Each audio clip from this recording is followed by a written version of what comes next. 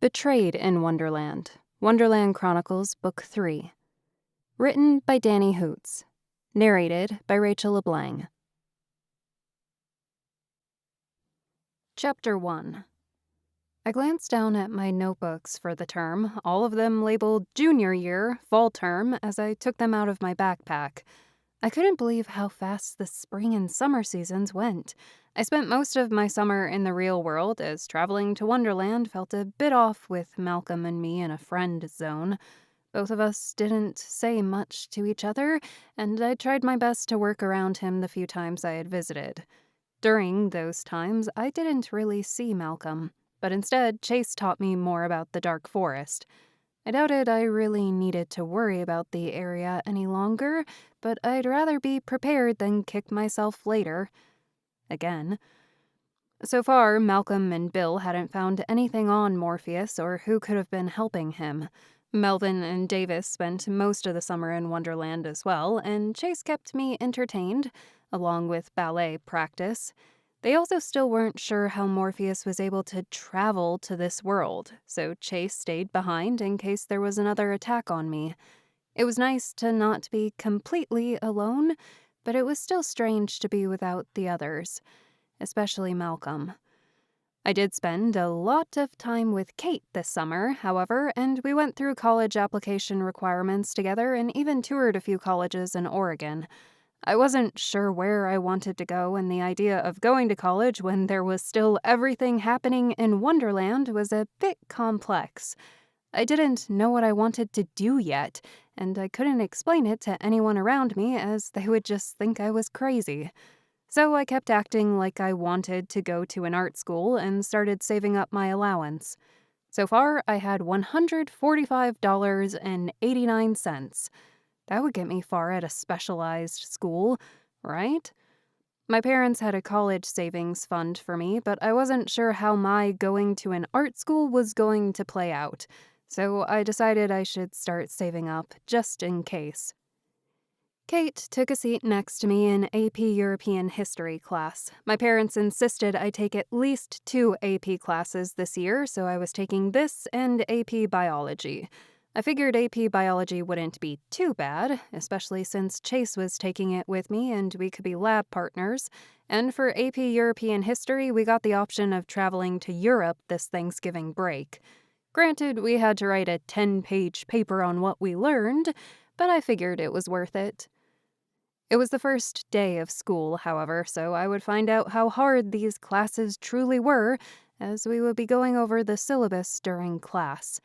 I had a feeling this evening would include a lot of crying and painting my worries away.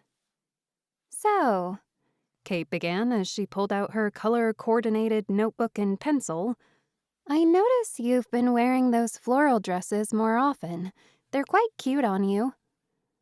I glanced down at my dress. I was wearing the one the farmer's wife, Penny, had given me.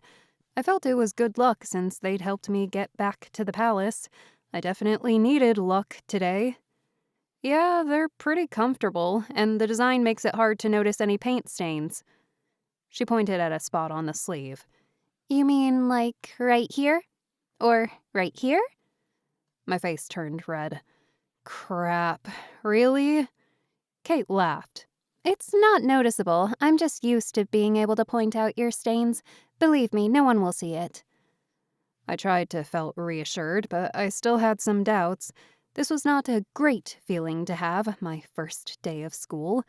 At least now I didn't have to worry about Lilith making me feel worse after school, as she had moved out and was now going to Oregon State University on a scholarship for physics or something like that.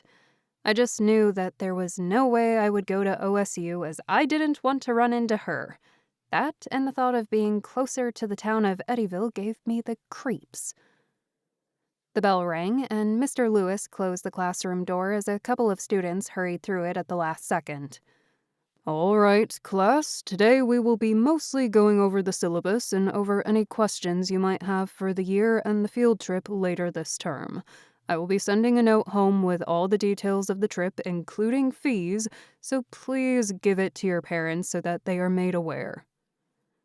Mr. Lewis started handing out thick stacks of paper that had been stapled together.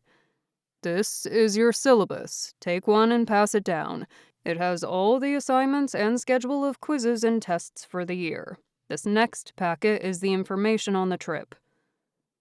I took a syllabus and tried not to start hyperventilating. This was huge. How many trees died to make this? I gulped as I flipped through it.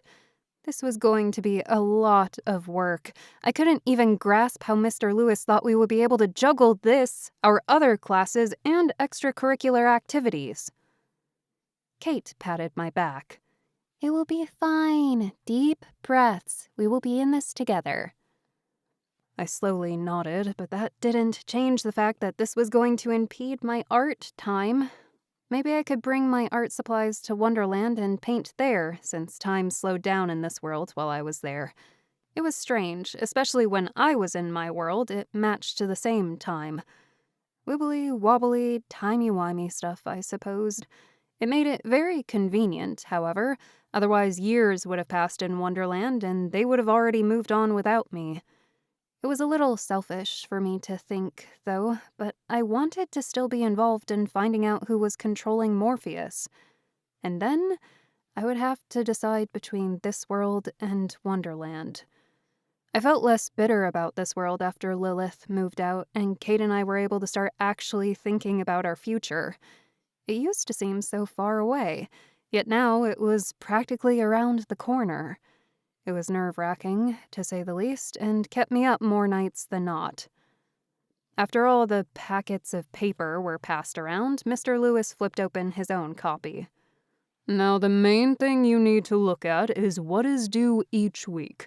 On Fridays, you'll have an open note quiz over everything I taught during the week. If I notice that more than 60% of you failed a question, then I will throw it out. Mondays, we will go over the quiz and any questions I feel people didn't understand. Along with that, on Mondays you will also be required to turn in a summary of readings that are meant to help me make sure you understand everything. On top of the textbook, you will have extra readings that will be provided to you on Canvas. There shouldn't be more than 50 pages total to read per week." The whole class made an audible gasp. That was a lot. Why did he not think that was a lot? It sounded like busy work to me. "Then the other things you should put in your calendar, which I recommend using to mark all your due dates, are the tests. There will be a midterm and final each semester, with the final in the spring being the practice AP exam. Then you will also have 2 5-page essays due this semester, along with the field trip essay and 1 10-page essay due next semester. The topics are of your choosing, but I must give the okay for them before you turn them in. Start thinking about it now so you can begin working on them as soon as possible." Mr. Lewis took a look at the other students, whom I expected all appeared as terrified as I did. "This may seem like a lot, but it's to prepare you for college. College classes will have a lot more work than this, so hopefully you all pass the AP exam and are able to get some credits." Hopefully was the key word there. If I didn't, my parents would be pissed. I saw it as I started flipping through the syllabus some more. Maybe I could write a paper on Lewis Carroll's Alice's Adventures in Wonderland, and how it related to society. Morning came and went, and luckily pre-calc didn't seem like it would be too difficult, which was a surprise.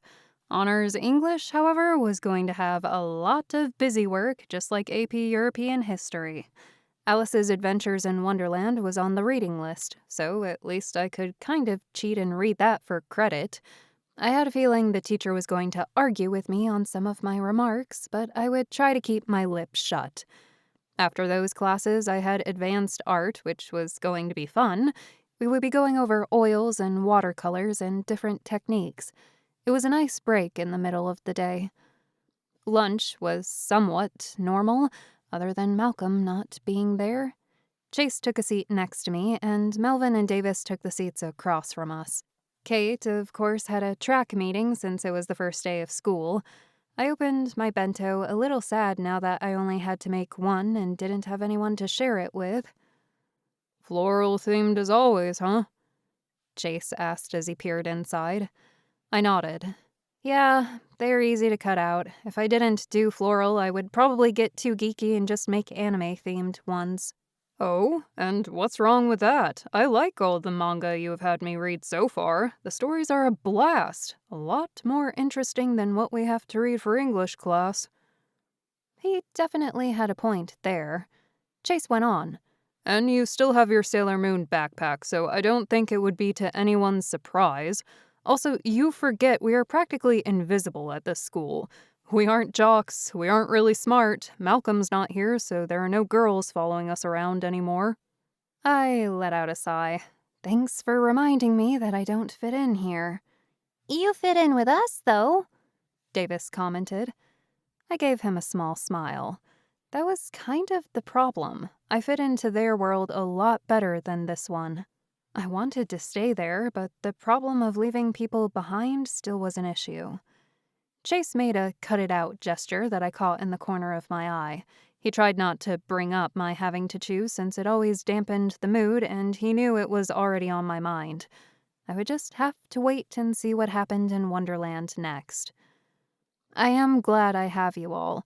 It definitely has made the entire high school experience a lot more lively. Especially when Kenny was student teaching. That was an entire debacle. Melvin took a bite of his sandwich, shaking his head. And don't forget Bill as the PE teacher, Davis added. I laughed. That was definitely entertaining. Problem was, no one except us remembered it, as Bill and Kenny needed to stay back in Wonderland, so Malcolm erased their existence. Just like what would happen if I decided to stay in Wonderland. Everyone remembered Malcolm, however, but everyone was told that he simply moved back home to Colorado. I wasn't sure why he picked Colorado, but it worked. Everyone acted like it answered all the questions they had about his character. Chase shuddered. Don't bring up Kenny. I don't want to think about his room right now. That bad, huh? I asked. The Queen and King had ordered Chase to clean Kenny's room for a year due to him disobeying direct orders during the battle against Morpheus. Malcolm, on the other hand, had been ordered to stay in Wonderland and not be allowed to go to Earth unless needed, which he wasn't. Then right after that, we broke up due to him not wanting me to pick Wonderland. He has no sense of decency. There are constantly dirty dishes and his clothes are everywhere. I don't even want to know what half the stains are from. It's the worst job I have ever had. And that is saying a lot. We all laughed. It was nice to still have moments like these, but with Malcolm gone and time running out, I couldn't stop the worry that constantly filled my heart. How long was this going to last? Chapter 2. I stared at the AP Biology syllabus, trying not to cry.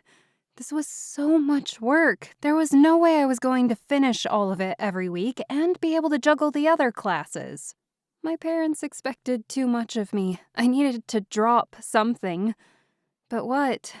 I needed the science credit, and there was no way I would pass general chemistry or physics. This was the only class, and I wasn't going to throw away my chance of going to Europe. I just would have to work really hard. Chase leaned over and whispered into my ear, "We will get through this. Don't worry. We can study in Wonderland. It will give us more time." I slowly nodded. Honestly, we tried studying in Wonderland, but it never seemed to work out. We would always get distracted and nothing got done. Or at least for school. Plenty got done for matters in Wonderland, but school never felt important over there. There was also the fact my 17th birthday was in April, before the AP exams in May, so he actually wouldn't be taking it. At least he would be around until then and helping me with labs. I flipped to the page that outlined the lab reports. I collapsed my head on the desk as Chase patted my back. Thank goodness there was one consistent thing in my life I could always look forward to. Dance class. I still rode my bike to class and would until it started raining and got cold, so for at least 3 or 4 more weeks. I got my sister's old car as she and my parents went halves with a new one for her for college. She was also living close to campus and wouldn't need it that often. Having a car definitely made the summer a lot more fun, as Kate and I could go up to Portland and the beach together. It would have been a lot more fun if Malcolm had still been around, but I tried not to think about it too often. I locked my bike outside Dan's and was joined by Chase, who showed up out of nowhere. Even though I knew I should have been used to him appearing and disappearing randomly, I still let out a quiet yelp. He laughed. Every time. My face turned red. You know, I change in the bathroom at home now, thanks to you, and my sister started questioning why. I had to come up with some lie instead of saying you keep showing up in my room and I don't want you to catch me changing. How else am I going to show up? You don't want your parents to know about me, do you? I let out a defeated sigh. He definitely had a point. If my parents found out he and I were hanging out, there would be a lot of drama. It wasn't like we were dating either. Though if they knew sometimes he stayed the night, I don't think I would ever get to leave the house again. Hey, I forgot to check before you left, but you didn't forget your dance shoes today, did you? I slammed my hand on my face. He held out his hand. Locker or at home? At home, this time, I explained as we walked around the warehouse where no one could see. In an instant, we were inside my room. I grabbed my dance shoes that were hung on my door, where I thought I wouldn't forget them, but I was clearly wrong, and grabbed Chase's hand again. We were back at the studio just like that. You definitely come in handy at times like this, Chase, I commented as I laughed. That was definitely close. He crossed his arms and winked at me. And you definitely haven't learned your lesson after all this time. Clearly not. I don't know what I will do without you. Chase hesitated. So you are going to stay here? I shook my head. I don't know yet. It's a hard decision to make, you know? He nodded. Yeah, just take your time and I will support you either way. I smiled. Thanks, Chase. I gave him a hug, then we turned to the studio and went inside. Trevor, a boy from North High with shaggy black hair and was one of the leads in a lot of our performances, pointed at the two of us. There's the two lovebirds. I saw you two go back behind the warehouse. What were you two doing? Making out? My face had to have turned beet red. I ran to the changing room, as if that would be an escape. It wouldn't be, as I would need to go back out there where everyone would ask questions. I felt a little bad having left Chase out there to fend for himself. Mandy and Sydney, who were also changing, gave me side glances with a smirk. So, when did you two start dating? Mandy asked. I squeezed my eyes shut as if I could will it all away. It's not like that. Oh? Sydney leaned against the wall with her arms folded. Then what were you two doing behind the warehouse? What was I going to say? Teleporting back to get my shoes? And what did Chase come up with? My guess was that our stories wouldn't match. I shouldn't have run off. There was a cat, and we chased it back there. It was a cute orange one with stripes and everything. It wouldn't let us get near, though. It was the best I could come up with. Hopefully they would buy it. I guess that would make sense. You two are pretty close, though. I wouldn't be surprised if you two had a hidden romance. Sydney slipped on her ballet flats. I shook my head. No, we aren't. Sorry to disappoint. Mandy sighed. That means I lost the bet. Sad day. Wait, they were all taking bets on whether or not Chase and I were dating? It felt like my face was even redder. When would this day end? After I'd finished changing, I went out in the main practice area to find the guys all talking to Chase. I prayed his story matched mine. I mean, he was the Cheshire Cat, right? He would come up with a cat story. Or at least I hoped. He turned his head when I came up to him and smiled. Hey, I cleared it all up. I told them there was a cat and we were following it. Oh, thank God. I smiled. That's what I said. An orange one, right? Chase sort of frowned. Or black and white? Or both? There was two, right? I could see all the dancers around us start to smile as if they had caught our lie.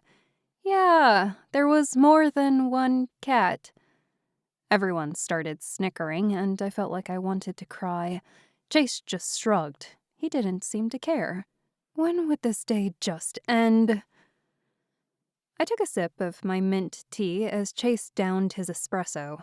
Today was the longest day in history. First, I learned how much work would be needed to pass my classes, and then the entire dance class thought they caught Chase and me making out. I could only deal with so much in one day. I don't think you should worry. I doubt it would even matter if they believe we are dating anyway. I mean, it sounded like they already were thinking it. I let out a defeated sigh. Yeah, I suppose you were right. I mean, it's not like it's a bad thing. They may tease, but they always have. He stared at me, as if waiting for a response. What was that about? I took a sip of my tea. I guess it won't change things. It's not like they would understand the truth anyway. Right, so let's just forget about it, I guess. I nodded. I didn't think I could take silly drama like that on top of schoolwork and dance and art and Wonderland. I would just have to ignore it until it went away. If I didn't respond to their teasing, then they would stop. It wasn't like they were actually bullying, but more were just making accusations. So, what class are you looking forward to the most? I asked, wanting to forget about my worries even if school was one of them. I think woodshop is going to be fun. Yeah, me too. I'm glad you decided to take it with me. I can't believe I have 2 art classes and a study hall, yet I still feel like the rest of the work is going to be overwhelming. Heck, even shop and art is going to be a lot of time. People act like those types of classes are easy, but really it's a different set of skills one needs to master. Definitely, but I think the two of us will manage. I shrugged and looked down at my drink. Hopefully. I mean, next semester it won't really matter for you since you will have to leave. Chase and I were quiet for a moment, then he downed the rest of his drink. You could come with, then you won't have to stress so much. At least not about school. I fidgeted with my dress a little. But what about my family? And Kate? What about Wonderland? What about Kenny and Davis? They're probably going to start crying if you decided to stay here. I let out a brief laugh, even though I felt like tearing up. He was right. They probably would start crying. But would they beg me to stay? If Malcolm was around, probably not, as he doesn't want me to choose Wonderland. For some reason, he didn't want me to stay even though he loved me. Or at least, used to love me. And, Chase went on, I would be pretty bummed if you left us. I grabbed his hand and squeezed it a little. Thanks. We sat like that for a few moments, holding hands in silence, but eventually Chase pulled his hand away. We should go check in with Wonderland this weekend. Last I heard was that there was some progress being made on figuring out the true identity of Morpheus. It was a good thing that he revealed what he was to you, or we wouldn't have had anything to start with. I nodded. Yeah, good thing. Memories of Malcolm cutting off Morpheus's head came rushing back to me. I had found out Malcolm's true role in Wonderland during the first Alice's visit. He was the executioner of Wonderland. I knew that it was all in the past, and he couldn't disobey his role back then. But after seeing what he did to Morpheus, and so easily, it made me a little afraid, and I wondered if I truly did know him. But at the same time, it had been so many years ago. Chase went on. So, I was thinking Friday night after your parents went to bed we could head over, then we could get all caught up, perhaps help with some stuff, and be back by morning, and have the rest of the weekend to go through all the homework we have for the semester, maybe head to the library to meet up or something, or a cafe. I nodded. Yeah, that sounds good. Will you be coming by tonight? He shrugged. I mean, if you want me to, it's not like Morpheus is around and you were just saying how you don't like me randomly appearing and all that. I poked my fingers together. Yeah, but I was able to pick up this new manga I haven't read yet, and I wanted to share it with you. It's called Seraph of End, and it has vampires and sounds really cool. He laughed. Fine, I guess I can come by. It will be a nice end to a long day. I smiled. Exactly. Chapter 3. The week went by, and I was able to finish most of the homework and readings. Kate helped a lot after school, and I tried to figure out a schedule where I would be able to manage it all. Once midterms came around, I didn't know what I was going to do. I would probably end up crying to Kate on each test before and after. The two of us would have to plan to study together. I checked the clock, and it was almost 10 at night, and my parents were going to bed for the night. I put on one of my floral sundresses and waited for Chase to appear. I made sure one of my anime body pillows was tucked in nicely, in case my parents peeked in my bedroom in the middle of the night. After a few more minutes of waiting, I saw my parents' light turn off from under their door. I quietly closed my own door and turned around to find Chase there. I was able to hold back a scream this time. "What did I say about doing that?" I whispered. He shrugged. Well, what else was I going to do? Knock? Besides, you knew I was coming. He had a fair point. I folded my arms. Whatever, let's get on with it. Chase grinned as he wrapped his arms around me. Here we go, Alice. We fell back through the closet doorway, and we fell down, and down, and down. I didn't understand why we always had to fall like this. I was getting better at not feeling sick at least, but my stomach still turned a bit. We finally hit the soft grass, and I found myself half on Chase and half on the ground. Oof.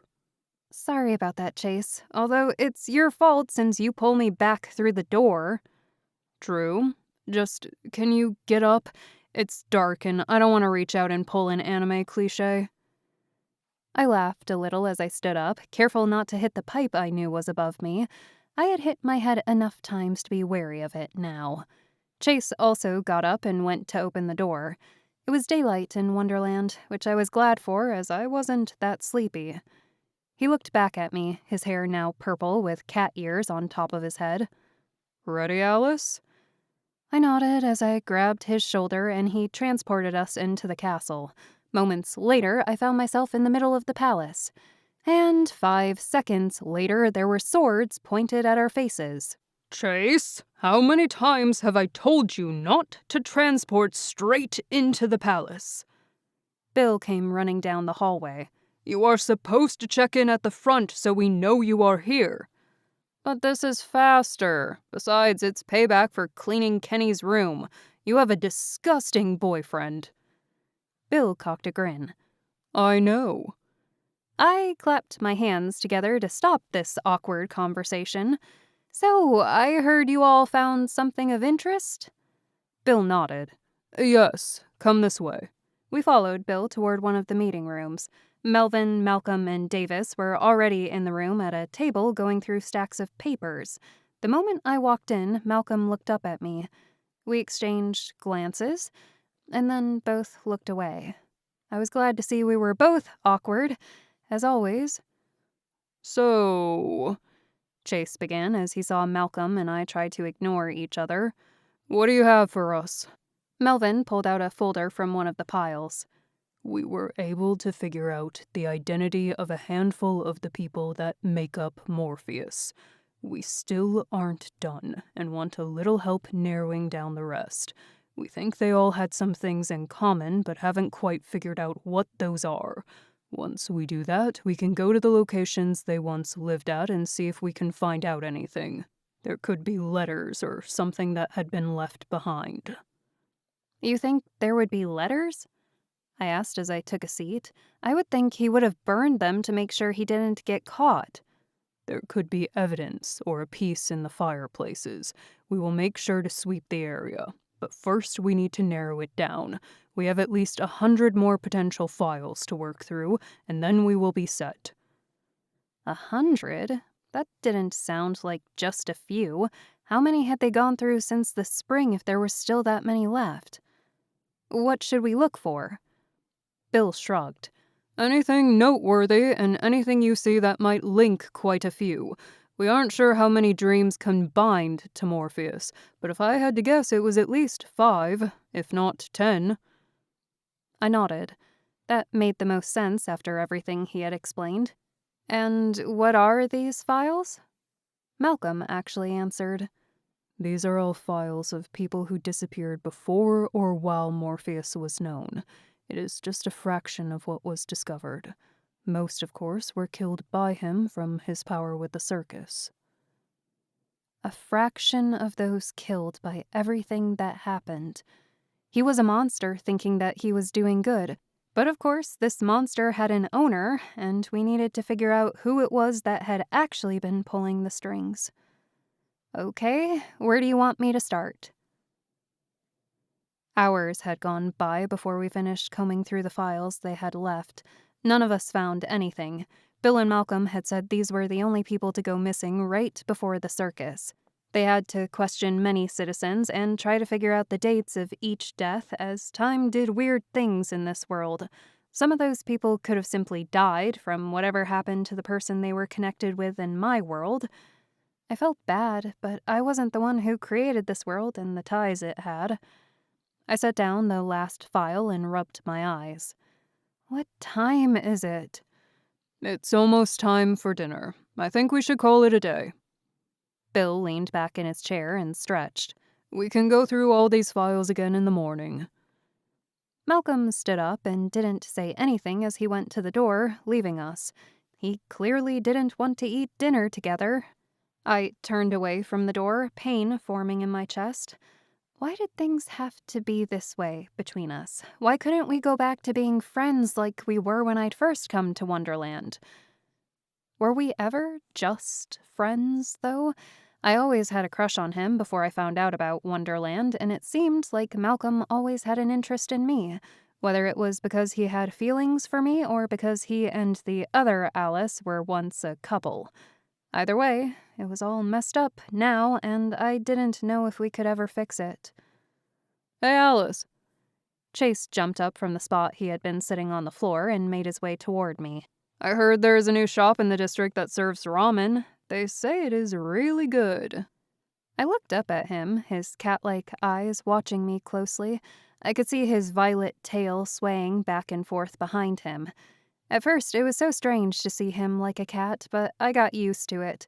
Perhaps it was because of all the anime and manga I consumed. I smiled.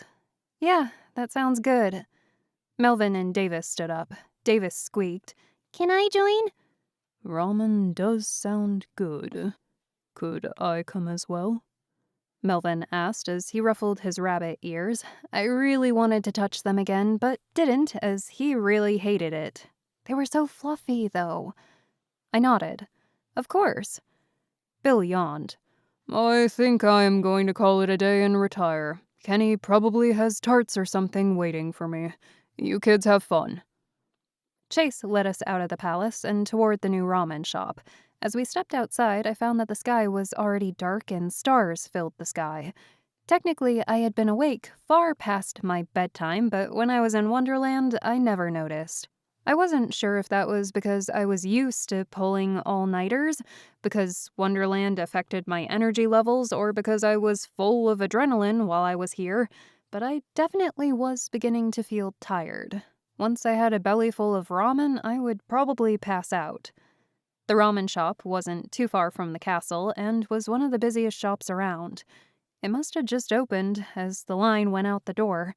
I feared it would be hours before we would be able to get a seat, like Olive Garden on Lancaster, and frowned a little. Chase laughed. Don't worry, Alice. There's always a seat open for those who work in the castle at all the shops. Let me just talk to the hostess. He disappeared for a moment, then came back with a smile. We have a table. Follow me. Melvin, Davis, and I followed him inside the crowded restaurant, and we were able to get a table in the back. Chase pulled out the chair for me. Thanks. I sat down and took a look at the menu. The house special ramen with a creamy broth, pork, corn, and bok choy sounded appetizing. The vegetarian option sounded good as well, but I was craving protein. There was also an option to add an egg, which I knew I would do. Eggs and ramen were always the best. "Are you ready?" Chase asked. I nodded. "Yeah, as long as the others are ready." Melvin set the menu down. "After centuries of being alive, we know what we like." Davis nodded. Yep, pretty much. We each ordered our dinner, and Chase ordered a couple of servings of edamame as an appetizer. The waitress left, and we awaited our food. "See, this world has everything you love," Chase commented. "There isn't anything you can't have."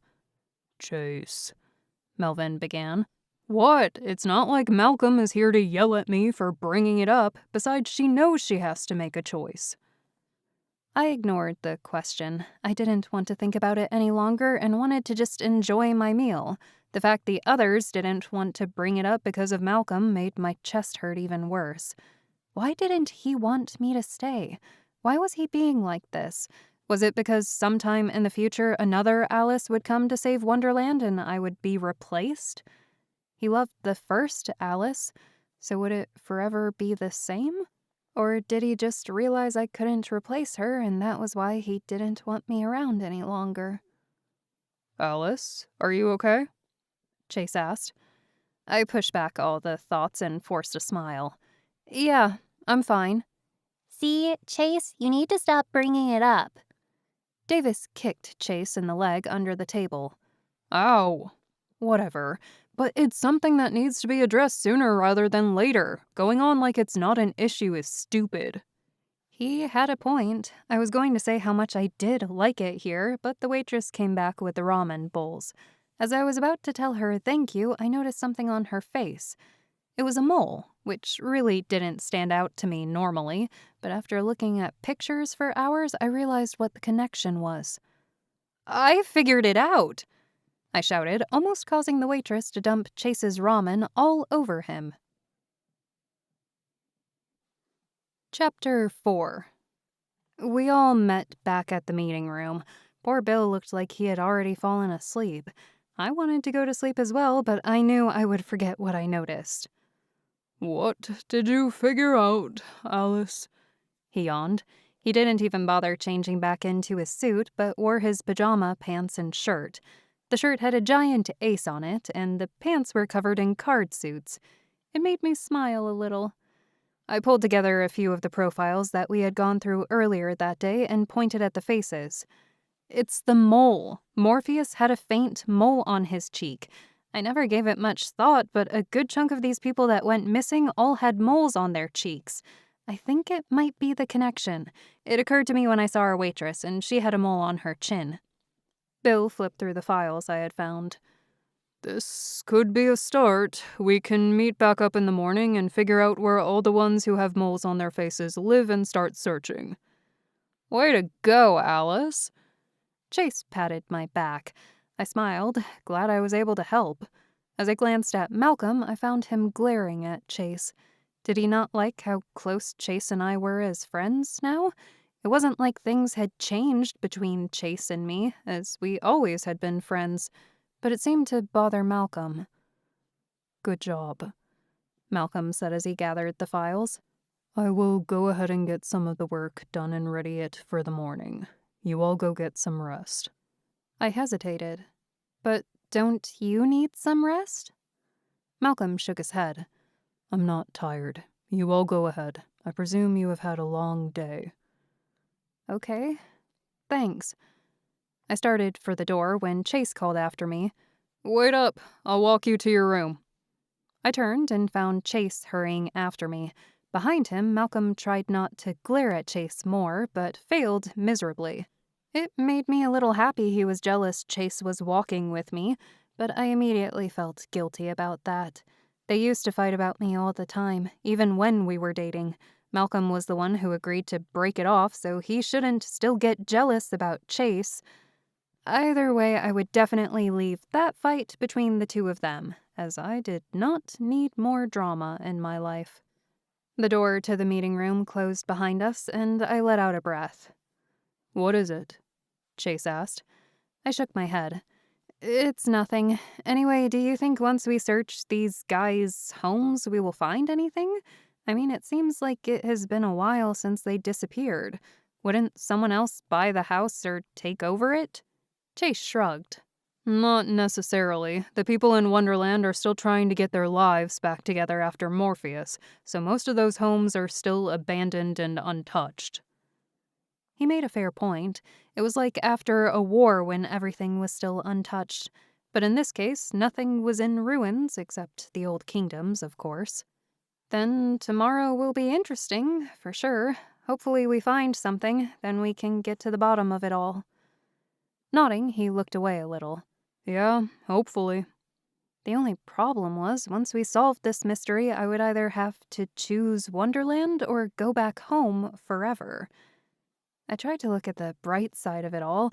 At least Wonderland would finally be safe and we wouldn't have to worry about whoever was behind it trying something else.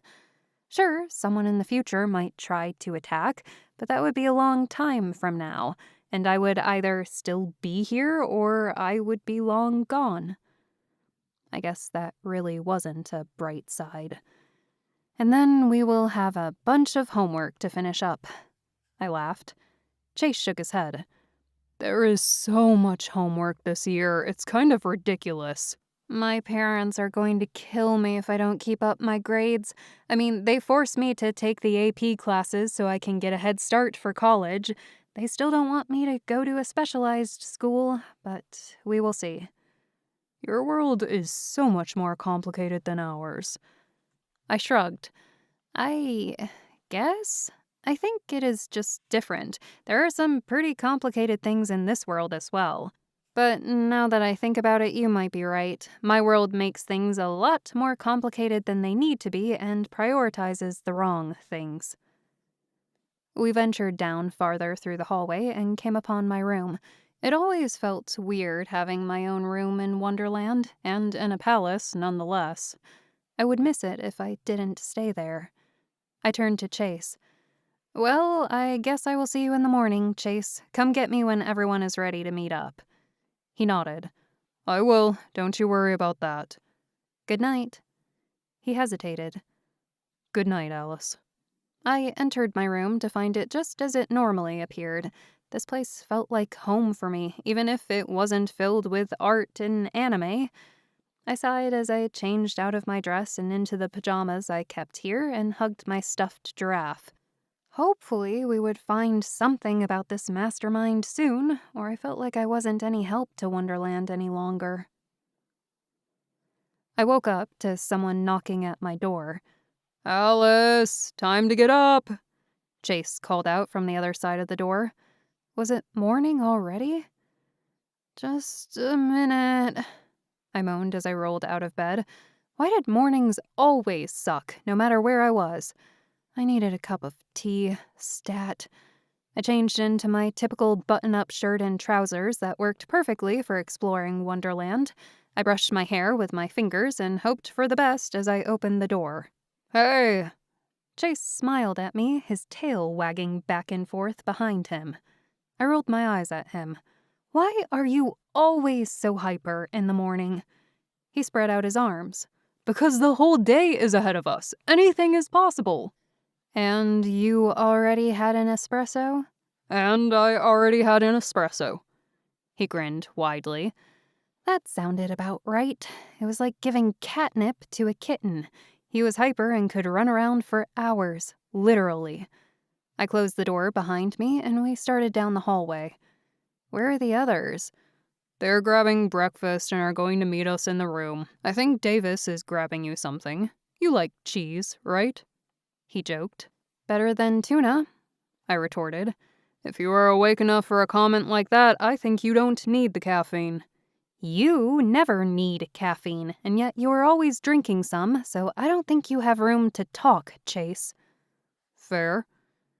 We headed back toward the meeting room to find Bill stacking all the files and Kenny with his face in a corner. What happened this time?" I asked as I took a seat. Bill said I'm not allowed to touch any more files because I dropped a few, so I'm standing here so I don't cause trouble. Not just a few, Bill commented. You dropped all of them, making Malcolm angry and go out for a walk. You know how bad you have to make him in order for him to walk off like that? Kenny murmured, How was I supposed to know he was in a foul mood? He's been in a foul mood for a while. Bill glanced over at me. So just assume it for the time being. I didn't comment, and we sat there in silence. It wasn't my problem he wasn't over the breakup, as he was the one who caused it. I felt a little responsible, though. Chase took a seat next to me, and we waited until Melvin and Davis showed up a few moments later. Alice, I got you some tea and a bagel with cream cheese. Chase and I started laughing. Davis's face went flush. Just because I am a mouse doesn't mean that's why I got cream cheese. Most people put cream cheese on bagels. I held back the rest of my laughs. Thank you, Davis. You were right. I'm sorry. I took a bite of the bagel and was immediately pleased. The bagels in Wonderland were the best I ever had. This one had strawberries and blueberries in it and tasted a little like vanilla. I wished I could eat these every morning. Taking a sip of the tea, I found the flavors to be quite spectacular as well. What kind of tea is this, Davis? It's peach hibiscus black tea. It sounded good, so I thought you would like it. I nodded. It's great. Thanks. We ate the rest of our meal and waited for Malcolm to come back around. As Davis and I took the last bite, as apparently we were the slowest eaters there, Malcolm came back inside and took a seat across from me next to Bill. Now that we are all here, Bill glanced at Malcolm and Kenny, who was now allowed back at the table, we can discuss the next step. Malcolm unrolled a map. We believe the individuals who combined to form Morpheus each resided in a different district. We will split up into teams of 2 to check out the houses. Each group will be searching 2 or 3 homes, and we will meet back here after. I raised my hand. May I go to the flower district? I wanted to stop by the farmer who brought me here to give them a painting I have in my room. I've been meaning to do it for a while, but just haven't had time. Malcolm nodded. Yeah, that will work. Chase wrapped his arm around me. Alice and I will be a team. Malcolm tapped his fingers on the table. Fine. Melvin and Davis will be a team. Bill and the White Rabbit will be a team. Wherever he is, I assume he is with the king and queen. Drag him outside, he needs to get fresh air more often. And Kenny, you will be with me. Kenny frowned. But I want to be with Bill. But you 2 never get anything done. He nodded.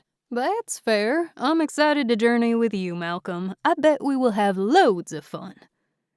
Malcolm stared at Kenny for a moment as if debating on changing his groups. Yeah, whatever. Here are the locations of the homes of the missing people. He handed out 2 or 3 folders to each of us. Everyone, stay safe and make sure you are armed. You never know what may happen. Chase grabbed the folders and flipped through them. Seems easy enough. I bet you and I will be the first ones done, Alice. Because you can teleport. That's why you will be searching 3 locations. Malcolm commented. And don't slack off. Chase gave Malcolm a look. What's that supposed to mean, Mad Hatter? They held each other's gaze for a moment when I finally stood up. Right, let's get going, Chase. He smirked and gave Malcolm a triumphant look. Right, let's. Chapter 5. Wow, Alice, that's a beautiful painting, Chase commented as we went back to my room to grab the gift for Penny and her husband. I smiled. Thank you. I worked really hard on it. I think it might be one of the best paintings I've ever done. And you are still willing to give it away? He asked. If you feel it's your best, are you okay with parting with it? Of course. I believe art is for sharing, not for hoarding. Hopefully they like it. I think they will. I double-checked the room to make sure I wasn't missing anything. Chase waited for me to finish and then commented, "Well, are you ready?" "Yep, but according to Bill, we will have to teleport outside the castle, just in case." He let out a sigh. "Fine, whatever. They're way overcautious." "Yeah," says the guy who let Bill find the hideout and capture me. Chase rolled his eyes. "That was so long ago, okay? And we don't have to worry about people after us." "Except the person who is behind Morpheus." "Yeah, but if they were going to attack, they would have by now. It won't have anything to do with me teleporting." "Fair, but unless you want to clean Kenny's room for even longer, I would follow orders." "Fine, I will obey their rule just this once." We laughed as we went into the hallway and headed toward the entrance to the palace. As we made our way through the maze, we ran into a familiar face. "Crap," Chase whispered under his breath. I put on my best smile. It wasn't that I hated the Duchess, but I didn't care to talk to her. She acted like the perfect French Lolita character, and it could be a bit much for me. And I knew she would talk forever, and we had work to do. Alice, I see that you are back in Wonderland. She kissed each of my cheeks. "Yup, we're about to go out for a mission, so we better hurry." Oh, to look for the person behind Morpheus? She asked with a bit of a surprised look. Did you find any leads? Chase and I glanced at each other. Most of what we were doing was secret, although rumors about there being a mastermind had gotten around. "We're still working on it," I commented. "Whatever is going on is quite complex." She grabbed my hands. Well, Alice, I just know you will find them, especially since you have my loyal little kitty cat with you. He is the strongest person I know, and quite clever when he isn't causing trouble. Just stop whoever is behind this before it is too late. Time is ticking, Alice. I wasn't sure what she meant by that, if she just meant time in general or about how I would have to pick between Wonderland and my world. "Thank you, Duchess. We will see you later." She did a curtsy, and I did the same out of habit from dance. It felt weird to do without a dress or costume on, but I didn't pay much mind as the Duchess went on with her little walk. Chase let out a sigh. "Why did she have to show up to kill the mood? She is so good at doing that, you know?" "I don't think she is all bad, just a bit much." "Yeah, easy for you to say." He glanced back at her with a little bit of worry in his eyes. "Whatever, we better get to the front of the palace." Chase and I hurried outside before anyone else could stop us. Not that there were many who would want to talk with us. For the most part, it was only those who had roles that gave us much mind. Otherwise, we were mainly ignored by the dreams. I liked getting to know some of the dreams, however, as all of them had such interesting lives, such as Penny and Zachariah. Chase grabbed my hand. "Ready?" I nodded, and poof, we were in the Garden District. I stared around in awe as the Garden District had buildings that were covered in vegetation. Flowers of all types and colors bloomed bright in the sun. Even the walkways were made of grass and moss, and most people didn't even wear shoes. The atmosphere felt pleasant, and everyone was smiling. Maybe that was what we were missing in my world. We needed to be more connected to nature like this. I glanced around at all the people's smiling faces. I could spend days here, drawing and painting scenery with people going about their day. Perhaps I would get a chance once we found whoever was behind this. Turning to Chase, I smiled. "It sure is handy that you can transport us here so fast." He bowed a little. "A cat's pleasure. We can go anywhere whenever you want, Alice. Just say the word." Glancing around, I pointed toward a hill. "I believe the house is out that way. Can you transport us over there?" "As you wish." Chase transferred us to the top of the hill. I scanned the floral fields. Now that we were back here during the day, I saw the splendor of all the wildflowers that grew across the land. There were violets, bluebells, carnations, sunflowers, poppies, hydrangeas, and many others. I definitely would need to bring my art supplies here one day, and these flowers were much more beautiful than those in the dark forest, as they didn't sing a deadly song. But I did want to paint those someday as well. I pointed at a small farm in the distance with a white house in the middle. That one. Chase nodded, and in a moment we appeared at their door. I was a little taken aback as I figured he would transport us away from the house. I turned to him. I would have teleported us a bit away so they could see us coming. Chase grinned. It's more fun to scare people. I've noticed you enjoy that. I knocked on the door. A few moments later, a woman, whom I remembered was named Penny, opened the door. Alice, what are you doing here? I didn't see you come down the road. Please, come in. I gave Chase a look as we stepped into the small 2-story home. Catherine, Penny's daughter, who was probably around 7 years old, came running when she saw me, her brown curls dancing all around. Alice, she yelled as she wrapped her arms around me. You came back. I knelt down to her level. I did, and you have grown so much. She has, Penny commented. Now, would you two like a pot of wildflower tea? I was just about to put the kettle on. If it isn't a hassle, I would love to try it, I said as I held out the painting. And this is for you. I painted it myself. Penny's eyes widened.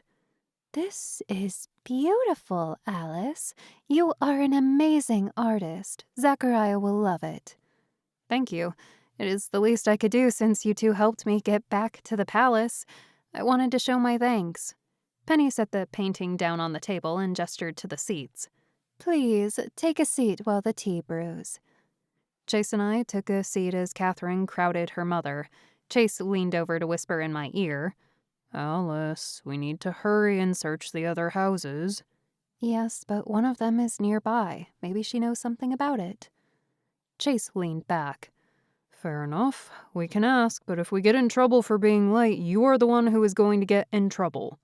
I will take full responsibility, I promise. Penny brought out the tea after a few moments and took a seat herself. So, what brings you out to these parts? I blew on the tea. We were actually looking into a disappearance around here. Does the name Dennis Lavendor sound familiar to you? Penny took a sip of her tea. Actually, it does. Can you tell us more? Chase asked. She bit her lip. He was a really nice guy. He used to come over for dinner with his family. We would make a pot roast and talk about the harvest. Family? I asked. What happened to them? Penny shrugged as she nursed her cup. We really don't know. They actually all disappeared at the same time. His whole family? Chase asked. Did the authorities ever find out what happened? No, they didn't. They just seemed to vanish, and they weren't able to find any trace. They figured they ran off. Usually, when there are bodies, they can tell if it is natural or not. But in this case, they had completely vanished. Chase shook his head. But no one can just run away, and back then no one was threatening them. We never understood either, but we went out to check up on them one day and they were gone. No one in the community saw them leave, and since then no one has gone in their house. They say it is haunted. Why haunted? I gulped. I wasn't one for haunted houses, even the fake ones. Sometimes we see lights turn on and off in figures around the house, but every time someone goes to check it out, there's no one there, and the lights are off. Chase and I glanced at each other. Well, he began, at least we aren't going in the dark. I rolled my eyes as I took a sip of my tea. It was floral and sweet. I didn't know what flowers she included in it, but the taste was beautiful. If you do find anything out about what happened, please let us know so we can tell the community. There were so many unanswered questions, and many of us fear it could happen again. I couldn't imagine what all these people had gone through in the past couple of years. They had lost a lot of friends and then went through the whole circus ordeal and almost died. Then Morpheus was on the loose and they were all afraid.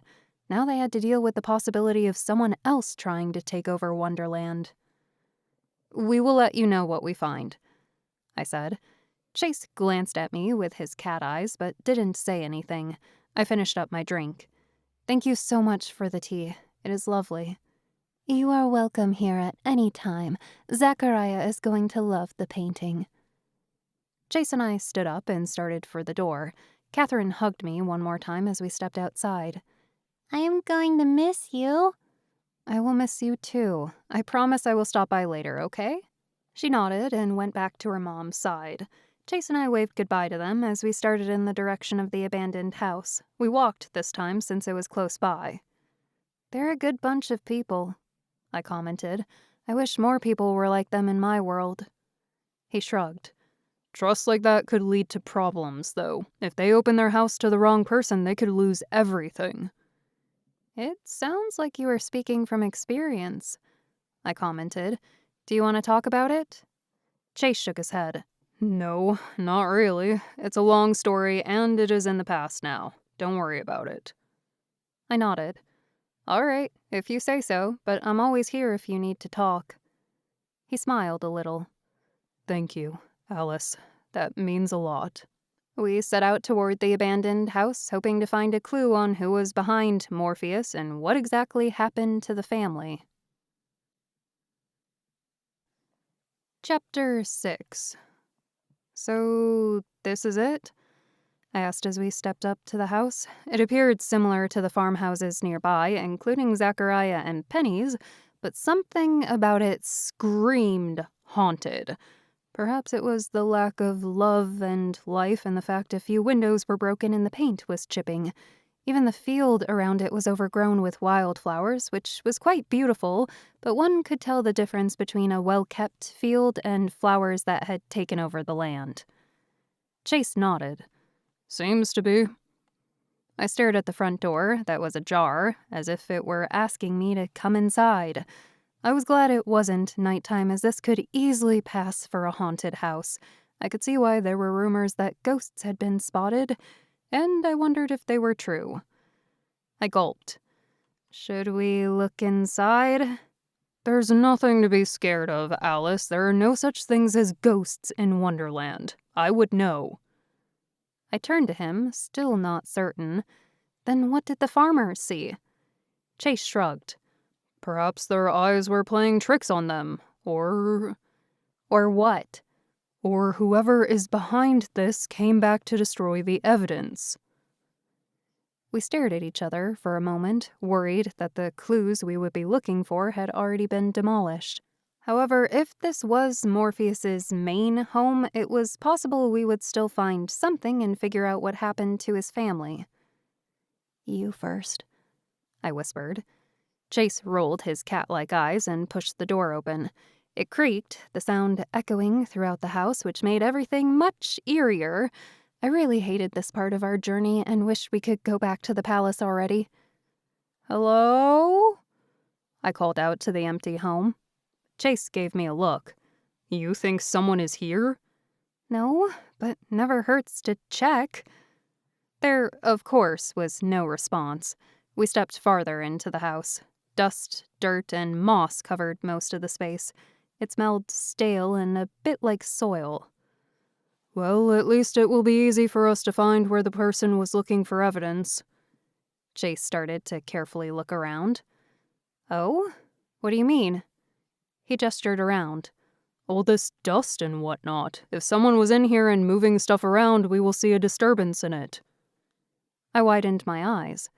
"That's smart. I would have never thought of that." Chase grinned. "Yeah, well, I am an expert hunter and all that." "Because you're a cat?" "Yup." We started searching around the living room first. Together, of course. There was no way I was going to split up in this house. Not when that was how all the horror movies began. And Scooby-Doo. No, there was safety in numbers.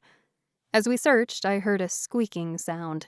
Chase's eyes flashed over to where a mouse scurried across the room. I giggled. Are you going to catch that and eat it like a cat, too? You? No, but if Davis were here, I would have caught it and teased him with it. That's so mean. Jace shrugged. He could just man up and make me stop. He used to be as feared as Malcolm, as he and Melvin were also executioners, but for some reason the two of them mellowed out enough where everyone forgot that. That was a strange thought to ponder on. Melvin and Davis shared the same role as Malcolm? They were completely different now, and yet Malcolm was still called the Mad Hatter in a derogatory way. Granted, Malcolm returned to the forest and they didn't. It took him a long time to get rid of those demons. Jace added. I thought you all said he was exiled out there, but now it is sounding like it was his job. It was both. He was exiled out there to perform his job. The Queen of Hearts never made sense, to be honest. And the Duchess? I asked as I looked through a bookcase. Did she make sense? Chase frowned. She's just selfish. I hate her for all the things she had me do. His eyes turned sad, and I felt a bit bad that I brought it up. I'm sorry I brought her up. There is still a lot I don't know about Wonderland, and I am just trying to piece together the story versus what really happened. He shook his head. It's fine. It was the past. Now we just need to find whatever it is we are looking for. I nodded as we searched around the living area a little more. A divot in the moss on the ground caught my eye. I pointed at it. Doesn't that piece of moss look like it has been picked up and replaced? I asked. Chase knelt down. That it does. He pulled out a knife and carefully lifted it. Underneath there was a broken piece of wood, as if the floorboard had been picked up. Appears to be a hiding place. I knelt down next to Chase to get a better look. Yeah, but there is nothing in here. It was either cleared out before they disappeared or the figure the neighbors saw took it. I frowned as we both stood back up. Don't worry, Alice. There might be more clues. We just began. I nodded as we finished inspecting the living room. Although many were faded, pictures of the family hung on the walls. I stared at one that depicted a man with his wife and son. They appeared happy. What do you think happened to his family? Chase shrugged. They probably left with him. But that doesn't answer the question. I mean, if they had gone with him, wouldn't we have seen them at the circus? Morpheus didn't appear as any of the dreams that made him. Maybe the same could be said about his wife and son. I shook my head. No, he said he was the only one able to combine like he did. Maybe he tried to do the same with his family and it didn't work and they passed. That was definitely possible, and the thought made me sick to my stomach. Would he have put his wife and son through that? Although it would explain where they went to, I couldn't see Morpheus doing that. We ventured into the kitchen and dining room, but nothing seemed to stand out, other than they had a fascinating amount of tea cozies. They were all beautifully colored, with most designed as flowers. The more I went through this home, the larger the sinking feeling in my stomach became. Something horrible happened here, if this was indeed Morpheus's true self. Should we check upstairs now? I asked, wrapping my arms around myself. I didn't like being in this happy kitchen any longer, but I doubted I would feel better upstairs. Yeah, let's. There were 3 bedrooms upstairs. I took a deep breath, preparing myself to look through these rooms. Where should we start? I asked. Chase nodded to the master bedroom. Probably his room first. It's possible he hid something in the other rooms, but less likely if he didn't know what was really going on. We entered the master bedroom, and like everything else in this house, it appeared untouched. We scanned around, looking for any signs of disturbance. There didn't seem to be anything moved. Maybe someone kept a diary or something. I opened up the drawers on one side of the bed, and Chase checked the other side. I flipped through the books and moved around some of the tincture bottles. I didn't see a diary anywhere. Find anything? I asked. Chase shook his head. Nope. I sat down on the bed and felt something off about the bed. I stood back up and checked under the mattress. It was a diary. Bingo! I flipped through the pages to find what appeared to be a man's handwriting. Chase came up next to me and peeked over my shoulder. That definitely looks like a diary. Funny that the person didn't check the most obvious place ever. Probably starting near the end would be the best, I questioned. Makes sense to me. I turned to the last few entries and scanned the notes. I held my hand to my mouth. Oh my God. What? Chase asked. I handed it to him to read. I write this with tears in my eyes. My son and my lovely wife are dead, taken away from this life due to the actions of the humans in another world. Chase bit his lip. They have come to me with information that could turn Wonderland upside down. I would be able to live forever and disconnect Wonderland from the human world. All I would have to do is cause destruction so the next Alice will appear. Everything he did was to bring me to this world. He knew I would come, and that was the plan. This all had been a setup. Does it say who they are? He shook his head. No, it just goes on saying he left this here because he wanted to leave his life behind. He also kept all the letters from the mastermind in that hidden spot downstairs, and he buried his family out back after they passed away. I felt bad for the guy. He had lost everything and blamed my world for it. I couldn't blame him. I would have wanted destruction as well. The diary might give us more info when we examine it closer. Let's go check the other rooms and then to the other houses just in case there's more to the story. Chase nodded as he closed the diary and put it in his pocket. We went into the next room, which was the boys' room. It was decorated with ships, almost like it was pirate-themed. I held back the tears I felt for Morpheus going through all this. There was nothing suspicious or out of the ordinary in the room, and once we were finished, we opened up the third room. Inside, the walls were painted a soft pink, and there lay a crib in the middle of the room. Chase pulled out the diary and flipped through the pages. They were expecting a girl, it looks like. Chase wrapped his arms around me as I felt tears start to fall down my face. This was incredibly sad, as whatever happened wasn't a singularity. It was something that happened across the districts. Any of these dreams could die at any moment because the people in this world had given up on them. After a few moments, I backed away. Sorry about that. No worries. Now let's go check out the other houses. I nodded. Okay. As we turned to leave, something on the ground that hadn't been there caught my eye. I bent down and grabbed it. What's that? Chase asked. I unfolded it. It was a letter. This is a letter from whoever was contacting Morpheus. It must have fallen out of the diary. Chase's eyes widened. Really? Let me see that. He took it from my hands and scanned it. It seems they didn't say who it was. But we will be able to look through handwriting samples at the palace, yes? We might be able to narrow it down. He nodded slowly. Yeah. This is great news. I beamed. Malcolm is going to be really impressed with us. Chase's eyes glanced into mine. You still have feelings for him, don't you?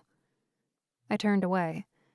It's not that simple. I mean, I do, but I don't think he would ever want to be a couple again, since he doesn't want me to stay. I mean, I get it, but it still hurts, and I don't know if I can trust him if he isn't willing to let me choose. Well, I think you should stay. You belong here. I smiled. We will see, but first let's finish up for the day. Chase nodded, and we headed outside and pulled out the file to see which district we would travel to next. In an instant, Chase transported us to the district of forests.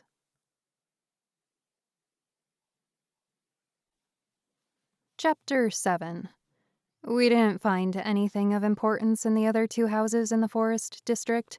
We assumed that although there was a chance they had combined with Morpheus, they weren't contacted by whoever was pulling the strings.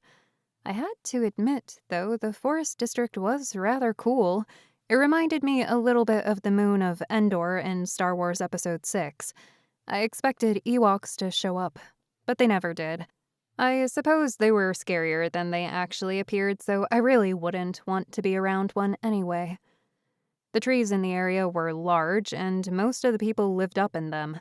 It was like a village of tree houses. I wanted to draw it so bad. It was inspiring being around nature like this, and I wished our world was closer to nature. Then again, I had noted there were more bugs inside the homes compared to my home. Was it the price to pay to be closer to nature? It made sense, but made me wonder how bad the bug problem had been throughout history. It really wasn't something most people thought about. A lot of what we take for granted wasn't possible even 100 years ago. The sun was beginning to set behind the distant trees. I stared out at the forming sunset. Red at night, sailor's delight, so I was told. The sky was a blood red, and although it was said to be good luck, something about it felt ominous. "We should head back. It doesn't seem like anything is here," Chase commented. I nodded. I suppose you are right. Hopefully we beat the others back, or else they're going to give us a lot of crap. He let out a laugh.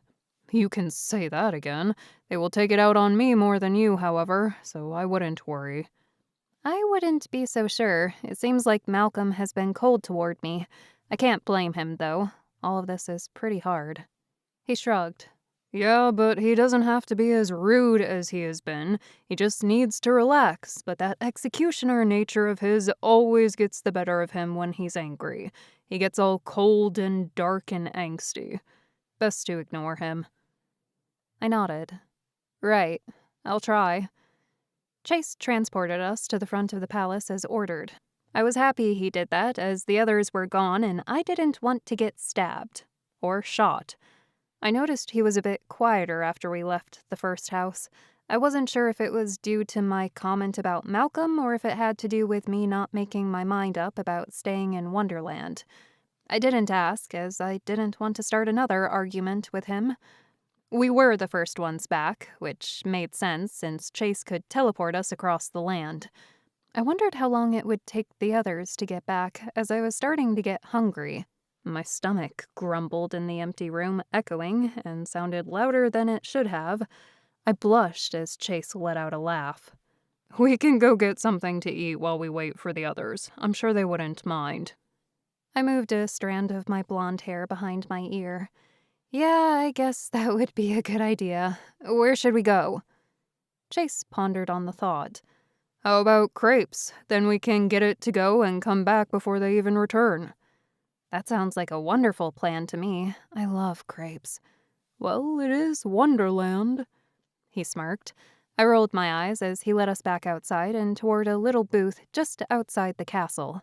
I glanced over the menu. There were so many to choose from. I don't know what I want. I should get something savory since it is dinner after all, but those sweet crepes sound amazing. Chase shrugged. "Order both." I shook my head. "No, that's too much, and it will just be a waste. Besides, crepes should be eaten fresh." "Well, we can always come back later for a dessert crepe." "That is true. Fine, I will order the ham and cheese crepe," I told the cashier. "And I will take the tuna salad crepe." Chase smiled. I gave him a disgusted look. "What? It's yummy." I shook my head. Only a cat would like that. "Well, good thing I am a cat." We laughed as we waited for our crepes. Since there were a few people ahead of us, it took about 15 minutes. Once we were handed our crepes, we headed back into the palace, taking bites of our meal as we walked. My crepe was heavenly, and reminded me that I needed to go to French Press in Salem sometime with Kate. We could study there and eat crepes. It was a win-win. It was already fall as well, so they would probably have a pumpkin-flavored one, which sounded delicious, even with a stomach that was almost full now. We entered the meeting room to find Malcolm, Kenny, Bill, and the White Rabbit were back. Malcolm glanced at the crepes in our hands. I said to come straight back here. Chase shook his head in disbelief that he was about to get scolded. Alice was hungry and you all weren't back yet, so I know you haven't been waiting long. Malcolm turned away. Whatever. Can I go now? The White Rabbit asked. Malcolm nodded. You may. I watched as the little boy, whom I never wanted to cross paths on a bad day, ran off toward the King and Queen's room. He never seemed to leave their side unless he was given orders. Kenny started jumping up and down. Did you get me one? Chase shook his head. No. He pouted. Oh. I felt a little bad we didn't get them anything, but we had no idea when they would be back or what they would want. I wanted to say something, but with Malcolm there, I felt a bit awkward, as things were patched up between us. So I ate in silence as we waited for Melvin and Davis to show up. About 15 minutes passed when they walked through the door, both holding crepes. Malcolm shot them a look. We were hungry, and it was on the way, Davis exclaimed. You aren't going to make me feel guilty for eating it. Malcolm sighed. Whatever. Let's begin the meeting. Bill, do we need to go get the White Rabbit again? Bill shrugged. Not really. He's fine where he is. All right, but did you two find anything? Bill pulled out his files. One house was a dead end, and the other did appear to be connected to Morpheus, but it didn't have any leads to who the mastermind was. I have a feeling he was simply someone Morpheus had picked up along the way and had no contact prior to morphing into the one person we know as Morpheus.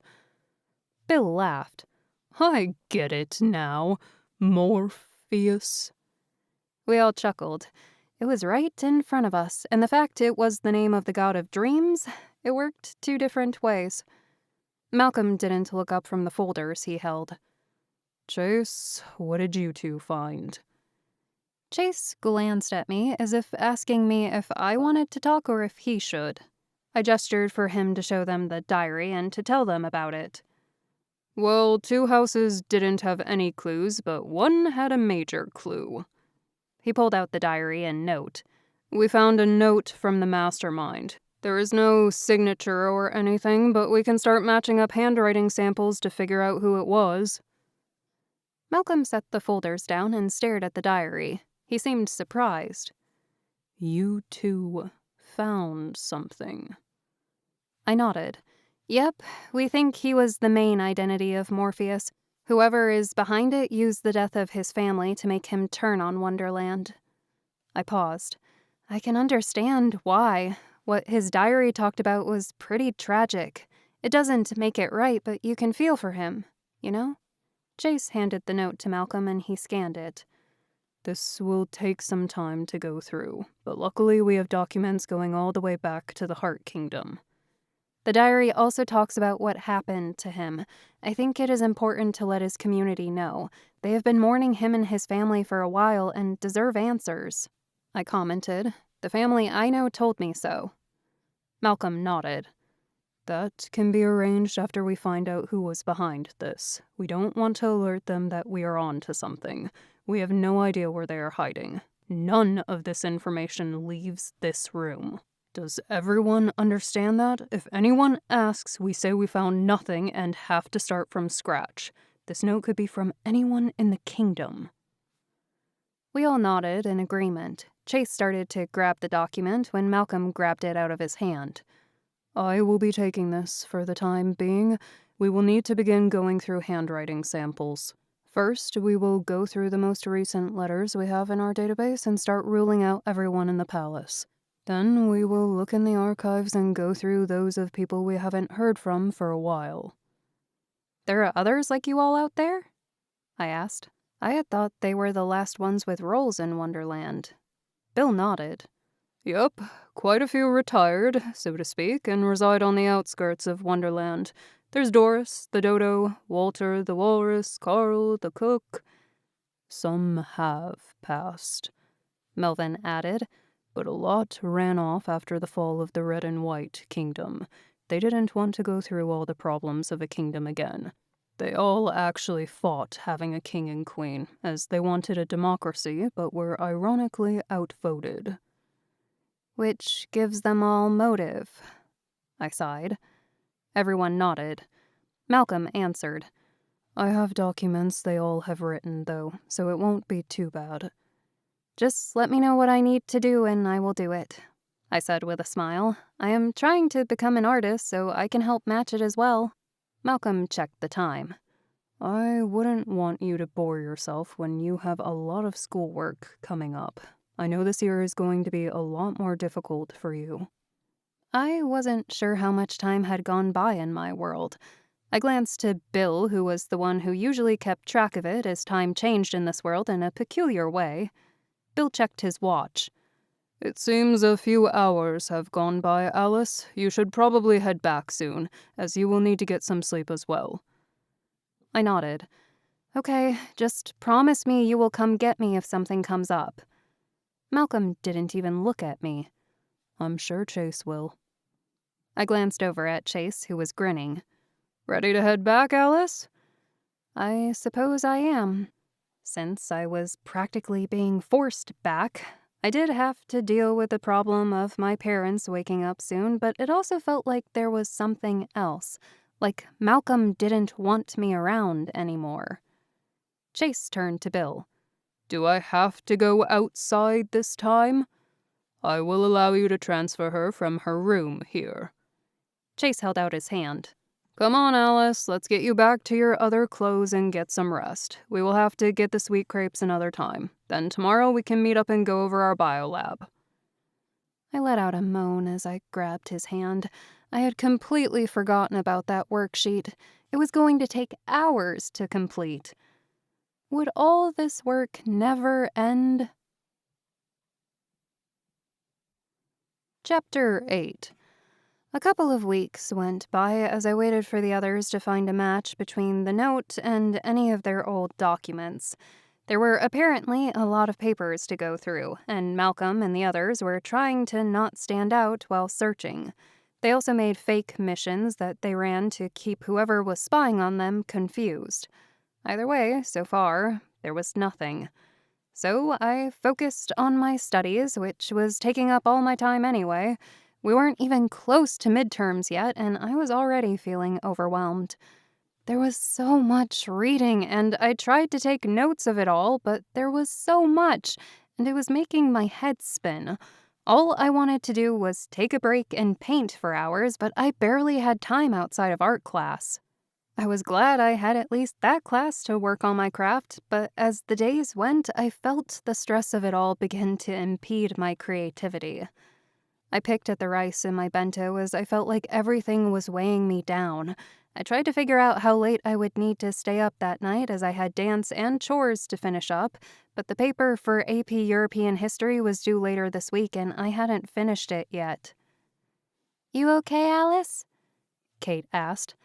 I turned to her with a thankful smile. I'm okay, just a little overwhelmed. I really just want to focus on art, but so far all I have had time for is homework. Chase patted my back. It will be okay. Melvin and Davis were silent as they saw Chase scoot closer to me. I took a deep breath. Yeah, I suppose it will be once all is said and done. He and I both knew what I meant. I still had to decide where I wanted to spend my life. Whatever I chose, I couldn't go back on it and would have to be happy with my decision. Do you want to hang out this weekend? We can de-stress a bit at the mall, and then you and I can get a bunch of homework done, Kate suggested. I don't have track this weekend as it is our week off. That would be great, Kate. Thank you. Chase nudged me. It's busy season for your parents, isn't it? So we could study a bit at the coffee shop before they pick you up. Oh, I drove today since it's starting to get cold out, and so then I could head straight home and work on my assignment. I can drive you over, though, if you want, but I get to pick the music. Sure, Chase grinned. Just make sure to head home after dance, Chase. We have a lot to get done for our project. Melvin eyed Chase. Davis nodded in agreement. Yeah, we won't want to kick you out of the group for not doing your share. Chase laughed. As if you could do anything, Davis. Davis's cheeks turned red. Shut up, Chase. I noticed in the past week they were getting more and more irritable around Chase. I wondered if it had anything to do with Wonderland. I meant to ask, but hadn't found the right time yet. It was an awkward subject to bring up, not to mention Chase was always around. Well, I am looking forward to this weekend, Kate. And as for you three, maybe we can study a little this weekend? Like Sunday evening? We have some bio stuff coming up. I really meant Wonderland. They all nodded in agreement. Yeah, we could use some help, Davis whispered. Sounds great. The bell rang and I closed up my half-eaten bento. Back to the madness we go. I waited by my green beetle bug that was once my sister's car. Chase was taking his time at his locker. My guess was that the others were scolding him about something again. I checked my phone to find that 10 minutes had already passed. If we didn't hurry, we would hit some traffic. Luckily, I knew all the back roads to get around Salem traffic pretty well. That is, as long as we didn't have to go across the bridge. There was no way around that mess. Spotting Chase with his backpack slumped over his shoulder, I unlocked the trunk for him and he threw his bag inside. He was frowning. You okay? I asked as we got in the car. He shrugged. Whatever, let's just get to dance. I nodded and flipped through my playlist, starting up my favorite playlist called Pop Punk Now. It was upbeat enough to keep me going, and I hoped it would cheer up Chase, or at least get the angst out of him. Misery Business by Paramore started playing. Chase's head started nodding with the beat. I spun the volume dial up and started shouting the lyrics. Chase joined, and we continued the chorus and started laughing as Paramore started singing the next section. I'm glad I got you to smile, I commented. You looked like you were in a foul mood. Chase shook his head. Yeah, sorry about that. Melvin and Davis yelled at me about something. Oh? Something in Wonderland? Forget about it, it isn't important. I didn't push further, as it was apparent he wasn't going to tell me. So this weekend I can come to Wonderland to help a little. It's been a while since I've been back, and I feel it might look odd if I didn't show up again for a while. We want to make them think maybe I came back to look elsewhere or something. Chase nodded. Yeah, I think it is a good idea, and Wonderland is more fun than this place. That's for sure. Then why not pick Wonderland? You could choose now, Alice. We could transport right now and cut the ties, and you could live the rest of your life in Wonderland. Well, first off, because I wouldn't want to leave a random car in the road, and second, because I don't know if I could do that to my family. He folded his arms. They wouldn't know. They would have forgotten that you even existed. Like Hermione's parents. They would feel no pain. I shifted in my seat. I don't know. But if you choose Earth, then everyone in Wonderland suffers. We won't forget you, and we will have to live with the memory of you for as long as we survive, which can be centuries upon centuries. I didn't say anything. He had a point there, but that would also mean if I picked Wonderland, I would live with the guilt of leaving this world for centuries. I was starting to see what Malcolm meant. Regrets were worse when they were for an eternity. We arrived at dance class, and I parked in the spot that I now considered mine. A couple of people commented on the fact that Chase and I rode together. We both rolled our eyes, but didn't say anything. It would only make it worse, we found.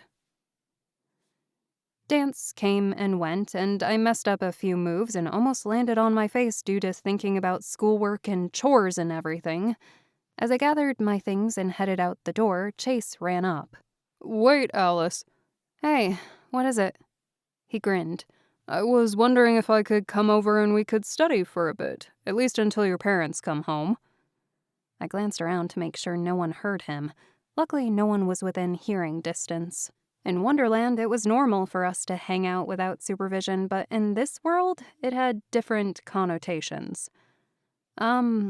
I have a lot of work. I will help, I swear. He gave me the most Puss in Boots-like stare he could. Fine, let's head home. He went over and grabbed his stuff. With a smile, he joined me in my car. Weren't you supposed to head straight back to Wonderland to help with going through the letters? They can do that without me. Well, don't say I didn't warn you. I resumed the playlist we were listening to earlier. The song Rabbit Hole by Blink-182 started playing. I laughed. So applicable, Chase commented. It's a punk playlist. Wonderland is a place of dreams for everyone. It's an escape that no one thinks is real. I wonder what would happen if they knew everything. I don't think anyone would believe. Or not many, anyway. Some would, of course, but not ones people would listen to. We traveled across Salem, which took a good 30 minutes at this time of the day. I was able to take back roads most of the way, which helped. I parked the car and unlocked the front door. Want anything to eat? I think we have some leftovers that I was supposed to heat up for dinner. Sure, if there is enough. I nodded. There is. I will just need to heat it up. Make yourself at home meanwhile. My parents won't be home for an hour or so. Anything I can help with? I bit my lip. If you don't mind doing the dishes and taking out the trash, that would be perfect. Then I won't have to worry about it later. He smiled. Consider it done. Chase started doing the dishes while I gathered up the food. Once I reheated it in the microwave, he already had the sink emptied and everything was in the dishwasher. I will gather the trash after we eat. Thank you so much, Chase. Here's the food. Ooh, leftover Chinese food. That's always the best. I shrugged. I mean, Chinese food is always better the first time around. Crunchier and less soggy. Well, I don't mind it. We ate the leftovers and glanced over the readings that were due tomorrow. I let out a sigh. Chase squeezed my hand. We will get through it all. Don't worry. I grabbed my head as if I were about to pull out my hair. Easy for you to say. In the end, you don't have to worry about your grades. My parents want straight A's. It's just not fair. I'm not a smart student. You are very smart, just not school smart, but that isn't everything. Your society is very confusing on that, by the way. They think school is the only way to learn, and even then, that doesn't cover many topics. You have defeated a villain and saved a whole world. You are practically a Sailor Scout. I laughed a little. It made sense, but how would I tell my parents that? It's not like they would understand. Chase grabbed my hand. Seriously, you have a lot of great qualities. Just because there are some things you don't understand doesn't mean you aren't smart. You will figure it out, eventually. Thanks. I bit my lip and closed the book. But you are right, cramming isn't going to do anything. I'm going to paint a little to help get my mind off things. Chase nodded. Yeah, I haven't watched you paint in forever. I didn't think it was much to watch. He shrugged. I think it's fun. We moved to my bedroom and I pulled out some watercolor paper and my palette. I went to fill a cup with water and brought it back. What are you going to paint? Chase asked as he sat on my bed. I shrugged. I don't know. Probably an animal. I think a fox. I knew I would just do something simple and nothing with detail as I didn't have too much time. I mainly just wanted to get my frustrations out and calm myself. About half an hour passed and I was finished. It turned out better than I expected, and I knew I would have to bring it to school to have my art teacher critique it. Wow, Alice, you always amaze me. I blushed, almost forgetting that Chase was there. Thanks. You didn't have to stay all this time, especially if the others are waiting for you. He shrugged. I don't really want to meet up with them anytime soon. Long story. I took a seat next to him. Oh, well, my parents will be home soon, so you will have to head back to Wonderland. You could come with. Chase's eyes turned bright. I thought I was coming this weekend. I mean, forever. You looked so happy not working on schoolwork. You could do that forever in Wonderland.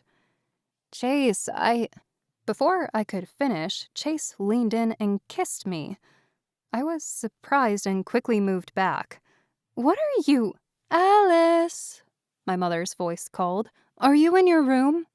Chase disappeared before either of us could discuss what happened. I let out a breath as I stared where he once was. Crap. Chapter 9.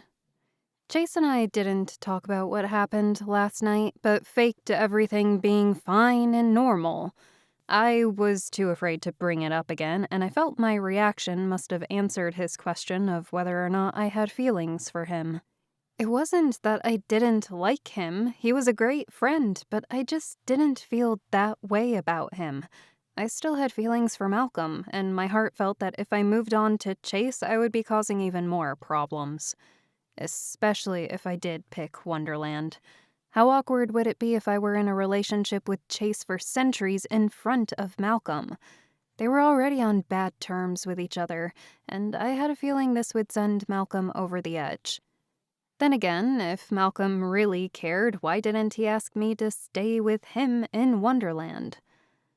I had to keep reminding myself Malcolm didn't want me there because of what a long life like that does to the mind. He's lived for centuries now. I wasn't able to comprehend what that would be like, and if I considered it a mistake, I would never be able to live with myself and yet would have centuries to feel miserable. The drama did not help my stress about school. I could barely concentrate during class as I kept thinking about whether or not that was why Melvin and Davis were mad at him, and why they were giving him crap. Did they know about his feelings for me? Malcolm always seemed to glare when the two of us were together. Was I just blind to Chase's feelings for me all this time? Friday was now here, and I could spend the rest of the weekend with Kate. I debated on telling her what happened, but I needed a sounding board. I needed to know whether I was an idiot all along. She would be frank, too, which would hurt, but I needed it right then. Mr. Lewis handed out the end of the week quiz, and I stared at it like it was in some kind of foreign language. This was an open note quiz. I couldn't fail it, right?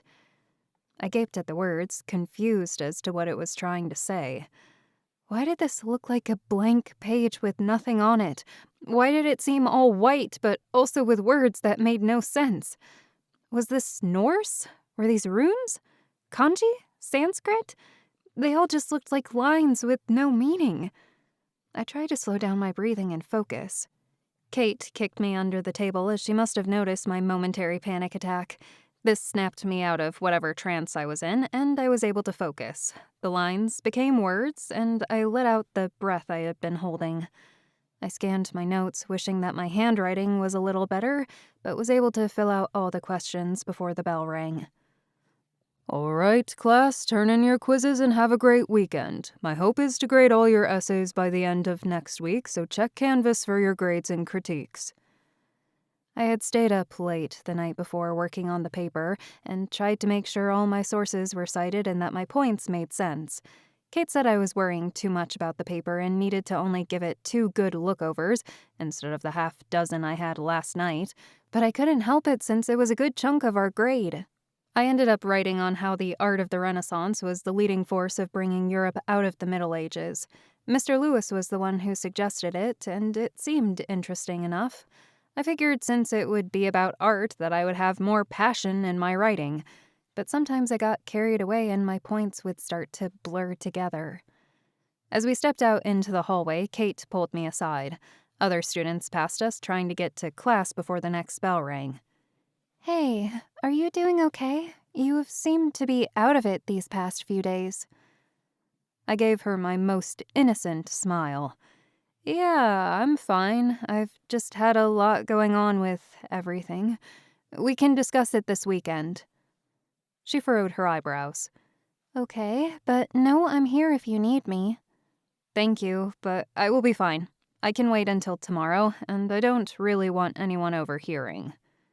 That bad, huh? I laughed. Maybe a little. I better get to my next class. See ya. I headed to my locker and changed out my books, taking deep breaths and wishing this day would just end so I could hang out with Kate this weekend. Time didn't move fast in this world, no matter how much I wanted it to. Closing my locker, I headed toward my next class. The rest of the morning went as smoothly as it could. By the time lunch came, I was tired and ready to go home and sleep until Saturday. I had dance, however, and just hoped I wouldn't accidentally fall or something from my drowsiness. I debated skipping, but didn't want to get in trouble with Becca. We had a performance in a couple of months, and I needed to perfect my solo part. I sighed as I set my bento down and realized I was craving something sweet. Today there was some cobbler available at the cafeteria, so I got in line to buy some. I deserved a snack after the week I had, and since I rarely used my allowance these days, I knew I could splurge for the $2 dessert. Coming back to the table, I found that Chase, Melvin, and Davis had all taken their seats. I took my normal seat next to Chase, but didn't really glance over to him. I didn't know how to act around him any longer. Was I getting too close to him and that was why he thought I had feelings for him? Or did he just hope for the best? We still hadn't discussed it, and yet he seemed as normal as could be, which made me even more frustrated. How could he pretend like everything was fine? I wished I could be as carefree as him. So, decided on getting something sweet today? Chase asked as he saw the slight cold shoulder I had given him. He tried to act like he didn't care, but I could tell in his eyes that he was taken aback by it. I shouldn't have been such a jerk, but I was also still really mad at him. I glanced over to Melvin and Davis, who were watching us closely. I took a deep breath and tried to regain any normality I could muster. Yeah, just been a long week and need to get through the rest of the day and dance. We could always go to the coffee shop before class and get some caffeine. Perhaps, although Becca doesn't like me being hyper during class. Not since the last time we went and got coffee and I almost broke my leg on the balance beam. Chase laughed. I forgot about that. Good thing I was there to catch you, huh? I nodded slowly. Yeah, I guess so. Melvin watched me suspiciously, as I knew I probably looked uneasy and had been blowing Chase off all day, and this was not helping. I tried to act normal, but between the stress of school, my stomach hurting, and being hungry at the same time, I was doing my best to keep from not curling up in a ball and crying. The rest of lunch was rather quiet, and I ate my meal in peace. Although the cobbler hit the spot, I decided it was one of the worst cobblers I had ever had, and knew I wouldn't be spending my allowance to buy it again. I cleaned my plate off before setting it in the dirty dish container as Chase ran off to go get the books he forgot for next class. As I turned around, I found Melvin and Davis standing behind me. I jumped and glanced between the two of them. They just stared. Hi? Melvin hesitated. Did something happen with you and Chase? Crap. I shook my head. No, nothing. Why? You seem off, Davis remarked. like you feel awkward. I shrugged. I don't know what you two are talking about.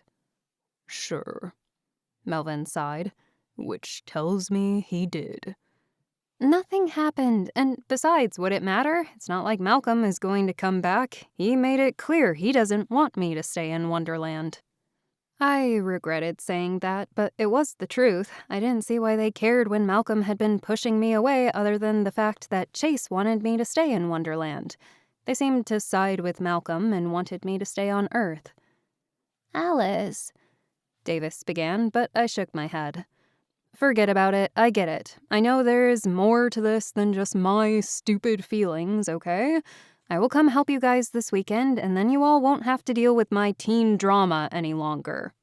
I turned and headed to my next class. Neither of them stopped me, but let me run off like a stupid teenage girl. Why did all this have to get more complicated?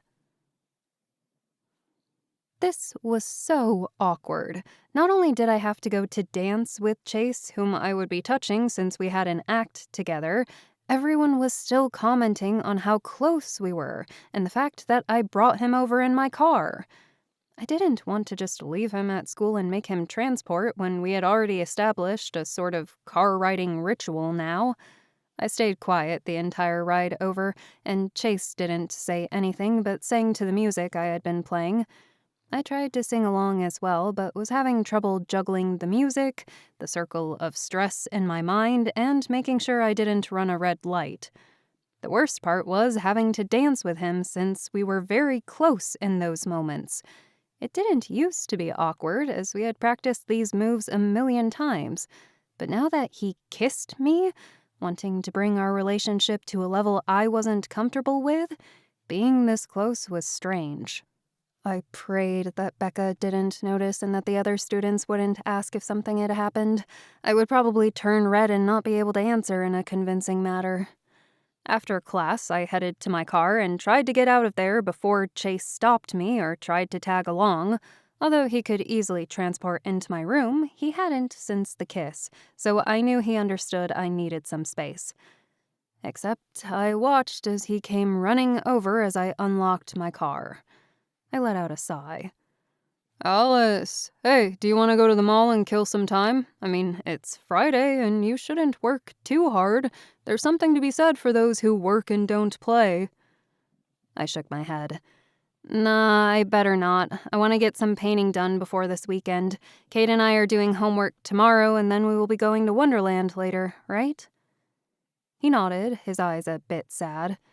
Yeah, we will. I guess that makes sense. You need to practice what you want to have a career in. I will see you later. With that, he turned toward the warehouses to transport back to Wonderland. I took a deep breath and let it out slowly. This was going to be a long weekend. Chapter 10. I yelled into the pillow I brought over to Kate's house. She watched as I rolled around her bed, letting out my frustrations of the week. Wow, I haven't seen you get this frustrated since they threw you that curveball in that one manga you read. You mean Black Butler? I still can't believe that happened. Great, now I'm thinking about that, too. And here I thought my brain couldn't take any more frustrations. I kicked my feet against the bed. Ugh! Tell me what's wrong. I let out a sigh as I rolled over and sat up. Besides school being hard, wanting to stay in dance class and having no time to paint? She folded her arms. Well, I know you are frustrated with all those things this year. I feel like there is something else bothering you. Are you going to tell me, or am I going to have to get it out of you? I grabbed my pillow and moaned into it. That bad, huh? I don't even know where to start. I mean, She sighed. Just tell me what happened between you and Chase. I frowned and turned my head to face her. How did you know it was about Chase? Kate rolled her eyes. Because you have been giving him the cold shoulder all week. I'm not blind. I collapsed back down on her bed. Chase kissed me. About time, she commented, and then coughed. Sorry, well? Well? Did you know he liked me? I exclaimed. Kate held back a laugh. Everyone but you knew he liked you. It's obvious, Alice. He was flirting with you even when you were with Malcolm. He was? I asked as I leaned back up. That would explain some of the tension between them two. Yeah, just a bit. I'm surprised the two of them never got into a real brawl. Oh, they had. Now it made more sense. But there was also the fact that they didn't like each other before I came along. I just don't know what to do, I sighed. There's so much going on right now that Well, what about it scares you? To me, other than the fact he's a troublemaker, it seems like you like Chase, and the two of you get along and are with each other constantly. Why don't you want to move it a step further? Because Wonderland makes everything a bit more complicated. I don't know. He is a cool guy and I like him a lot, but I just never thought of him that way, you know? What if you did? I let out a breath. It just feels wrong, like I'm betraying. I stopped, realizing what I was about to say. The real reason I didn't want to return Chase's feelings was because I still loved Malcolm. You feel like you are betraying Malcolm? So, screw that guy. He left practically overnight to Colorado. Why would you feel like you were betraying him if he is completely out of your life? That was the problem. Malcolm wasn't out of my life, but I couldn't explain that. I didn't want to seem like I was just hanging on to him, even though he was gone, because he really wasn't. All of it was so complicated. I bit my lip. He's out of your life, right? You haven't been texting him, have you? I shook my head. No, I haven't. I guess it's got more to do with after high school. Chase wants to move far away, and I don't know if I would be up for that. She raised an eyebrow. Far away? I thought you wanted out of Oregon. Wouldn't that be your wish? I shrugged, trying to come up with a good comparison. I mean, yeah, but, he wants to move really far. Like, England or something. Would you not want to move to England? It would be cool, but could I do that to my family? What if I didn't have enough money to visit often and didn't see them much? And you, what if I moved far away and we didn't see each other? Kate smiled. Alice, this is why you have a heart of gold. You worry too much about other people and don't think about what you want. Do you want to move far away? Would it make you happy? I don't know. I feel so overwhelmed about what to do next that I feel like I'm almost stuck. Do you ever get that feeling? She nodded. Of course, we all do. We're still in high school. Heck, my mother says she gets it still. My parents would never admit something like that to me. They wouldn't understand my worries like Kate's mom. I love your family. They're so caring and understanding. Yeah, I bet it doesn't help when your parents aren't very open and care about school more than, well, anything. I let out a sigh. Yeah, that isn't helping either. Well, I am sure my parents will adopt you if you needed it. I laughed. Thanks, that makes me feel a little better. And you could always run away to England. That will show them. Yeah, I guess I could. We sat there in silence for a while. I began to think, what would Wonderland be like? If I lived there for the rest of time, would I be happy? I would have my friends, all except Kate. Everyone in this world would forget I would have ever existed, so it wasn't like I would be hurting them, right? Maybe I did need to give it more thought. Kate snapped her fingers. Hey, how about we go to French Press and get some crepes and study there for a bit? I jumped up. Yes, I was going to suggest crepes, but I totally spaced. It has been a long week. Well, good thing I suggested it. And I think they have pumpkin crepes right now, which I know is your favorite. I grinned. Yes, they are. I will drive, and then we can go to Escape Fiction since it's just down the street. She grabbed her pink coat that had been thrown on the end of her bed. Of course. What's crepes without books? We got into my beetle bug and headed toward Commercial Street.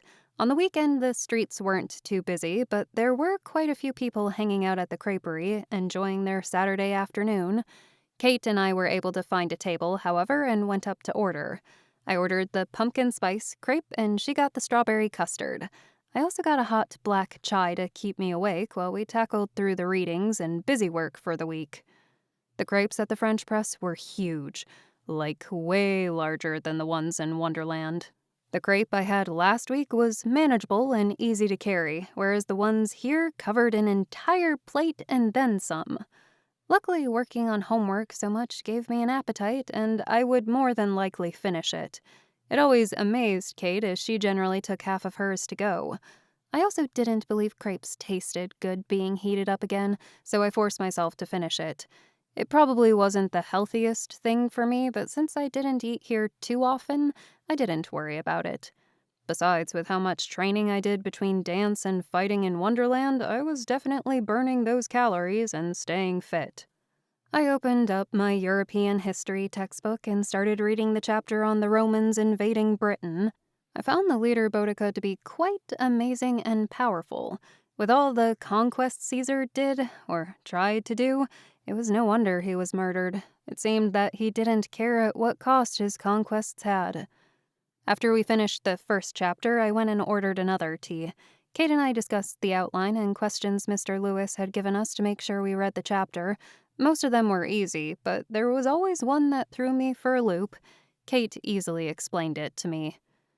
Man, Kate, I wish I could come to conclusions like you do. I feel I overthink everything. I sighed.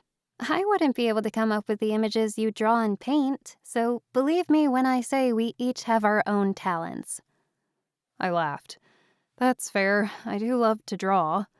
That you do, and you will get the hang of this year's workload. Don't worry. We will come here often to study, as crepes seem to be your brain food. That they are. The cafe quieted down, and I debated getting a savory crepe for dinner, but remembered that Kate's mom was going to make shepherd's pie for dinner. Her dinners were always the best, and although I did love crepes, I preferred her cooking to any restaurant in Salem. Since we also wanted to go to escape fiction, we finished up on the chapter we were in the middle of and packed up to head over before dinner.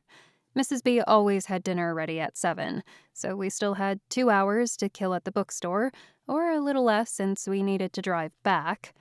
I unlocked my Beetlebug and we climbed in. Kate glanced over to me. Would you move to England? She commented. To be with Chase? I blinked, startled. I don't know. I don't know if I feel about him that way. But maybe. It wouldn't be England. I meant Wonderland when I said that. I mean, moving-wise, going far away sounds nice. Why? She shrugged. It's just strange to think of you in an entirely different country. It would be cool, though. Yeah, it would be cool. Whatever I pick, though, it will be away from this place. I don't feel I fit in. I understand that. You need somewhere you can connect to and have a home, so to speak.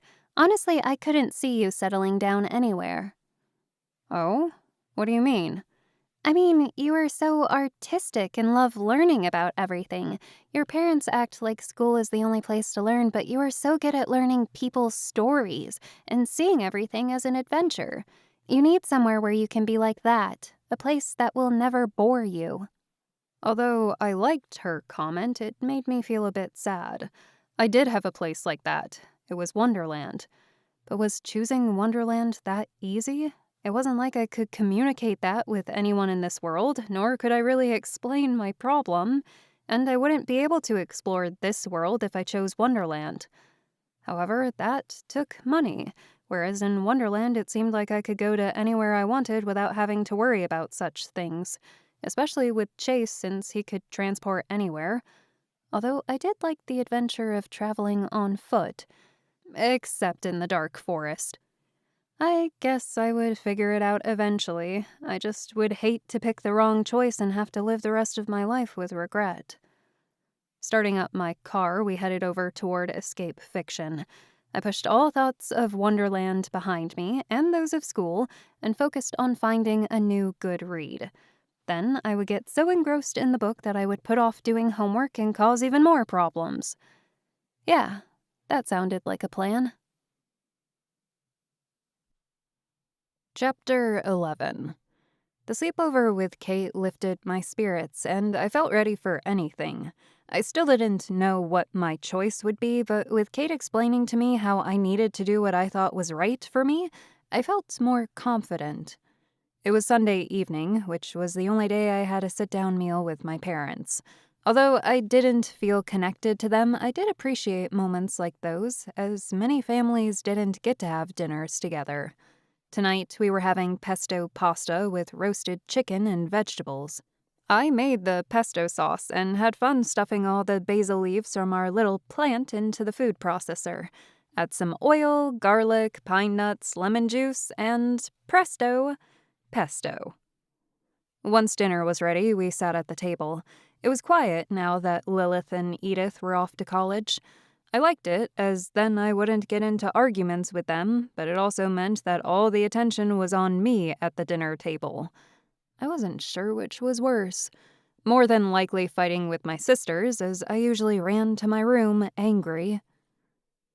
"How are your classes coming along?" my father asked as he took a sip of his white wine. It had a fancy name, but I never remembered it. There were so many wines across the Willamette Valley that it was kind of ridiculous. Beautiful, but ridiculous. I shrugged. They're going. They all have a lot of busy work, and it's hard to juggle it all. Well, maybe you should cut dance after school then. I clenched my fork. Here we go again. No, I can manage dance fine. I need it to make sure I stay active and have a mental rest. It all should end up okay. I'm sure you will do fine, darling. My mother cut her piece of chicken. But do remember school comes first. Actually, Wonderland came first in my mind. I took another bite of my pasta. I took in one of my paintings to my art teacher. She said I did a really nice job using watercolors and thinks I have what it takes to become a professional artist. A professional artist? Father laughed. Is that a thing now? I let out a sigh. I wanted to tell them about my achievements, just like my sisters did at the table, but nothing I did ever compared to them. Nothing I did ever mattered. But I went on to tell them anyway. It is. She said she would help me make my portfolio for trying to get scholarships. She also gave me a list of colleges I could apply to. That's nice, dear, my mother commented. She didn't seem to be listening, and my father had grown bored with the conversation as well and sipped at his wine some more. Neither of them considered art to be a real degree. I didn't know why I kept on trying to talk to them about it. How is your friend Kate doing? She seems like a smart girl, my mother asked. At least they liked Kate, since Kate was actually quite smart and helped me on a lot of things. She is doing good. We got a lot of work done. They might be going to state this year, which will be great. I might want to tag along and root her on, but I'm not sure where it is going to be held this year. I was going to carpool with her mom. Is she able to juggle all that with school? I nodded. Yep, she's doing good at school. We're excited for European history. It's only about a month until we go over to Europe. That's right. You won't be home for Thanksgiving when your sisters are home, Father commented. They're going to miss you. No, they aren't. I guess. I just hope it snows somewhere we go. That would be cool. It has been a while since it has snowed here. Don't speak too soon, dear. The winter hasn't even started and they believe this is going to be a cold one. I did not want to experience driving in the snow. Normally school was closed if it snowed, so I doubted I would have any trouble, but it still scared me. At least my parents would probably just drop me off those days. We all finished dinner, and I had to do the dishes since it was my night to do them. I cleaned them all off and stuck them in the dishwasher as my parents sat on the couch to watch their latest show, The Good Place, which was a funny show, but I was going to wait for it all to be on Netflix and binge it with Kate sometime. After taking out the trash, I retired to my room for the night and finished up the biology readings, as Kate didn't have biology class. Later, in Wonderland, Chase and I would work on our lab report, or at least I hoped we would since it was due tomorrow, which wasn't really tomorrow depending on how many days we stayed in Wonderland. I had a couple of hours before Chase would come get me and we'd teleport there. My heart started to race at the thought of Chase. Did I like him, or was I just afraid of our awkward relationship now? I didn't hate him, and the thought of him in my life was a pleasant one, but I didn't feel the same for him like I had with Malcolm, like I still did with Malcolm. Was it because he and Malcolm were completely different people, and so I wouldn't feel the same thing even if it was love? When I thought of Malcolm, there was a comforting feeling, as if he would always hold me close and keep me safe. But when I thought of Chase, I thought of all the fun and adventures we had. He always brought a smile to my face. But could I see myself with him? He enjoyed a lot of the same things I did and had always been there for me. Heck, he joined dance class with me. Everyone apparently knew he liked me, even the people at dance. Had I been stupid this entire time? I shook my head. This really wasn't the time to think about it, not when Wonderland was still in danger and I didn't know if he would even be a part of my life in a few months. After finishing up my biology readings, I decided to paint a little before I needed to pack up for Wonderland. I wanted to paint a watercolor again, as my teacher said I should work on them some more. After debating on what to paint, I went with one of my anime crushes, Sesshomaru. He was just so adorable, I couldn't help but love him. I felt his arc in Inuyasha was the most developed, and I thought he was rather cute as a teen in the third movie, so I went with that style and kimono, the one with pink flowers. Thankfully, working on this painting and smiling nonstop as I looked up pictures of Sesshomaru for reference made me forget my problems for a little while, and my mind was able to rest. That was one thing I loved about art and anime. It helped me relax, if even for an instant. Many people didn't understand the importance of that, and I wished I could show them. Perhaps that was why I loved art. Once I was finished, I set aside the painting to dry and glanced around my messy room. Sighing, I quickly organized my art station and then threw all my dirty clothes in the hamper. I was bummed to find that I hadn't washed my favorite dress and would have to bring something else to Wonderland. I quietly packed a bag of some essentials, my biology, homework, and lab book especially, and then some clothes in case we had some free time. I also brought a couple of manga to read, the newest Ore-sama Teacher. I couldn't believe there were only going to be a few more books until it was over. I couldn't wait to read what happened. As I finished packing my bag, there was a knock on the door. "Alice, are you getting ready for bed?" my mother asked through the door. "Yes, Mom," I lied, "going to bed early and getting a good night's rest before school tomorrow." "Good night then, sweetheart." "Good night," I called out. I checked my TARDIS clock. It was almost 10, and Chase would be here any minute. I grabbed my bag of snacks and water bottle and waited. Taking a deep breath, I hoped traveling to Wonderland this time wouldn't be awkward and that we would find whoever was behind this. The only problem was, once we found out who it was, would they need me anymore? Would I be kicked out of Wonderland? I knew that it wasn't because they wanted me gone. Davis and Melvin made that clear. But that they didn't want to interfere with my life choices. But they had become such a great part of my life, I couldn't imagine going on without them. My heart began to ache at the thought. I also couldn't imagine life without my family and Kate. I couldn't choose who I cared about more, as it was different types of love.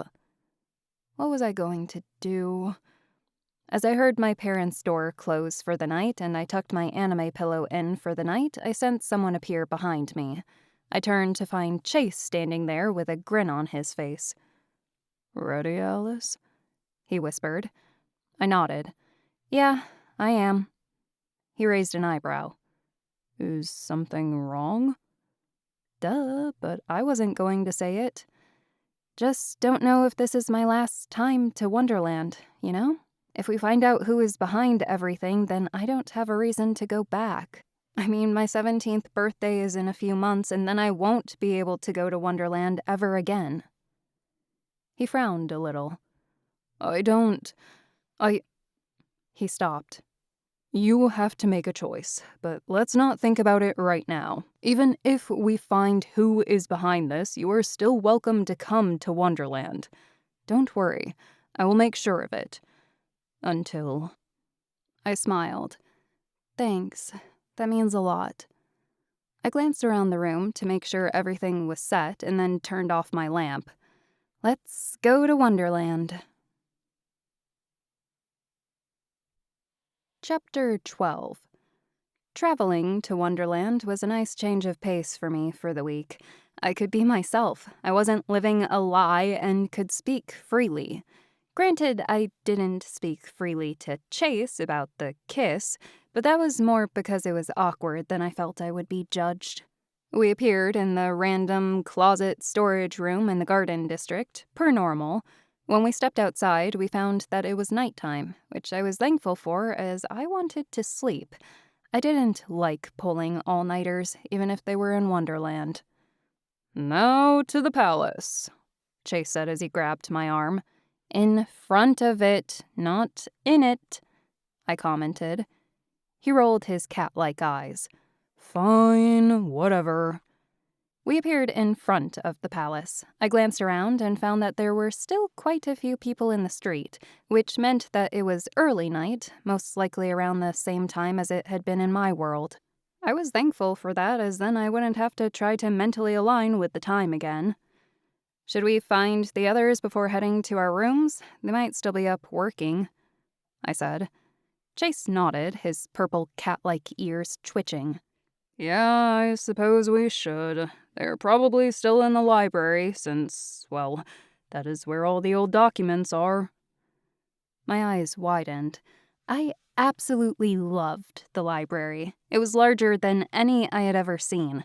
The room felt like a pocket of space, like the TARDIS, and didn't quite make sense for how big it was compared to the rest of the palace and looking at it from the outside.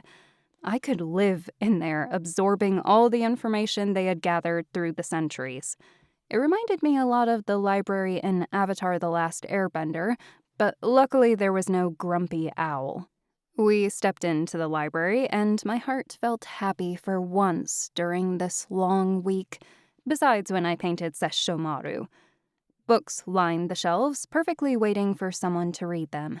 My goal was to read as many as I could, but I knew that wouldn't be possible in the next few months. Did I have this library as one of my pros of staying in Wonderland? Perhaps. I spotted Malcolm on the other side of the library. We both stared at each other for a moment, and then he looked away. The happy feeling in my heart quickly vanished as Chase and I ventured to him. Melvin and Davis were with him, and they had an enormous amount of papers scattered on the table. "How does the search go?" I asked as I sat down. Chase took a seat next to me. Malcolm gestured to the table. "This pretty much sums it all up. There are a lot of notes to go through, not to mention progress is slow since we want to make it look like we are still searching for a lead. Bill and Kenny are on a fake mission to the Heart Kingdom for something right now and are supposed to make it appear real, but my guess is they are just fooling around somewhere out there." That was definitely true. "Well, what do you want me to do?" He shrugged. "I'm not sure yet. I was thinking tomorrow you could travel through parts of the kingdom, look through more houses, maybe interview people. It would be sort of a fake mission, but you never know what might pop up." I glanced over the papers. I can always help with going through handwriting comparison. I do have a knack for examining art and all that. "Yes, but then those who are responsible might wonder why you are just staying in the library and might be suspicious. It's best for you to confuse and deter them for now. Once we get closer, then you can help finalize everything." Malcolm pinched the bridge of his nose. "And besides, looking at all these papers can start to eat away your brain." I stood up. "Then let's go get some food. I could always go for dessert, and I'm sure that you all haven't eaten yet, even though it is late." Davis looked over to Malcolm with large eyes. Please, can we go eat now? I'm starving. Melvin added, "It would be nice to eat out all together." Malcolm seemed hesitant. We generally didn't go out to eat together since we'd broken up. It was rather awkward, as I felt the others wished he was there. It wasn't my fault he was being childish about it, but I never said anything. He could make his own choices, as he tried his hardest to minimize any time we had together. "Fine. We can all go out together." I smiled, a little glad to have some time together. I glanced to Chase to find him not exactly smiling, but not frowning either. He seemed more worried than anything. I ignored it, as I had a feeling it had to do with what happened earlier this week. He was also childish for ignoring it, but I supposed I should have brought it up by now. But the more time that passed, the harder it was. The three of them gathered their papers in a pile and put them somewhere they could come back to, but away from any prying eyes. Chase and I waited, as we didn't want to accidentally mess up their order.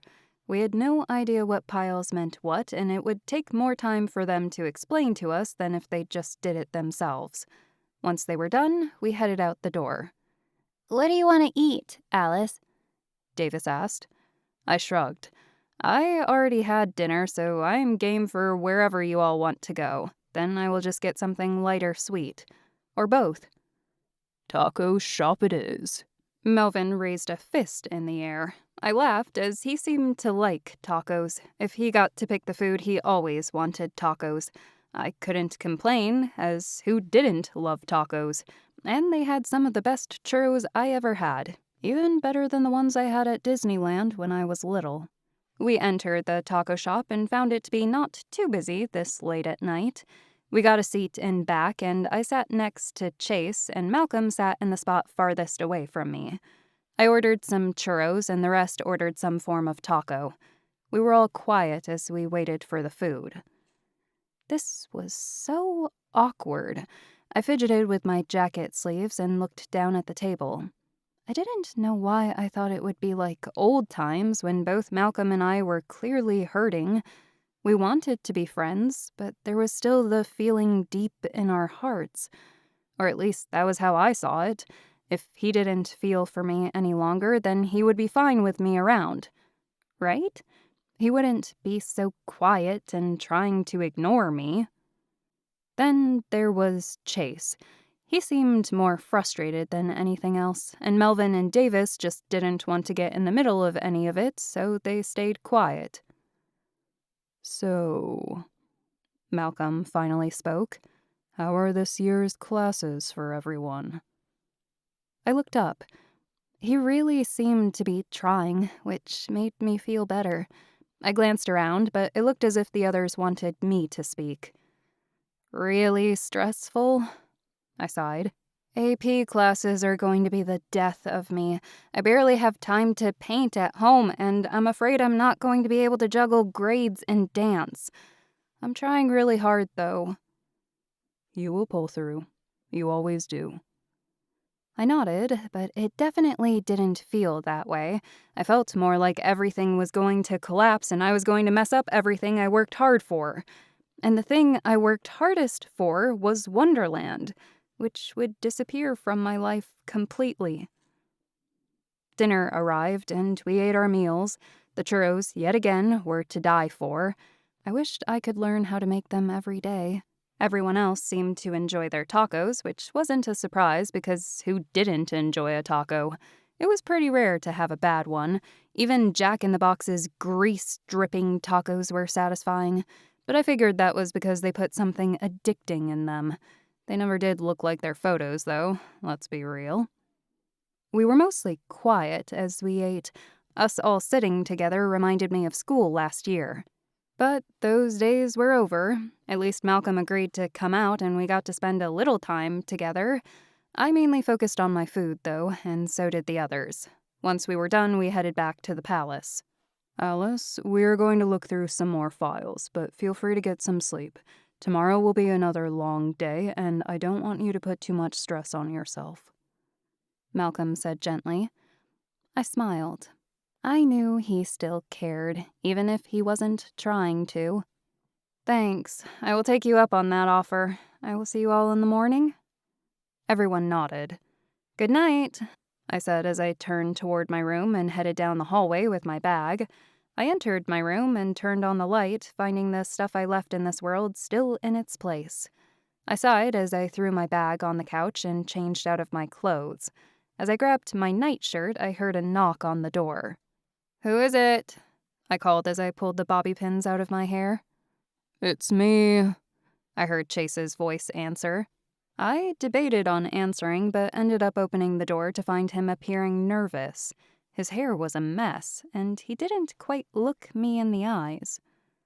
What is it? Can I come in? I don't want anyone overhearing.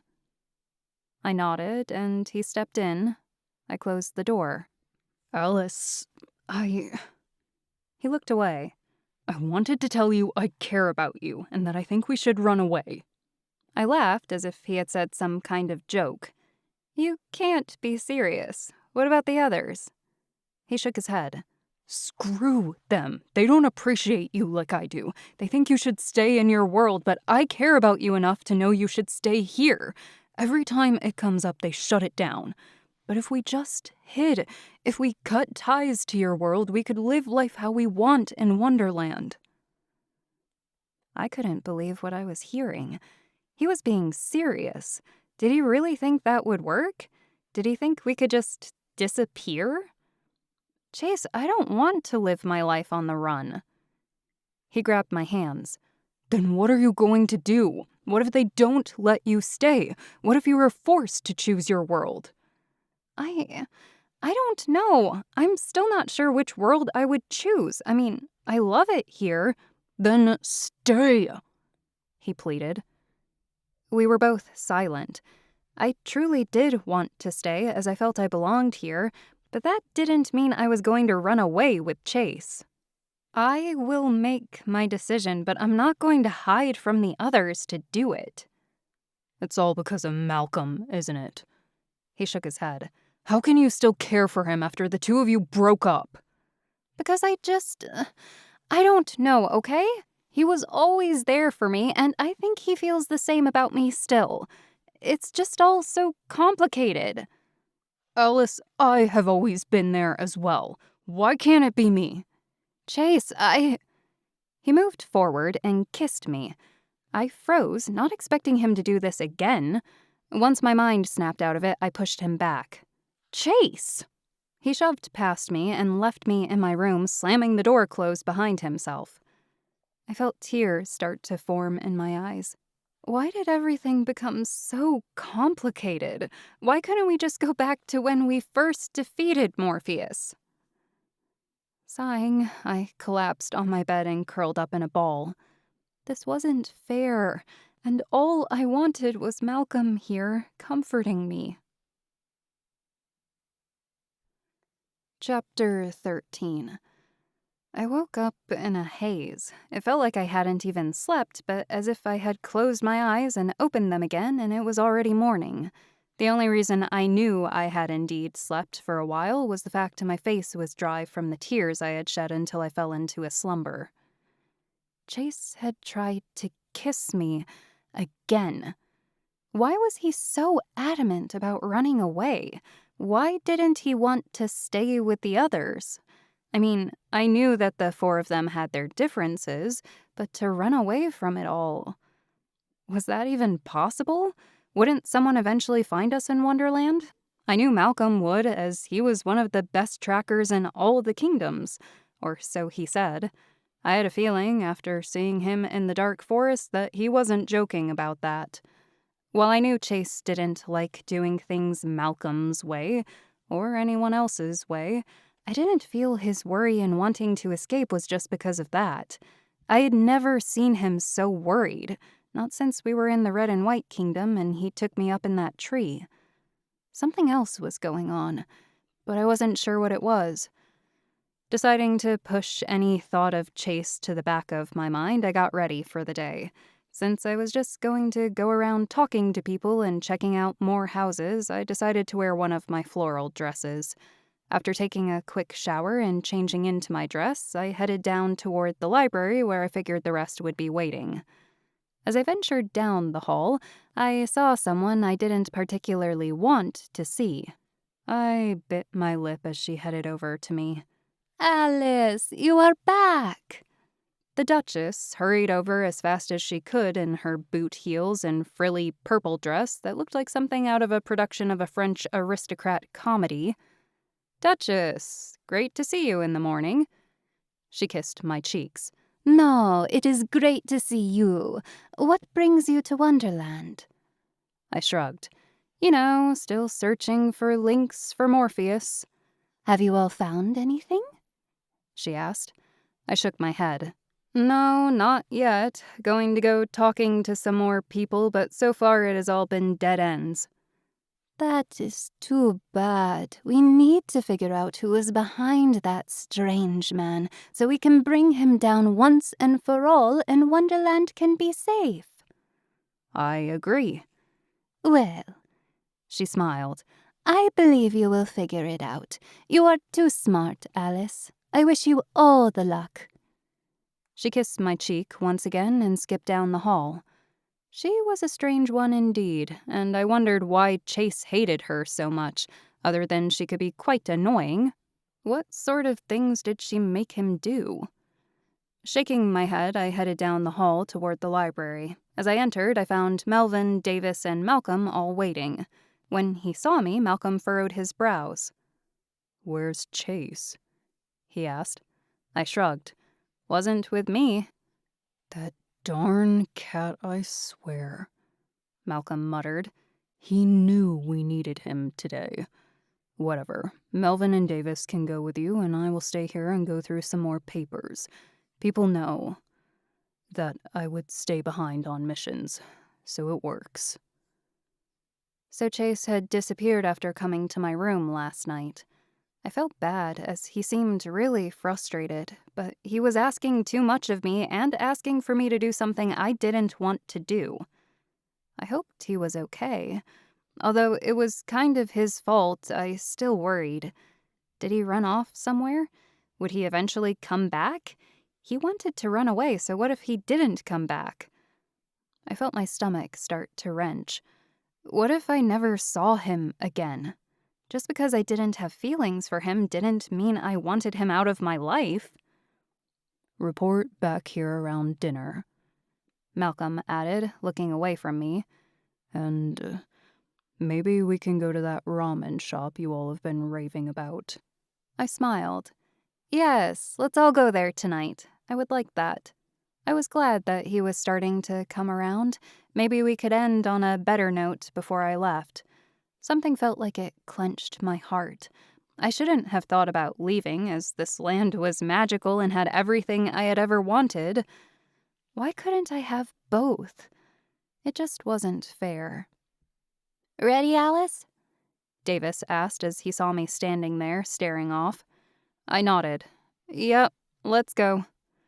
We headed out of the library. It would be strange to have to travel, but since we weren't doing a real job and just killing time as Malcolm looked over notes, it was kind of nice. I got to enjoy the landscape and see all the different types of people that made up Wonderland. I looked forward to meeting new people here, as they were all kind. Or at least, mostly kind. More so than my world, at least. Melvin procured us a wagon and 2 horses, and we all 3 sat at the front as he held the reins. I smiled as I peered out at the dream kingdom as we descended the hill and admired the rolling hills that led us to the closest 2 districts, which were the Garden District and Forest District. Beyond those 2 were the Mountain and Ice Districts. I wondered how far we were going to travel today, and whether or not I should have brought thicker clothes. Hopefully we would stay in the warmer climate areas.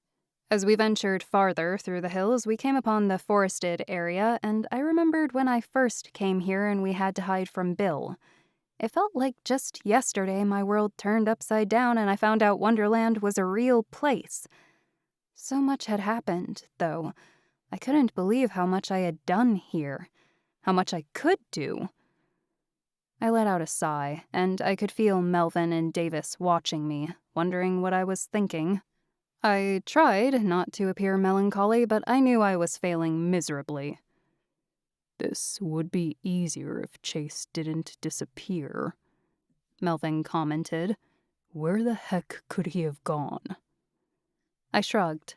I knew why he had left, but I couldn't tell them. Not only was it embarrassing, but I also didn't want them to give Chase too much grief. Not since I wouldn't be here much longer. Or would I? I still didn't know.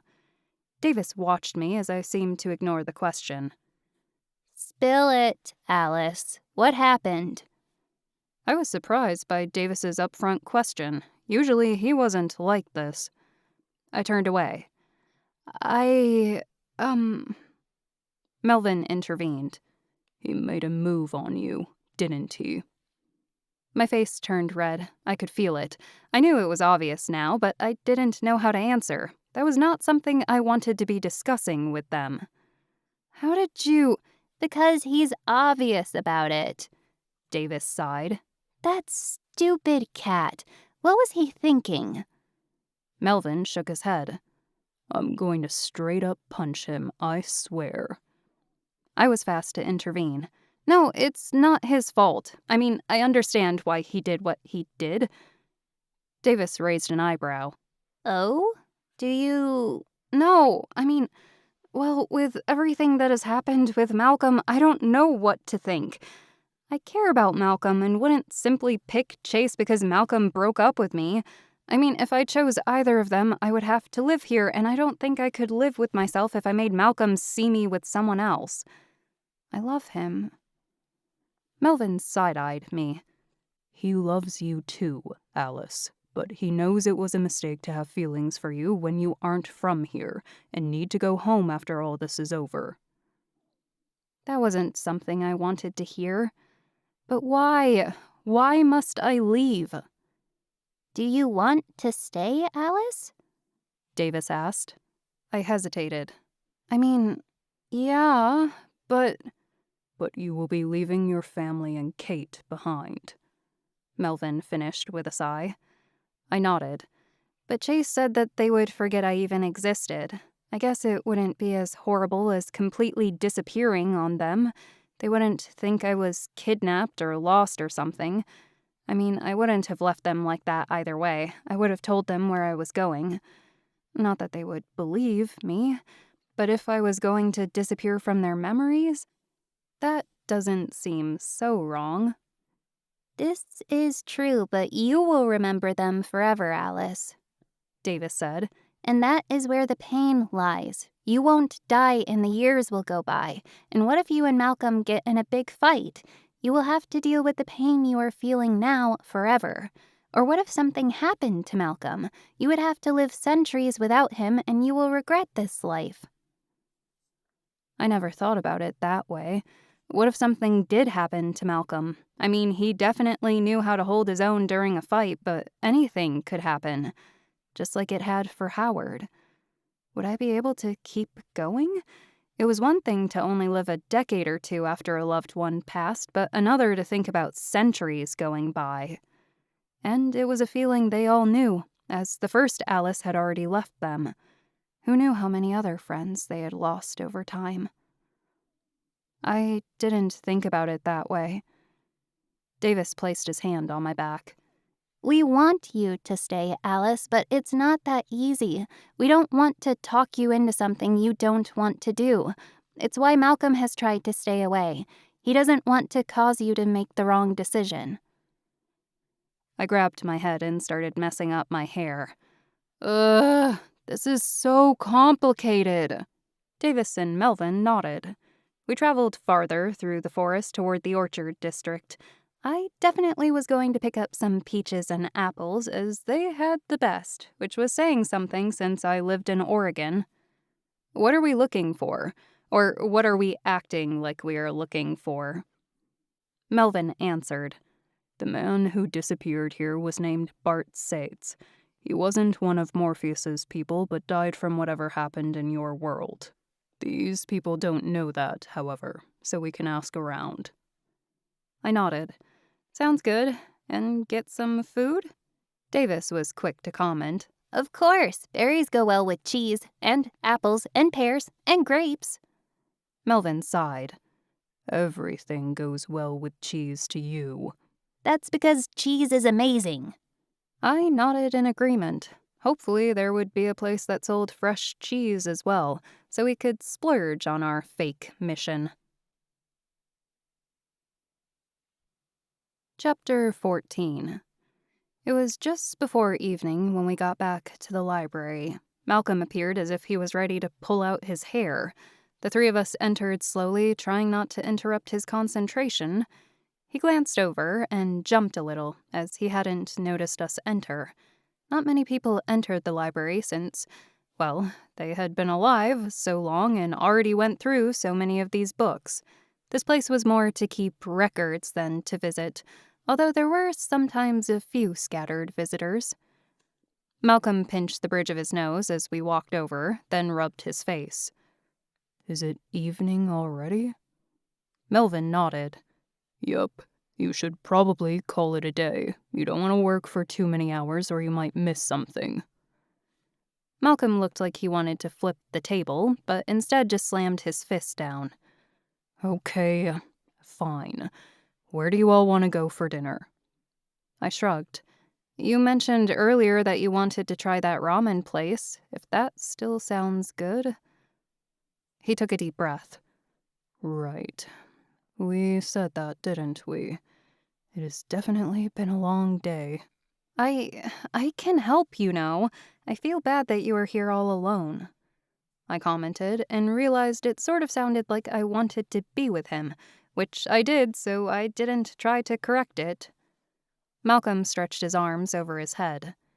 It's not your fault. If Chase didn't decide to play hooky like he did, then Melvin and Davis could have stayed with me and helped. Stupid cat. I can't wait until I find him. He will wish he never showed his face again. So he never showed? Melvin asked. I frowned. I had thought that he would have shown up by now. I wondered where he could be. Malcolm shook his head. Nope. Off doing gods know what. Every time I need him most, I swear. Melvin and Davis exchanged glances, and I gave them a "you better not say a word" look. They listened, thankfully. I turned back to Malcolm. So, should we head out? He nodded. Yeah, just give me a few minutes. I need to finish up these last few pages. It's been a frustrating day. I took a seat at the table, a little excited he was having a full conversation with me. I tried not to show it, though, but I could tell Melvin and Davis were giving each other looks. They totally shipped us. What is frustrating you the most? I asked. He sighed. I've been through everyone's signature who is still alive, and none of them match up. Whoever it is either is really good or they aren't one of us. That wasn't a good sign. There was no way that the note was faked, and it didn't seem like they knew it existed in the diary. They had gone to that house to destroy evidence that linked back to them for a reason, so there had to be a match somewhere here. Malcolm shrugged with a smile and a wink. I will figure it out, though. They can't deter me forever. His gesture made me smile. He used to make that smile and wink to me a lot, like he was flirting. Was he starting to open up to me again? Maybe he was realizing that I should stay here with him. No, it wasn't that. He just didn't want things to end on a bad note. I glanced around the library. There had to be something in here that answered who was behind this. As I peered around, I felt something calling me. The feeling was nostalgic, and I tried to remember when I had felt like this before. It reminded me of when the first Alice gave me the sphere to save Wonderland, but a lot less direct. I listened to it, though, as it drew me to one of the books on the shelves. One of the books almost glowed, although I had a feeling it was my imagination. I pulled it out, and it appeared to be a romance novel, which made little sense to me. Why did it feel like something called me to this? Was I missing something? I examined it some more. It had a cute cover, one of a woman in an old Victorian outfit with a little perfume bottle that was shaped in a heart. Davis walked over to where I was. What's that, Alice? I shrugged. I don't know. I felt strange and pulled it out, thinking maybe the old Alice was giving me a clue, but it's just a romance book. Looks cute, though. Maybe you should read it. Something might come from it, and if not, then you just get to enjoy a book. I nodded. Yeah, good point. I will go to the desk and check it out. I will be right back. I went to the desk and quickly gave my info to the librarian. I signed the back slip and was told to bring it back in a week. It was easy enough. I met back up with the others, and we headed out for dinner. The ramen place was still popular and crowded, but just like last time, we were able to get a table in the back. Malcolm still hadn't tried this place, as he decided not to join us the first time, so he took a little bit of time to look over the menu. He decided to go with the vegetarian ramen, and we all ordered. I also got the vegetarian ramen, which was a little awkward, as ordering the same meal as someone else always felt like it was copying. It was a strong notion, but one I noticed other people felt as well. I glanced around, half expecting Chase to show up out of nowhere. He had been missing since last night, and I felt bad that I didn't listen to his plea to run away. It just didn't feel right, nor did I want to be put in that position. but I felt as if I were missing something, and that there was more to just running away. What could it be, though? Looking for Chase? Malcolm asked as he took a drink of his tea. I shrugged. I suppose. It just isn't like him to disappear like this. Malcolm laughed. Oh, yes it is. You don't know him like we do. He used to disappear all the time. It was why no one trusted him for a long while. I had hoped that these foolish choices were behind him, but clearly I was wrong. I wanted to stand up for Chase, but I didn't want to start an argument with Malcolm, not to mention Chase did just disappear. I had explained part of it to Melvin and Davis, but not about him wanting me to run away with him. If Malcolm found that out, he probably would beat Chase into a pulp. Not because he was jealous or anything, but because it would jeopardize Wonderland. And that was what was important right now. Wonderland's safety. After that, I could worry about everything else and make my decision. The ramen came and we ate our delicious meal in silence. I wished it wasn't so awkward and meals were more like what they used to be at school and such. But that life had moved on, and this was as close as I was going to get to Malcolm. I honestly didn't blame him for being cold with everything he had dealt with in the past, and because he didn't want me to make the wrong choice for him. It was rather sweet, and was honestly making me want to stay even more. We finished our meal and decided to head back to the palace. We would be doing pretty much the same things tomorrow, and I would have to search another area and fake question people all over again. Although I liked traveling, I couldn't help but feel that I was wasting time. I knew that wasn't technically true, as we needed a diversion, but it still sucked. The four of us said goodnight to each other, and I decided to relax in my room and read the book I picked up. I hadn't ever read a fictional book of this world and was curious what they were like. I changed into my pajamas, which was a light blue nightgown. I seriously wondered why these weren't a thing anymore in my world, as they were very comfortable. Settling on the lounge chair, I opened up the book and started reading. The first line, "A broken heart is better than solitude, as one knows they are capable of loving a person," captivated me. It was a bold statement for a book to begin with, and I had to know why this narrator or character thought that. Hours passed as I kept reading this book.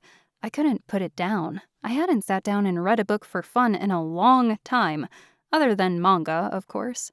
Most of the books I read were for honors English, and they weren't as interesting as this. This book was a couple 100 years old, though, and I wondered if I could write a report on it and turn it in as a classic. Probably not, since it technically didn't exist. Before I shut the book, I scanned the last pages to learn about the author. It was actually a dream who wrote the book, and I wondered if the dream represented someone in my world that was an author, or if the dreams here had their own dreams, which made my brain hurt. I wanted to spin a top now, just to see. Before I set the books down, I glanced over the checkout list. That was when it caught my eye.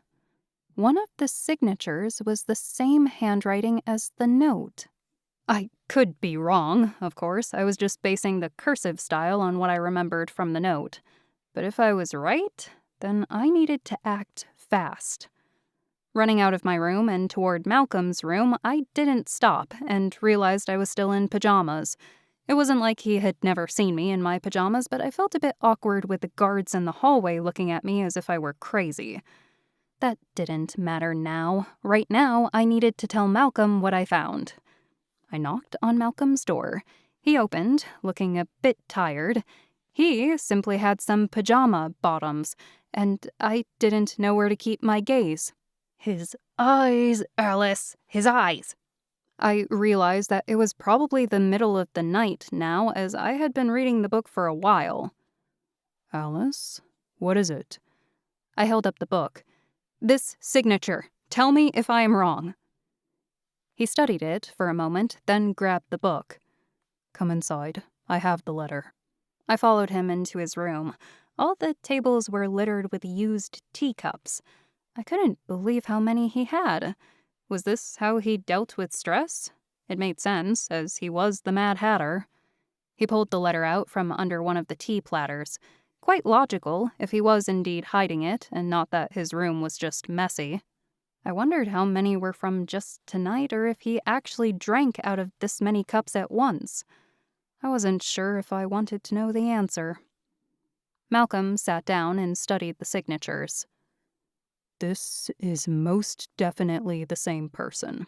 Bill will have to confirm, but if we are right, then we will have to make the arrest as soon as possible. I can't believe the person was under our noses this entire time. I nodded as I glanced down at the Duchess's signature.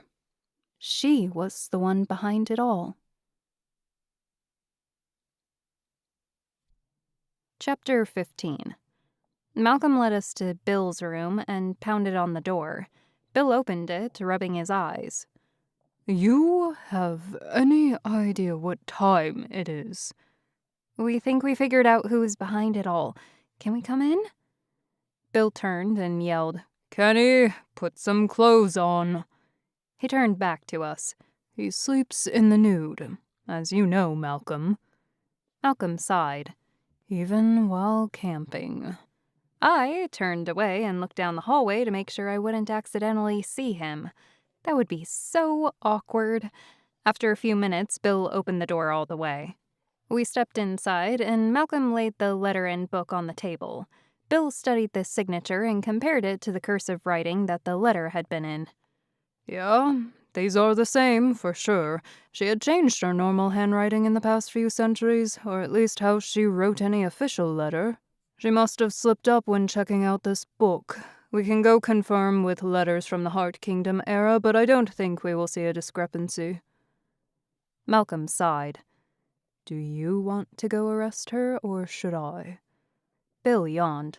I think we should both go just in case. Alice, go with Kenny back to your room. He will keep guard until Malcolm is done. And Kenny, even if you are tired, no sleeping in the nude. I blushed and hoped he would listen to Bill. I didn't argue, though. I was used to being guarded by now, and I had a feeling Kenny wouldn't be stupid enough to undress in front of me. At least, I hoped. I turned to Malcolm. Good luck. He nodded. Thank you. Now get back to your room. We don't know if she has anything planned for you yet, and I don't want to take my chances. With that, Kenny and I headed down the hallways back to my room. On the way, I caught sight of a purple-haired boy with cat ears. Chase, where have you been? He turned, probably surprised that I was out so late. Alice, what's going on? I hesitated, so Kenny answered. Duchess is getting arrested for being behind Morpheus's attacks. Kenny grabbed the back of Chase's neck. And before you go to run off and help her... Hey, I wasn't going to do that. I don't work for her anymore. Sure. Well, then you won't mind coming to Alice's room with me. Chase didn't answer, but walked with us. He didn't meet my gaze, either because he was ashamed about all that happened last night or embarrassed Kenny was holding him like a mother cat to a kitten. I was surprised by Kenny's rashness and almost brute force. Usually he was laid back and quite silly, which made me wonder more about Chase's past with the Duchess. We got to my room and all took a seat on the couch and a couple of chairs I had. I sat on the couch next to Chase, but neither of us said a word. I glanced down and clutched my pajamas, feeling a bit awkward that I was still in them. I'm going to go change, I commented as I got up and went into the closet. I shut the door and put on some loose, simple clothes. Stepping out, I found Chase and Kenny looking away from each other. What's wrong? I asked. Both shook their heads. Nothing. Okay. They totally argued about something, but it must have been in whispers as I hadn't heard anything while I changed in my closet. What happened while I was gone? Chase asked. How did you figure out it was the Duchess this late at night? I took a seat next to him on the couch. I picked up a book at the library. It felt like it was calling me. Call me crazy, but I think the spirit of the original Alice directed me to the right book. Well, I read it all because it was quite good, but when I looked in the back, I found her signature when she checked it out, and it matched the handwriting on the note we found. Chase nodded. That is crazy. I shrugged. But Bill and Malcolm agreed. It matches. They're going to check her old handwritten notes, but they are making the arrest now. Kenny glanced over to Chase. Question is, why didn't you recognize the handwriting? Chase folded his arms. Because I don't memorize every single person's handwriting in Wonderland. Besides, it's been decades upon decades. It's not something I would remember. Kenny rolled his eyes. As if she sent you letters all the time. You all have received letters as well from her. Why didn't any of you remember? Kenny and Chase held each other's glare. I had never seen Kenny this angry at anyone. Granted, I wasn't around when he worked for the Heart Kingdom, but even when he went off about the tarts, he didn't seem this angry. I held up my hand. It's no one's fault, and we eventually figured it out. Chase isn't to blame when he has been helping us for almost 2 years now, if not more.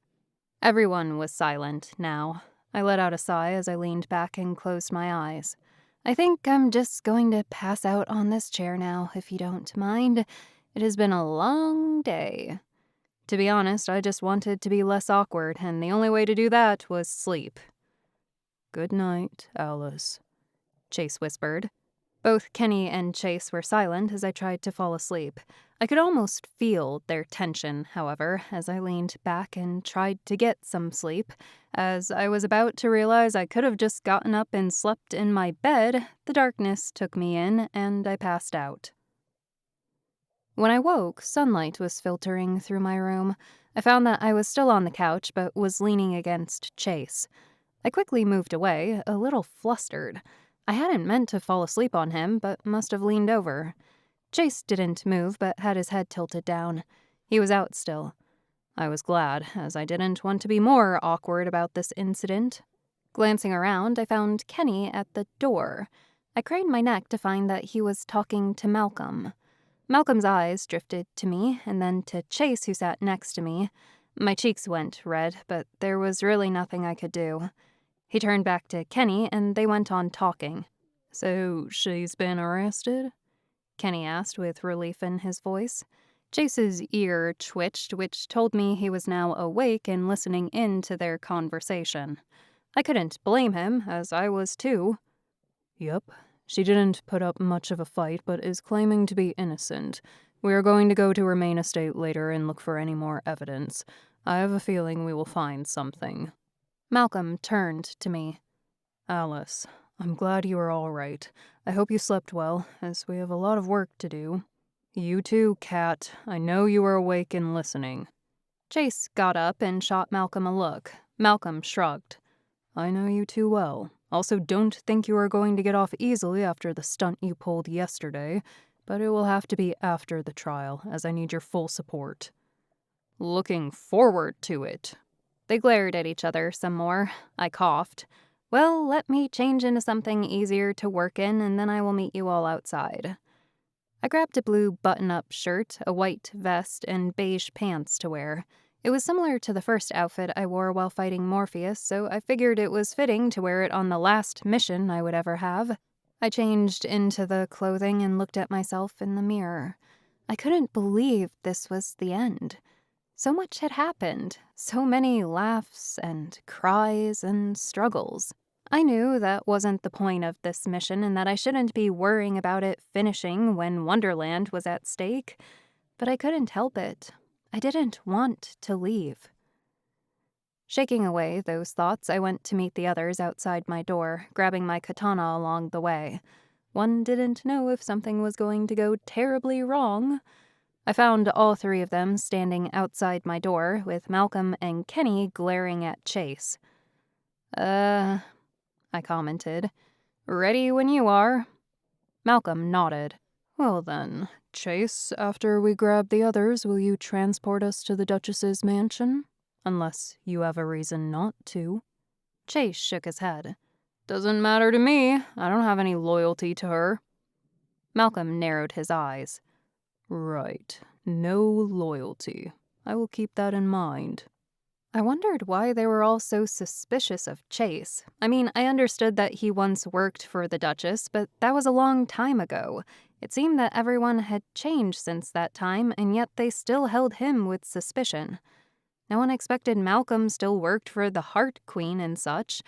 I knew she was gone from this world, but it was still the same point. So why was Chase suspected for working with the Duchess? We reached the meeting room we typically use to meet in together. Melvin, Davis, and Bill were already there going over some details, it seemed. As I entered, I found a blueprint of the home laid out on the counter. The three of them stared at Chase, either in suspicion or because they were surprised he was now with us. I wasn't sure which one it was. Chase, Davis was the first to speak. where the heck have you been? Chase rolled his eyes. None of your business, Pipsqueak. Melvin held back Davis as he was about to punch Chase, but still gave him an icy glare. You know, Chase, there is a reason you aren't trusted around here, and it's because of comments like that. You disappear when we need you most, you pull stupid stunts and cause problems, but we always welcome you back.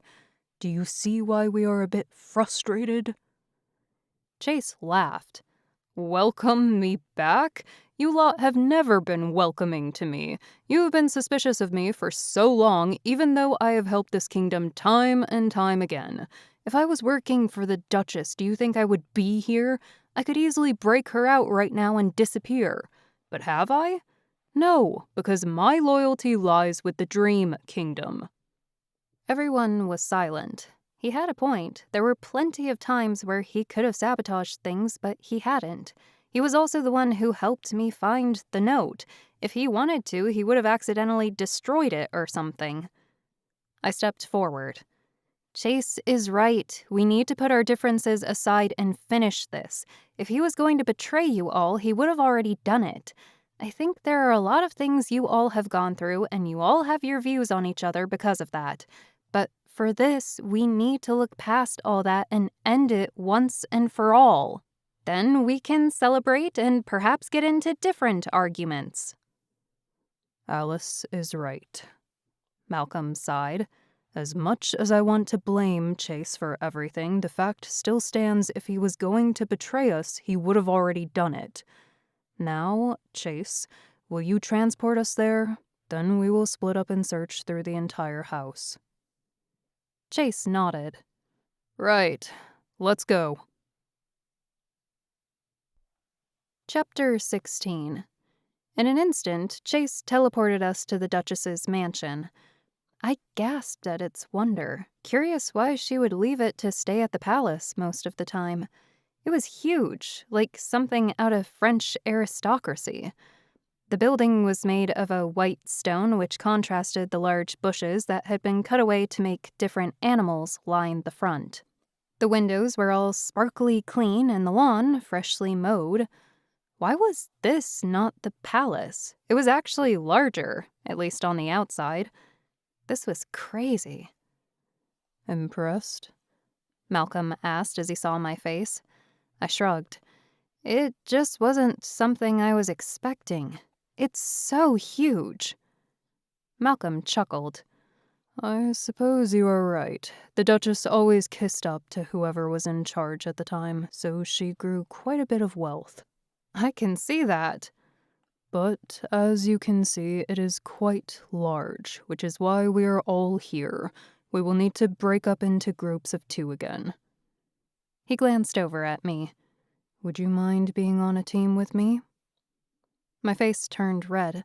Was he really asking me that after months of trying to push me away? I glanced around, and everyone was staring, as if thinking the same things as I. Sure. He smiled. Thank you. He turned to the others. Melvin and Chase are a team, and Kenny and Bill are a team. We will check the upstairs, Melvin's team the main level, and Bill the basement. Davis, there should still be some servants working on keeping everything neat and tidy. Look for them all and have them gather in the kitchen. Then keep an eye on them until we are done so we can bring them all in for questioning. Does anyone have any questions? Everyone shook their head, and we were on our way. We passed by the bushes that had been cut so delicately. Although I had seen some bushes that had been cut into shapes, I had never seen so many that were perfectly shaped like this. It had to be hard to keep up with, and I couldn't imagine working with plants as an art medium. Maybe someday I could try my hand at it, but I barely could even do pottery. I shook my head. Why did my mind always move to art? Why couldn't I be like a normal person and focus on the task at hand? In Wonderland.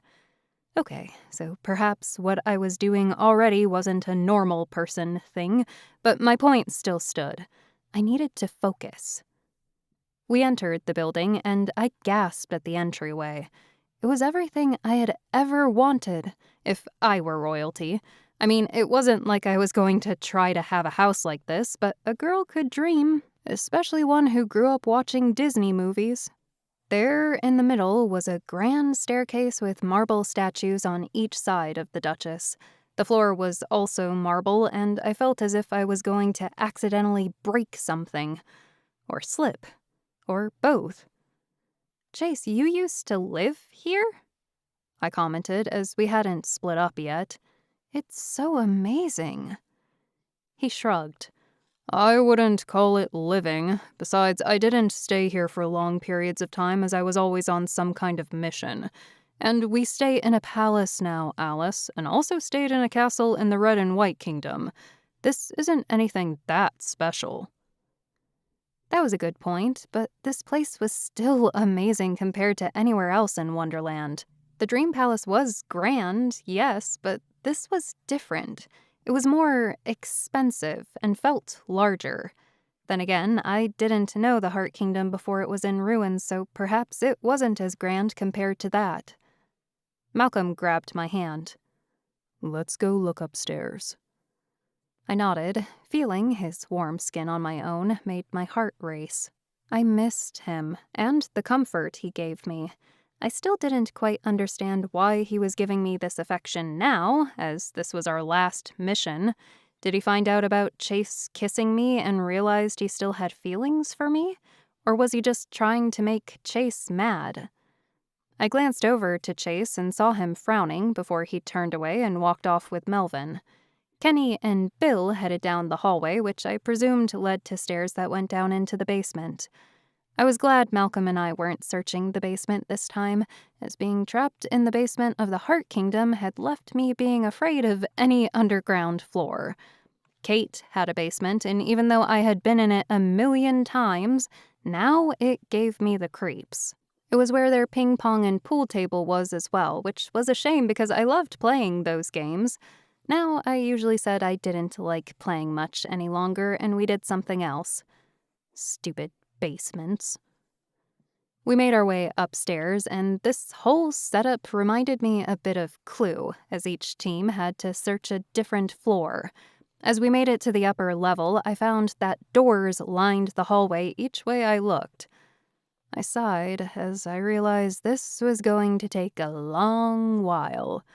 Malcolm saw my look of worry as there were so many rooms, and he laughed a little. I figured we could start with the doors on the left and then come back for the other side of the hallway, then go search the other side of stairs. I know her room is on this level, but I am unsure which door and whether or not we will find what we are looking for. We will be able to search them all. Don't worry. We just have to have a method down so we don't double our workload. I nodded, blushing a little as I had seemed so overwhelmed. That sounds like a plan to me. The first door we opened was a bedroom, but it appeared more like a spare bedroom than what would be her main one. We searched through and found nothing of concern, as it hadn't seemed like someone had been in there for months. There was no dust, however, as the maids must have kept it clean. Searching the next 2 rooms, it was much the same. I couldn't believe that there were so many bedrooms, but I supposed it made sense if she had company constantly when she lived here. When we went into the 4th room, we found that it was quite used and that the maids seemed to have ignored it. There were clothes scattered on the floor and laid out on the bed, a half-lit candle on the bedside table, and dust covered the dresser. Malcolm bent down and picked up one of the shirts. "Whose room do you think this is?" I asked. Malcolm shook his head. I have no idea. Most of the people in Wonderland all wear the same type of clothes. Otherwise, maybe we would know whose room this was. It seems to have not been touched for a while, as if the maids just ignored it. Whoever it was didn't like other people going through their stuff. We searched through it all, but whoever this person was didn't leave much behind, other than clothes. I opened a drawer of the bedside table to find a piece of paper. I quickly read it and found that it was indeed a clue. Malcolm, whoever this person was, worked closely with the Duchess. This piece of paper says to let her know the moment Alice was found. I handed the paper to him, and he quickly read it. And this handwriting matches that of the one you found. It doesn't make it clear that it is the Duchess, though. We will bring it with us since it does show that someone here was looking for you. Does that mean someone else is working with the Duchess? It does, so don't tell anyone we found it, okay? It could be anyone at this point. I nodded. I couldn't believe anyone we worked with would be in with the Duchess, especially after her arrest, but I wouldn't go against Malcolm's wishes. He knew this world better than I did about Wonderland. But did this mean he actually thought it could be Chase? I glanced at the clothes again. They didn't seem ones that Chase wore, but they were his size. Then again, Melvin and Malcolm were also the same size, so that didn't say much. Chase wouldn't betray us, though, not after everything we had been through. We left the room and searched the last couple of rooms on this side of the hallway. Both of them were clean, just like the first few. It was apparently just the one room that hadn't been touched for a while, which made it all the more suspicious. Making our way across to the other side of the mansion, going through the plain rooms and bathrooms along the way, I hoped the others were doing better in their searches. Although we had found the note, it wasn't anything incriminating. We entered the first door on the right. The room was clearly a study, as paper lined the entire area. Both of us sighed as we knew it was going to take us a lot of time to get through.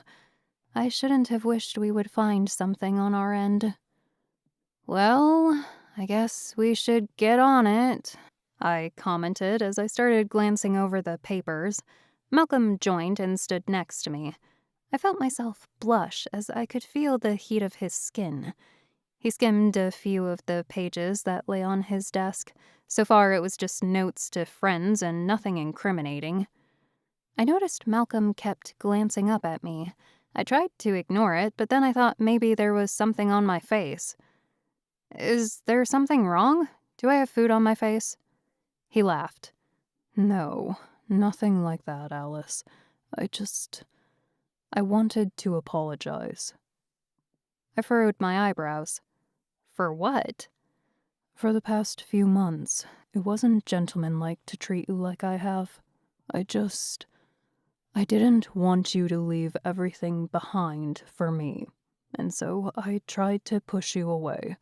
But in the past couple of days, I realized how wrong I was to do that, and I missed being around you. For that, I am sorry. I bit my lip. So Melvin and Davis were right. He still cared for me. The past couple of days have been nice, and I'm sorry I put you in a position like that. He shook his head. You did nothing wrong. It was all me. Thank you for apologizing, and I forgive you. I understand why. I still don't know my choice, but I feel I will make up my mind soon. And I will honor whatever you choose, even if it is the wrong choice. I rolled my eyes, and we both laughed, but were happy that we were finally on the same page. As we went through more of the papers, I found something that stood out. I reread it again and again, and couldn't believe what it said. And whose name was on it? Malcolm? I whispered. What is it? he asked as he set his papers down. I handed him the piece of paper, and he read through it. I could tell he did the same thing as I did, rereading it to make sure he didn't miss anything. He let out a deep breath. Damn him. You weren't supposed to find that. We both turned to find Chase standing in the doorway, frowning. Chapter 17. And you were supposed to have me search the top floor so I could destroy them, Chase added. Malcolm stepped in front of me. You stupid, stupid cat. After that whole story of how you moved on, after telling us that she doesn't control you and that you would never hurt Wonderland. You played us. You lied again and again to get close to Alice. I never wanted to hurt Alice. Malcolm shook his head. No, you were after her this whole time. It finally makes sense why everything you seemed to do went wrong. It never was an accident, the time she got captured by Bill in the Red and White Kingdom and by Morpheus. It was you. Chase was silent. Had he really been working for her all that time? I thought back on all the time we'd spent together. Was it all lies? Had it all been to get close to me for the Duchess? Malcolm went on. I should have known. I shouldn't have listened to Howard. I should have banned you from joining us. But now he said I need to learn empathy and to forgive as people changed. But you clearly didn't change.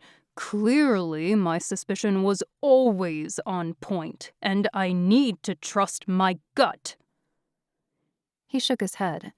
You don't understand. I can't disobey her. Every time I have tried to run away, every time I think I am free of her, she calls me back. I have no control of my actions.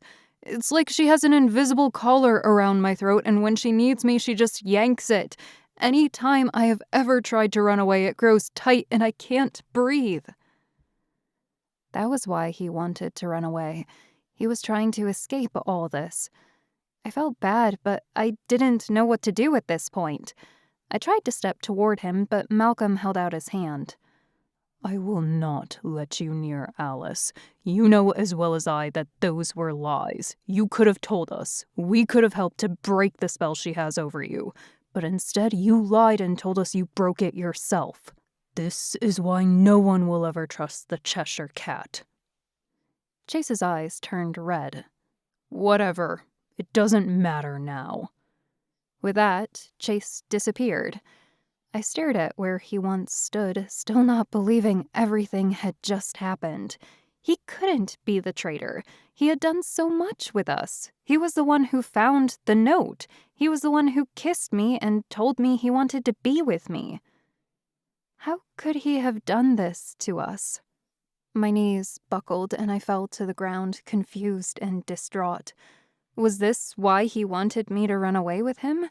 Did he want to run away from her, or was he going to take me to her? Were his feelings for me real, or was he faking it? Malcolm knelt down beside me. Alice, are you okay? I shook my head. No, he was my friend. How could he do this? How could he betray us? He is the Duchess's cat. She has some kind of spell over him. I have been suspicious for a while, but I didn't believe he would go this far. He said he couldn't control it, like she had some kind of spell on him. We could help him. We can do something, right? I took in deep breaths, trying to calm myself down. Malcolm patted my back. Alice, it is important we go check on the others. We also need to sweep this room to see if there are any other letters, but I don't want to leave you here alone in case he comes back and takes you to the Duchess. Can you walk? I nodded as I stood up. Everything around me felt like it was a blur, and I just wanted to curl up in a ball. Chase had betrayed me, and now I had to fight him. This was crazy. But was it really against his choice? Could he not disobey her? And if that was the case, could we do something to help him? It didn't seem like Malcolm wanted to try to help him, as if all that Chase did was his choice. But if I knew anything about magic from all my manga, it was that sometimes one didn't have a choice. Spells could be powerful like that. We ventured down the stairs and went toward the kitchen where Davis was waiting with some of the butlers and maids. They all appeared to be confused about what was going on. I doubt any of them had anything to do with what the Duchess and Chase were doing. As we joined Davis, Melvin came running into the kitchen. "Malcolm, Chase ran off," Melvin exclaimed. Malcolm nodded. "I know. We found evidence of his involvement. He came upstairs and then confronted me, then he disappeared. I'm not sure where he would have gone, but we will need to alert the palace. Can one of you go find Kenny and Bill so they can run to the palace, and the other one of you help me finish searching the study?" Melvin nodded. "I will help you search. Davis, go find the others, and take these servants with you for questioning." Davis ran off toward the staircase, and the rest of us went back upstairs. I took a seat on the green velvet couch and held my head in my hands. Melvin and Malcolm discussed something, but I couldn't concentrate enough to understand what they were saying. I couldn't believe all this was happening. Why would he do this to us? Why was this happening?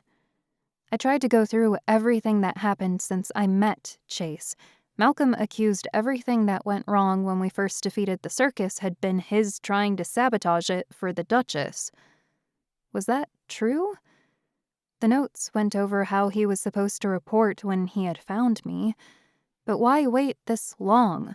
Why wait until after Morpheus was stopped when they could have captured me a long time ago?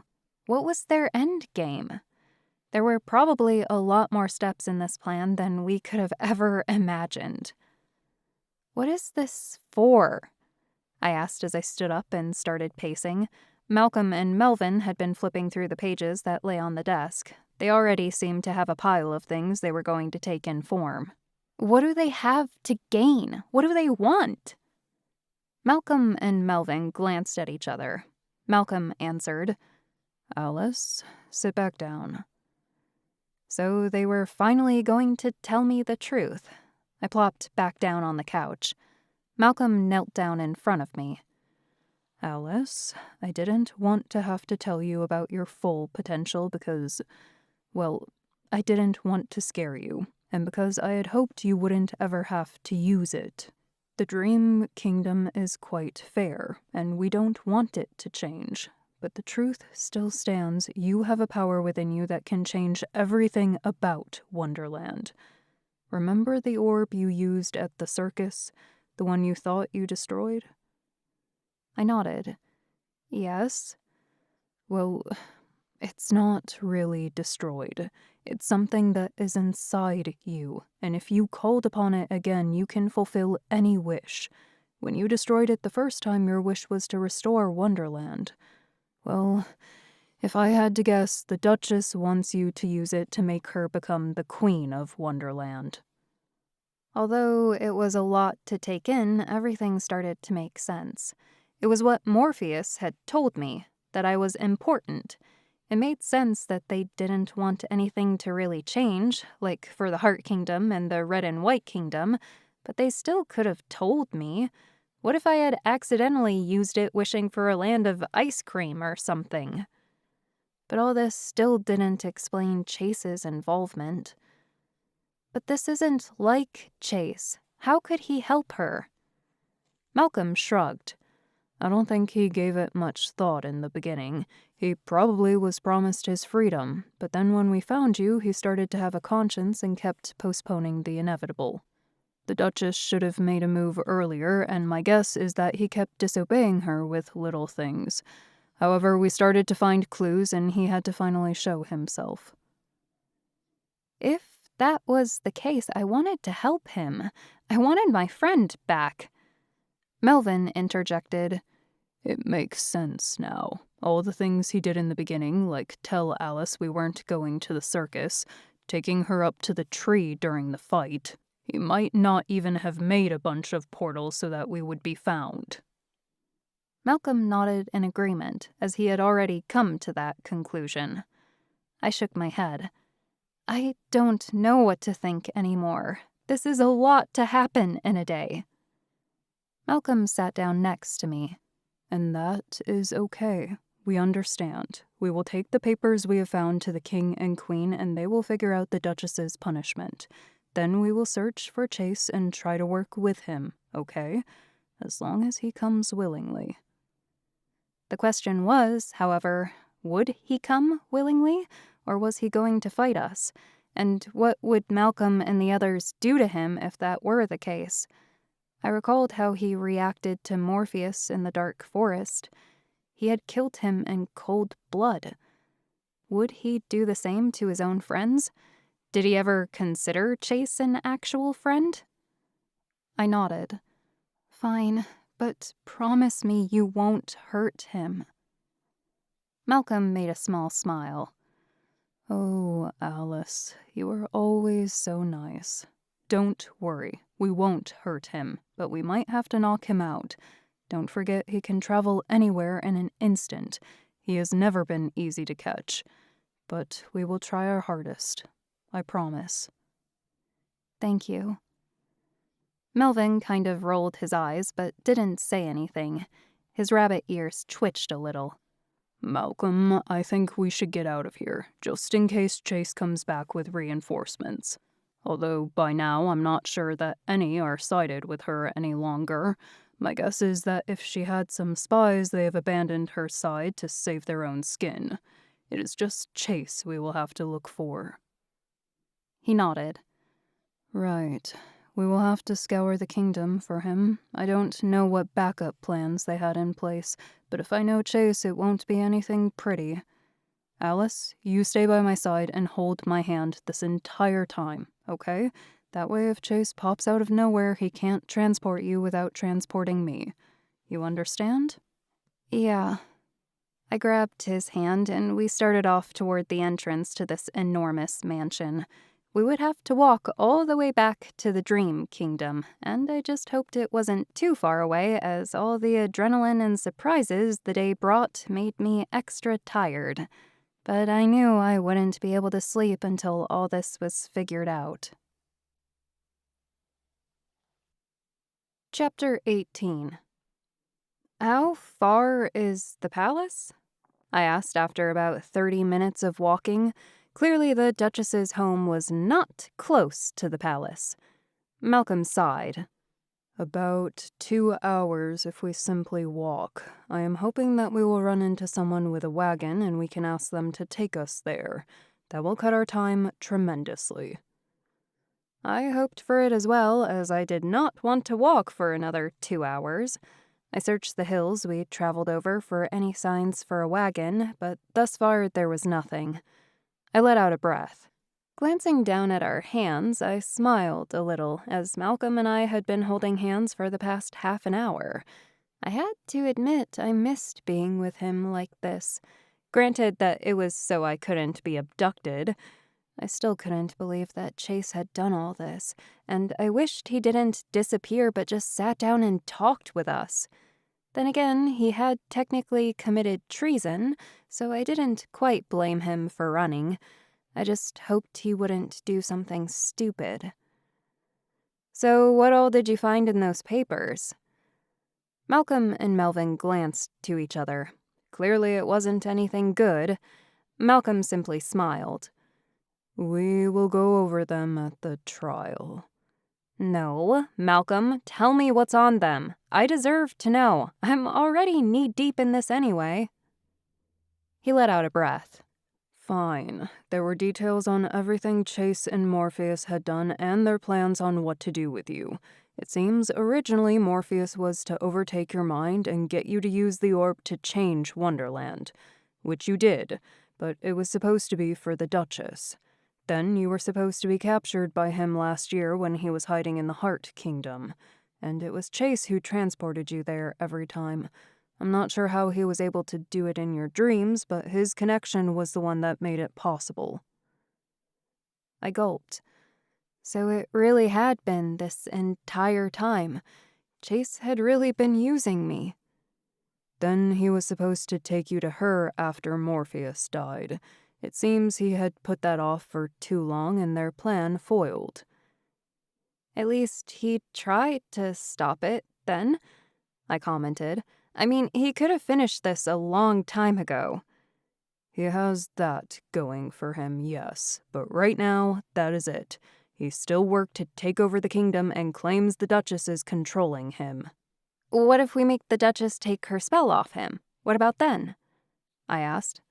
Melvin shook his head, causing his rabbit ears to sort of flop all over.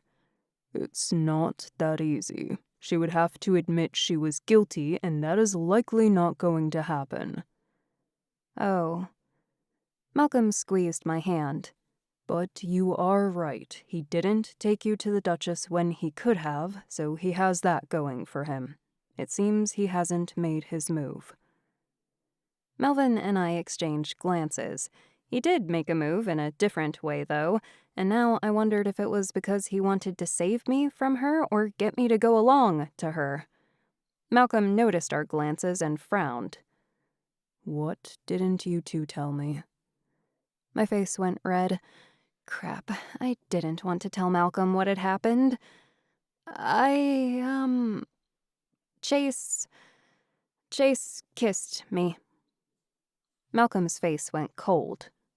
He did what?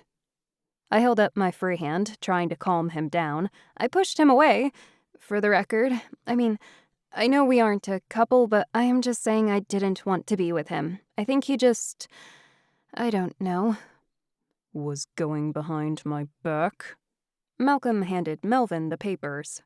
Can you hold these for a moment?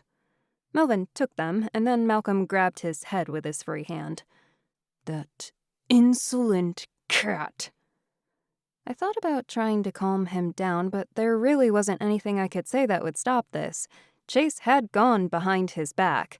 Chase had tried to make a move on a girl he still cared about and was trying to not have ties to this place. That or he was trying to get me to go to the Duchess. I still wasn't sure. Without thinking, I leaned in and kissed Malcolm's cheek. I didn't know what came over me, but I just felt it would help the situation. He stared at me, surprised I would do such a thing. Sorry. I blushed and looked away. Malcolm turned my face to his and leaned in and kissed me. I missed his lips and smiled after he backed away. He smiled as well and squeezed my hand. Melvin coughed. We need to get going. Right. Malcolm retrieved the papers back from him. Any sign of a wagon? Actually, while you two were making out, I saw something move in the distance. I think we might be in luck. Malcolm nodded ahead. Run up and see if you can catch up with them. We will be shortly behind. Melvin nodded and started running toward what he had seen in the distance. I prayed he was able to catch up to them while Malcolm and I strolled along the road. I felt a bit bad he had to run, but I also really didn't want to. He was able to reach the man in the wagon, and we all hopped in back, which was rather hard to do without letting go of each other's hands. We traveled along toward the capital, which ended up being only an hour instead of 2. Once there, everyone seemed to be in the streets and around the palace waiting to see what the decision would be for the Duchess.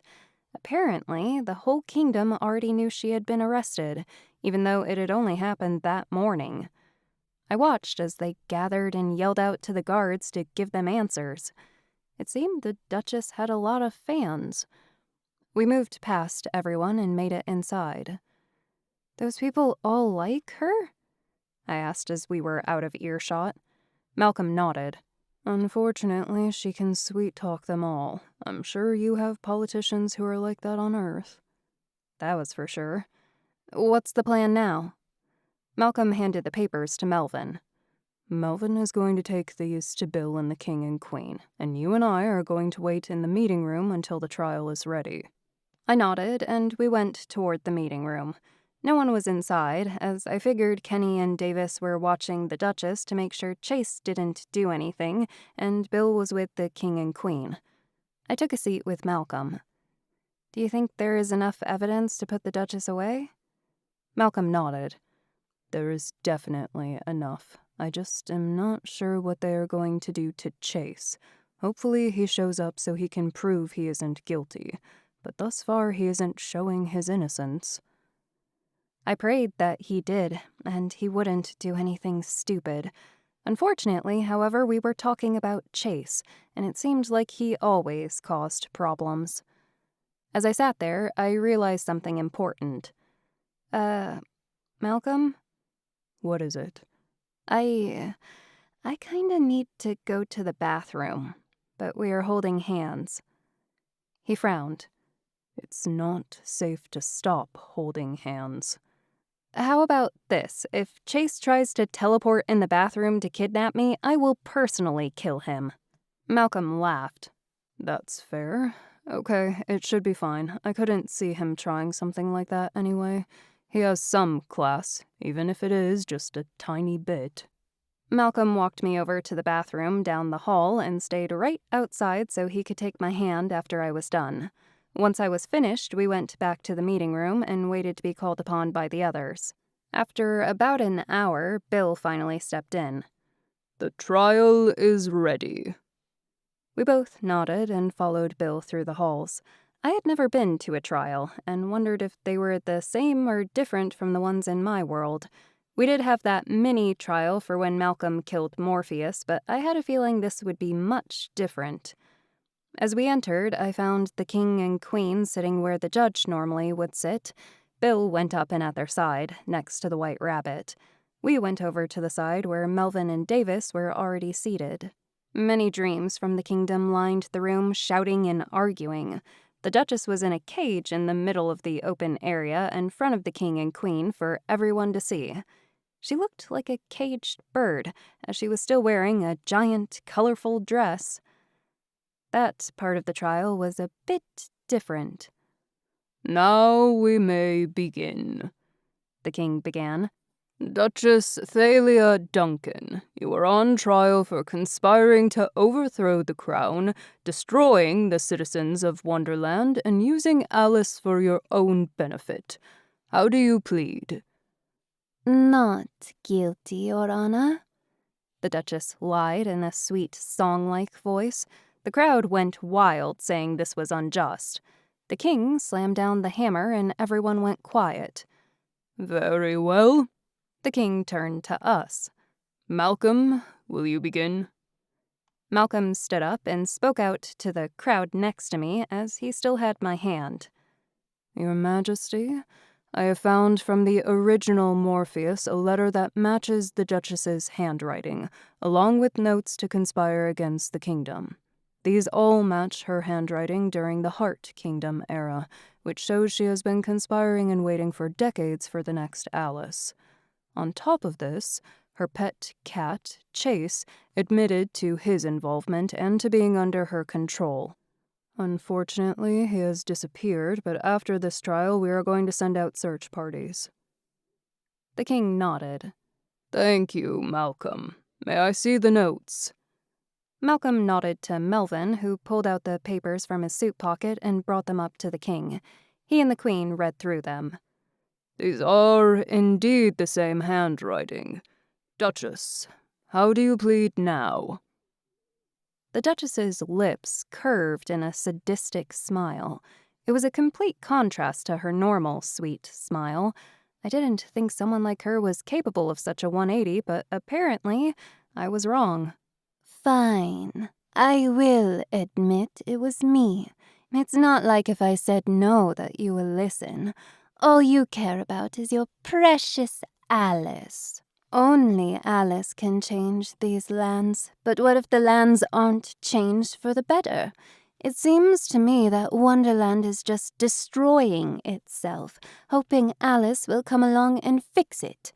Well, I'm sick of it. I'm sick of being ignored. I'm sick of this land not recognizing my importance. So this was her true nature. I could see why Chase was afraid of her. I want to create a Wonderland that will last forever. I wanted Alice to make me queen. I can lead this world to something great, but I have always been ignored.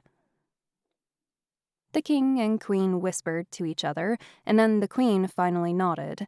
The king turned back to the Duchess. Duchess Thalia Duncan, you are sentenced to execution. With Chase on the loose, it will be expedited. You will be beheaded within the hour. Everyone gasped, and I couldn't believe what I was hearing. Beheaded? That was still a thing? I turned to Malcolm, who seemed to be level-headed and not reacting to any of this. Was this normal? I supposed it was, as he used to be the executioner. Would Malcolm have to execute her? And if the Duchess was beheaded, would Chase finally be free? Chapter 19. This was the worst thing to wait around for, even worse than a final. I mean, we were literally preparing to kill someone. I didn't even think I could comprehend what we were about to do.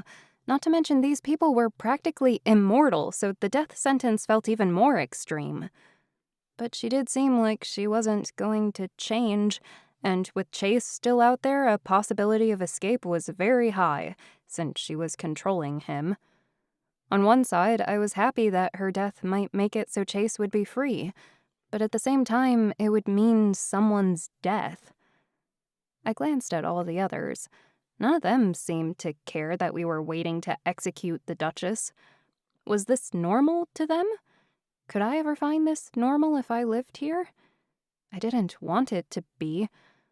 One downside of Wonderland, it was a lot more violent at times. My world could definitely be violent, however.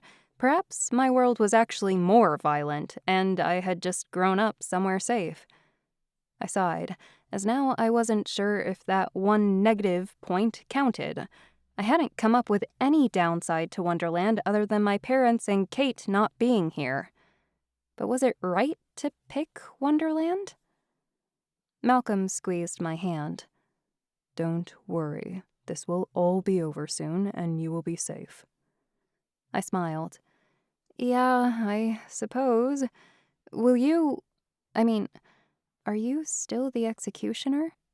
Malcolm's eyes went sad for a moment, but he simply shook his head.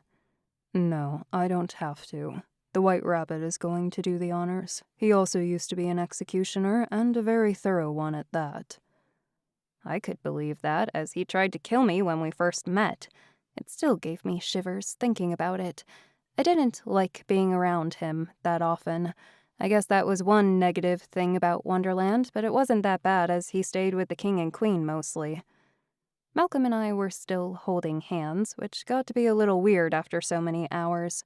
We switched which hand it was, as sometimes my hand got sweaty. I also found that I used both hands while I talked a lot more than I thought I did. I kept yanking on his hand and felt bad about it. I looked over at Melvin and Davis, who had been pretty quiet as we waited for Bill and Kenny to set everything up. It didn't seem there was much to do, and I wondered where exactly it all would take place. Would it be like a hanging in the olden days when it was done in front of everyone? Why do so many people like the Duchess? I asked. I mean, she's pretty and all that, but I can't see why... Why people would want to follow someone so abusive and manipulative? Malcolm asked. Davis let out a laugh. Melvin answered. Because she can sweet-talk anyone. We are used to it. We know how she really is. You are taken aback by her because you aren't from this world and aren't used to the politics here. You also are persuaded by the popular kids at school, which is practically what she is. He had a point. She did remind me of a cheerleader. Now I would never unsee her with pom-poms. So she's just popular because she's cute and has charm? They all nodded. Huh, maybe I should learn how to sweet talk. I mumbled to myself. Malcolm shook his head. Please don't. I don't want to date a popular girl. The room was silent. Date? Were we dating again? He realized after a moment what he said. I mean, not date, but, I just don't want you to be known like that by anyone. I nodded, blushing a little. Right. Davis was smiling a little. He definitely wanted us to still be a couple.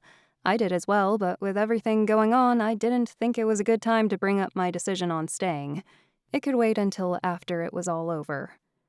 The hour passed and the execution was to commence. Malcolm led us outside to the front of the palace where a man with an axe awaited. There was no way I could watch this. I had seen Malcolm kill Morpheus, but that was a lot different than watching someone's head get cut off. Besides, I didn't know Malcolm was going to do that at the time, and if I had known, I probably wouldn't have stayed around to watch. I glanced over to Malcolm, who didn't seem fazed by all this, which made sense since he used to be the executioner in Wonderland. Was this what he dealt with constantly? Morpheus had said he lived in the dark forest, so I doubted there would be an audience. Was that better or worse? Guards held back the angry mobs of citizens who refused to believe the Duchess was guilty. She literally confessed, though, and said why she committed treason. She wanted to become queen. I couldn't blame her, as she had seen the rise and fall of at least 3 different kingdoms.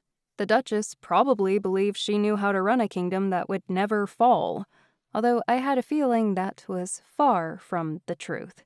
She just wanted more eyes on her and more power to do what she wanted. At least that was what I gathered from the others. The Duchess didn't seem worried as she stood in front of the crowd, her hands bound behind her by cuffs.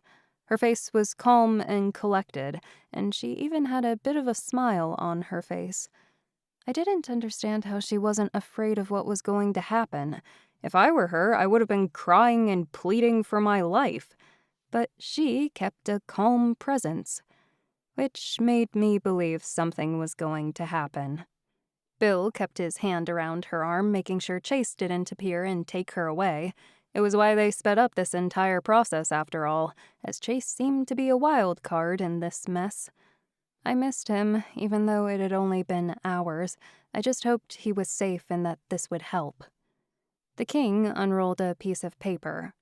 I, King Bartholomew III of the Dream Kingdom, hereby sentence Duchess Thalia Duncan to death for conspiracy to destroy the kingdom for her own gain, kidnapping Alice, and the death of many citizens by Morpheus. Do you have any last words?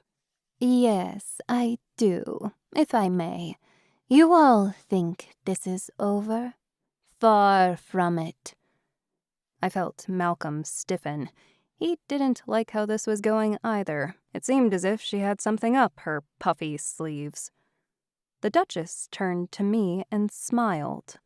I will survive. And Alice, dear Alice, you will come to me, begging me to help you.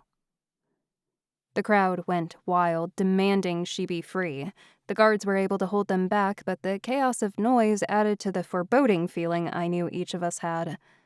I glanced around, seeing if I could spot Chase anywhere, sort of like when Captain Jack was on trial in Pirates of the Caribbean. But I didn't see him anywhere. Quiet, the king yelled out to the crowd. Order. Most of the people became silent as they respected the king, but some still lashed out. As everything began to calm down, we noticed a figure on the balcony above the entrance. It was Chase. He had 2 things with him. One, the looking glass, and the other was a person who appeared frightened as her eyes were wide, confused, and distraught. I couldn't believe my eyes. "Kate?" I gasped. "Chase, what are you doing?" Chase stared at me as if trying to say he was sorry, but instead gave his demands. Release the Duchess, Bill, or else I will kill this human. "You dirty, good-for-nothing cat," Malcolm shouted. "After everything, this is what you are going to pull? You know what happens if you bring a human here." My heart tightened as I remembered when I first traveled to Wonderland. Malcolm had said if I hadn't been the Alice they were looking for, I would die. Was Kate in danger? Would she be all right? "Chase, please, let her go." He shook his head. Not until you let the Duchess go. "Alice?" Kate's eyes were wide, and she was wearing her usual pajama shirt and shorts. It was still nighttime in my world. What's going on? Tears were forming in my eyes. Don't worry, I will help you, okay? Bill, step away from her right now. Bill glared at Chase, but he knew he had to do as he said for a girl that was once his student. He let go of the Duchess, and in an instant, Chase teleported down, grabbed her, and teleported back to the balcony. The Duchess smiled as she stepped forward. Now, Alice, I have one itty-bitty request. You have 24 hours to meet me at my mansion and use your powers to give me Wonderland. If you do not come, Kate will cease to exist. Tears ran down my face. No, this wasn't happening. There was no way this was happening. I stared at Kate, who still appeared in shock. It was the same look when I first stumbled upon this place. She looked like she wanted to run, but Chase kept a hand on her. Why was he doing this? Why didn't he let the Duchess die so he could be free? He had made his move, and now there was no way that the king and queen were going to pardon him. He had brought a human here. He had a hostage I cared about. How could he do this? I had to save her. I couldn't let anything from this world affect her like this. I started to step forward when Malcolm pulled me back as we were still holding hands. No, you don't. What do you mean? Kate needs me, I pleaded. Let me help her. I need to help her. I won't let you destroy Wonderland. I turned to find Malcolm's eyes dark. He had sworn to protect this kingdom. If I went with the Duchess, then the entire world would be destroyed and under her rule. It would probably be a cruel one, something like the Heart Kingdom. She would be all-powerful, and it would be nearly impossible to stop her. But I couldn't let my friend die for a world she knew nothing about. It wasn't fair. I had to do something. Please, Malcolm. He shook his head. No. We will figure something out, but you aren't going with her. The Duchess laughed, making both of us turn our attention back toward her. Well, I guess I will make my escape. Remember, Alice, you have 1 day to come to us. If we see anyone else near my estate, we will kill her. She grinned. And we have the only means to travel out of Wonderland, so Alice will be stuck here forever either way. The clock is ticking. Make your decision. With that, Chase and the Duchess disappeared, with Kate and the looking glass. Chapter 20. I couldn't believe what had just happened. Chase completely betrayed us. It wasn't just him having originally been a spy. It wasn't him trying to sabotage our plans.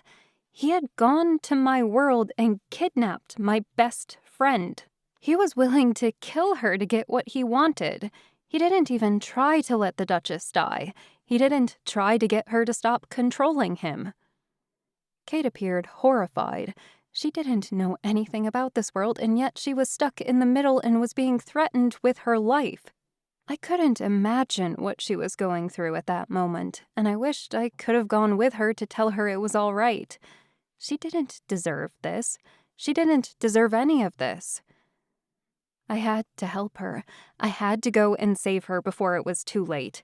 They had said 24 hours before she would disappear. That was doable, right? I could go and rescue her and she would be safe.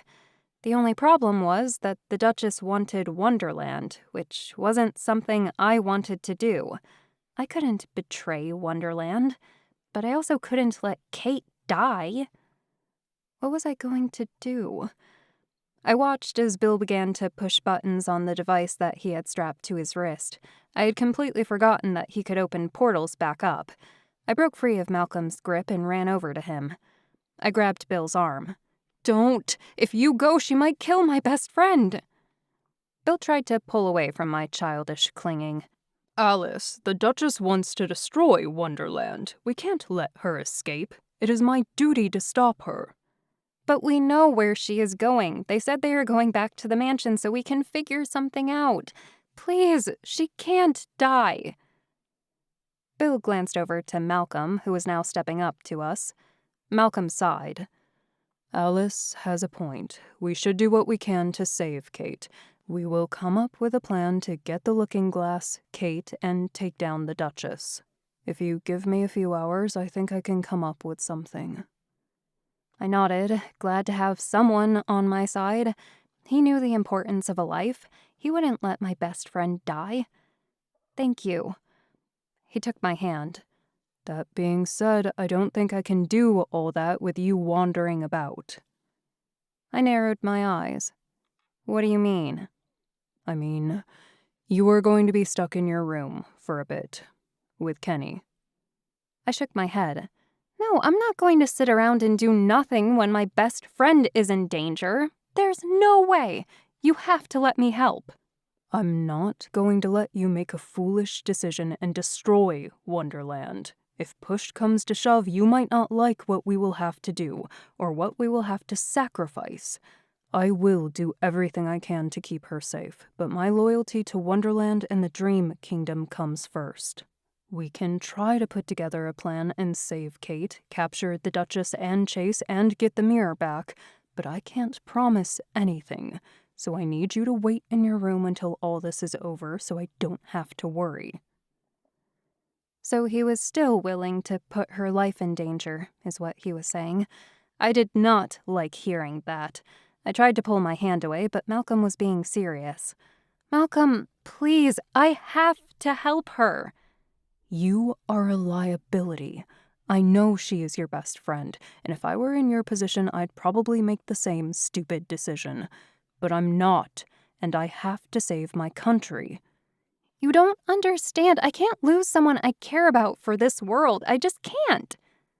His eyes turned cold. You think I don't know what it is like to lose someone I care about for the good of this world? I had forgotten. Howard. He died in battle to save Wonderland. He died in battle to save me. I didn't know how many others had died in the line of duty next to him. How many friends had he lost? What would it be like to live hundreds of years and watch as your friends died? What if Kate died, and I would have to deal with that same pain? I didn't want to think about it, but that was childish in this instance. I had to think about it. I had to figure out what I was going to do, or else something bad might happen. The question was, did I trust Malcolm, or would I have to intervene? I'm sorry. I didn't mean... I began. She's just my best friend and doesn't deserve this. Malcolm wrapped his arms around me. I know, and I will do everything in my power to bring her back, but I need you to promise me you won't do anything stupid. I nodded. I promise. The king stepped forward. Malcolm, I heard you say you were going to work on a plan to stop the Duchess. Please let us know if you need anything. Malcolm nodded. Of course, Your Majesty. I will do everything I need to do to keep this kingdom safe. Just as you did when the circus had done everything it could to stop us. Even when we were under its control, you still were able to keep this kingdom safe. I trust you, and believe you will bring the Duchess to safety. We give you permission to use any means necessary and to bring her back, dead or alive.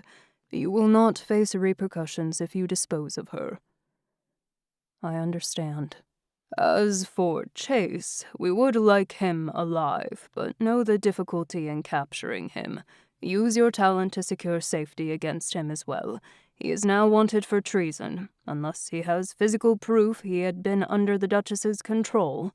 As it stands, I deem him guilty. Of course. Chase, I couldn't believe what he was doing. Had all this been his plan from the start? I just couldn't believe it. How could he turn his back on us like that? And to put Kate in danger? Did the Duchess tell him to do that? To use someone close to me as collateral? She didn't know me. She didn't know what went on in my world. Chase had to make that decision on his own. And I wouldn't forgive him for that. The king left us, and Malcolm turned to me. Are you all right? I shook my head. No, and I'm not sure if I will be. My best friend was just captured by my other friend. It is a lot to process. We all feel betrayed by him. Don't forget that. He made his choice, and he will face those consequences. For now, do you think you will be okay without me? As I need to start planning the attack so we can reach the Duchess in time. I slowly nodded. Yeah, I think I will be all right for the time being. Good. Now let's get you back to your room and you can get some rest. We have a long day ahead of us. I doubted I was going to be able to rest, but I nodded, and they led me back into the palace as the king and queen were led by the White Rabbit, just in case Chase came back to do something to them. It seemed unlikely, as the Duchess was truly after me. Kenny followed behind, but he wasn't his normal playful self, but was serious, as he was concerned for the safety of Kate and the kingdom as well. This was going to be the longest 24 hours of my life. We got to my room, and Malcolm let me go. Don't worry, Alice. Once we figure something out, I will come get you once we are finished. I will save Kate, okay? Trust me. I nodded my head, but I didn't know what to think any longer. My best friend had been kidnapped. She didn't understand this world. She couldn't survive this world. What was I going to even tell her? Oh, yeah, this is where I hang out. Malcolm shut the door behind him, essentially locking it. I glanced around the familiar room, the room I was usually happy to be in and excited to start adventures the next day. It was the same room Chase kissed me, Malcolm held me close, and where I found that I could truly be myself. Now it appeared like a prison where I would have to wait to find out whether or not my best friend had survived whatever plan Malcolm came up with. I held myself tightly and let out a sigh. Not even my plush Evie could comfort me now. Kenny took a seat. So, Alice, what do you want to do to kill time? I shrugged, not liking how he phrased that. I don't think I can focus on anything right now. Don't worry, Malcolm is the best fighter in the world. If he says he will save your friend, he will. There is nothing to worry about. Then why is he locking me in here? Because you would run off and do what the Duchess asks to save your friend. You have a loyal heart. Also, we don't know what the Duchess will do to you once she uses you, so he wants to keep you safe. I took a deep breath and let it out slowly. I don't know what to do, Kenny. What would I choose if I had to? I can't let my friend die, but I also can't betray Wonderland like the Duchess wants me to. What is the right choice? Tears began to fall down my eyes. Kenny stood up and held me tight. There is no right choice. That's the problem. Malcolm knows this as well, and that is why he is doing what he needs to. Then you won't have to make the choice. I nodded, sniffling. What happens if we don't save her within 24 hours? Kenny hesitated. She disappears in this world and yours. All her family and friends will forget she even existed. Except me, right? Yeah, except you.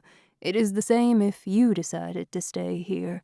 All your family and friends will forget you. Except you can survive this world. So I've heard.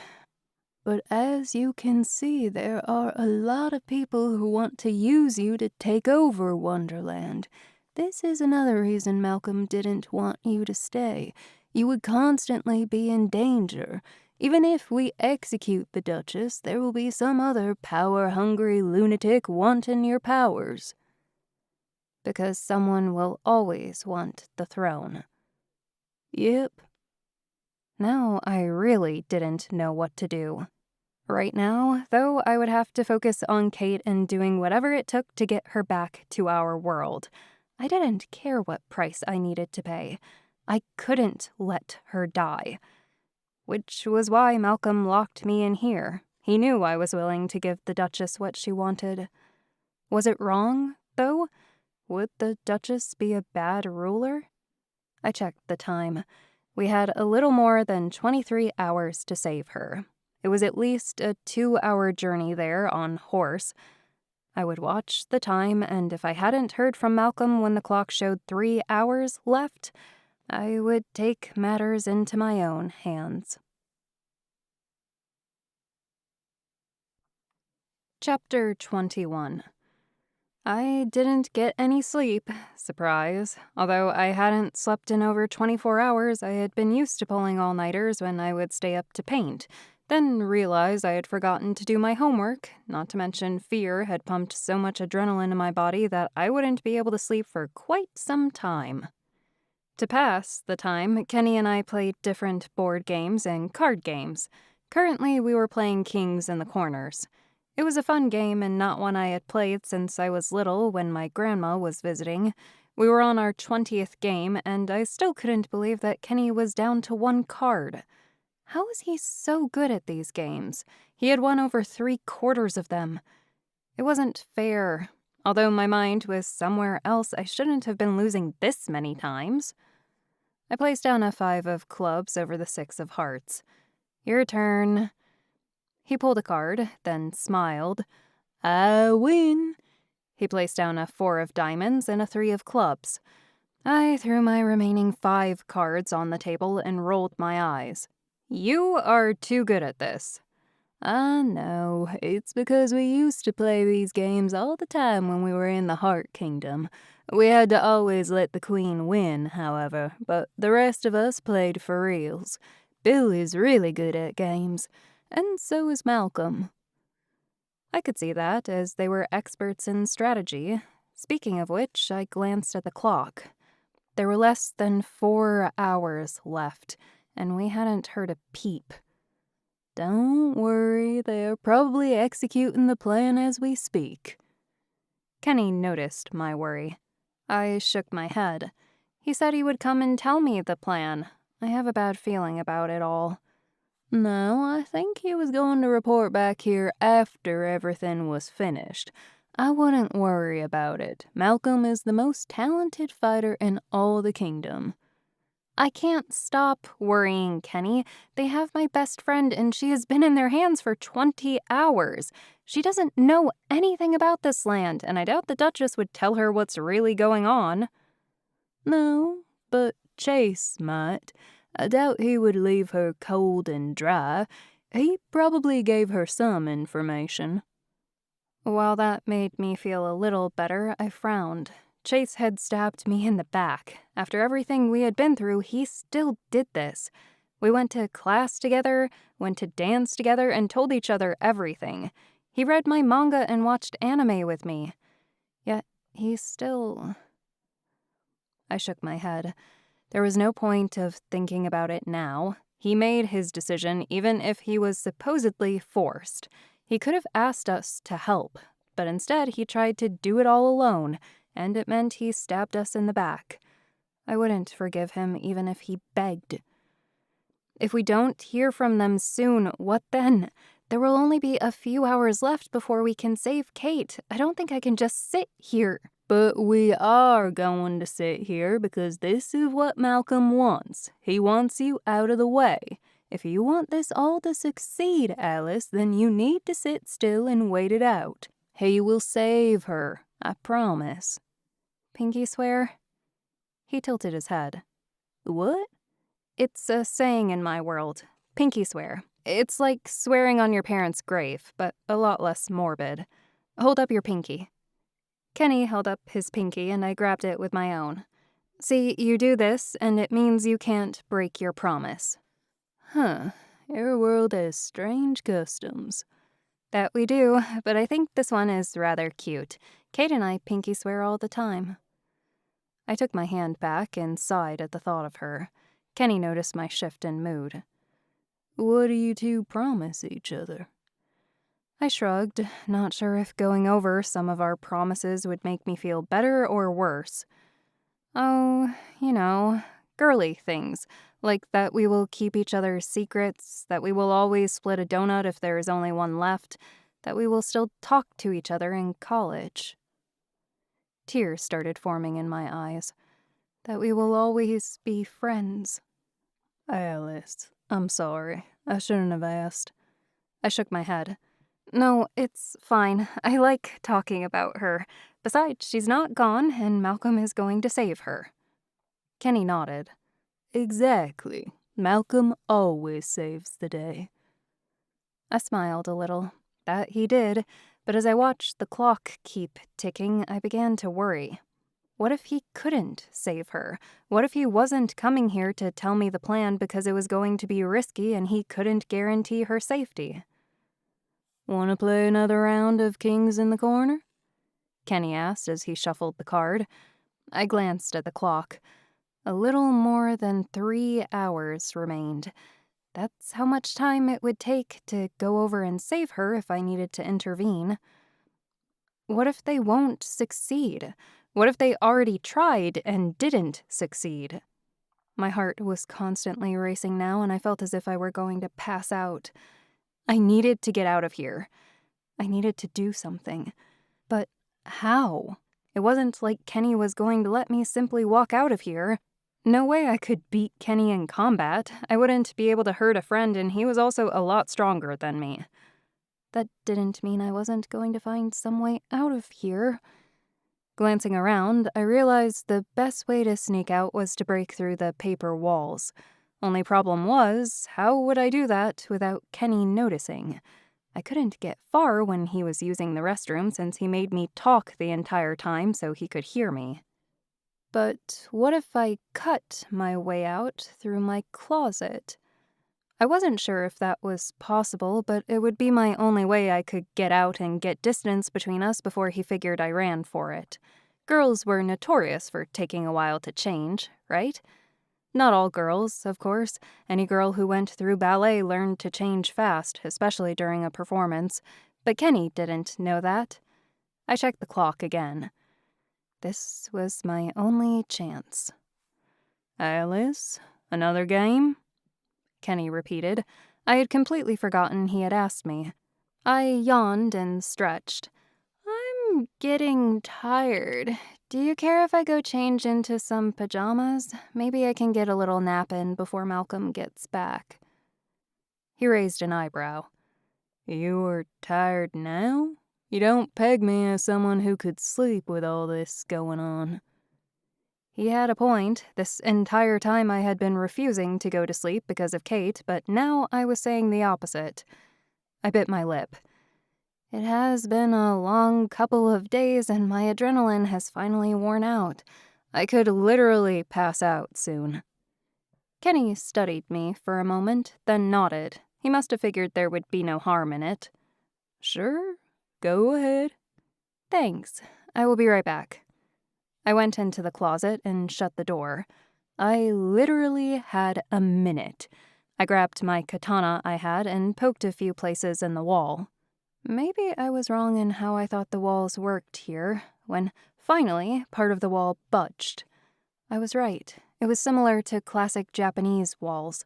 I sliced open a hole big enough for me to sneak through, and I found that it went into a closet. I opened the closet to find that no one was in their room. It appeared to have been occupied as there had been clothes, but I honestly had no idea who I kind of lived next to.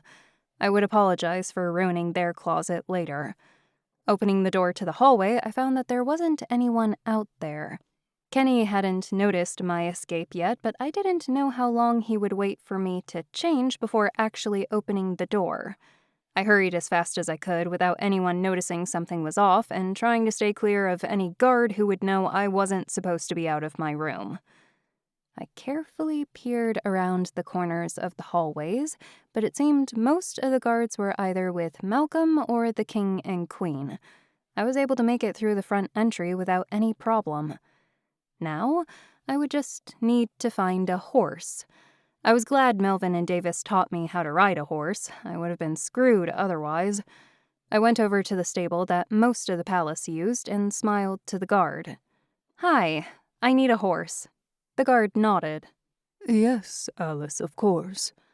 I was thankful he hadn't been informed of everything going on, and that Malcolm hadn't used all the horses on whatever mission he had developed. I was also thankful for the fact that since I was Alice and everyone recognized me, I could get most things I wanted. I didn't abuse this power, of course, but I did take note of it. I waited for the man and noted that quite a few horses were missing out of the stables, so Malcolm had already started the mission and I would need to keep an eye out for him. I didn't want to sabotage his mission, but I also wanted to make sure my best friend was all right. If all else failed, I would stay out of the way and no one would even know I was there. If all went wrong, well, then I would do whatever I could to save my best friend. The man was taking a bit of time to retrieve the horse. I kept glancing up toward the palace, waiting for Kenny to appear and yell to stop me. That or he had actually thought it took this long for me to change. Who knew with him? Finally, he was able to bring the horse and helped me put the saddle on and climb up on it. I took a deep breath and tried to remember which direction we had come from just a day before, and set off toward the Duchess's mansion. Chapter 22. The horse galloped in the direction the Duchess awaited.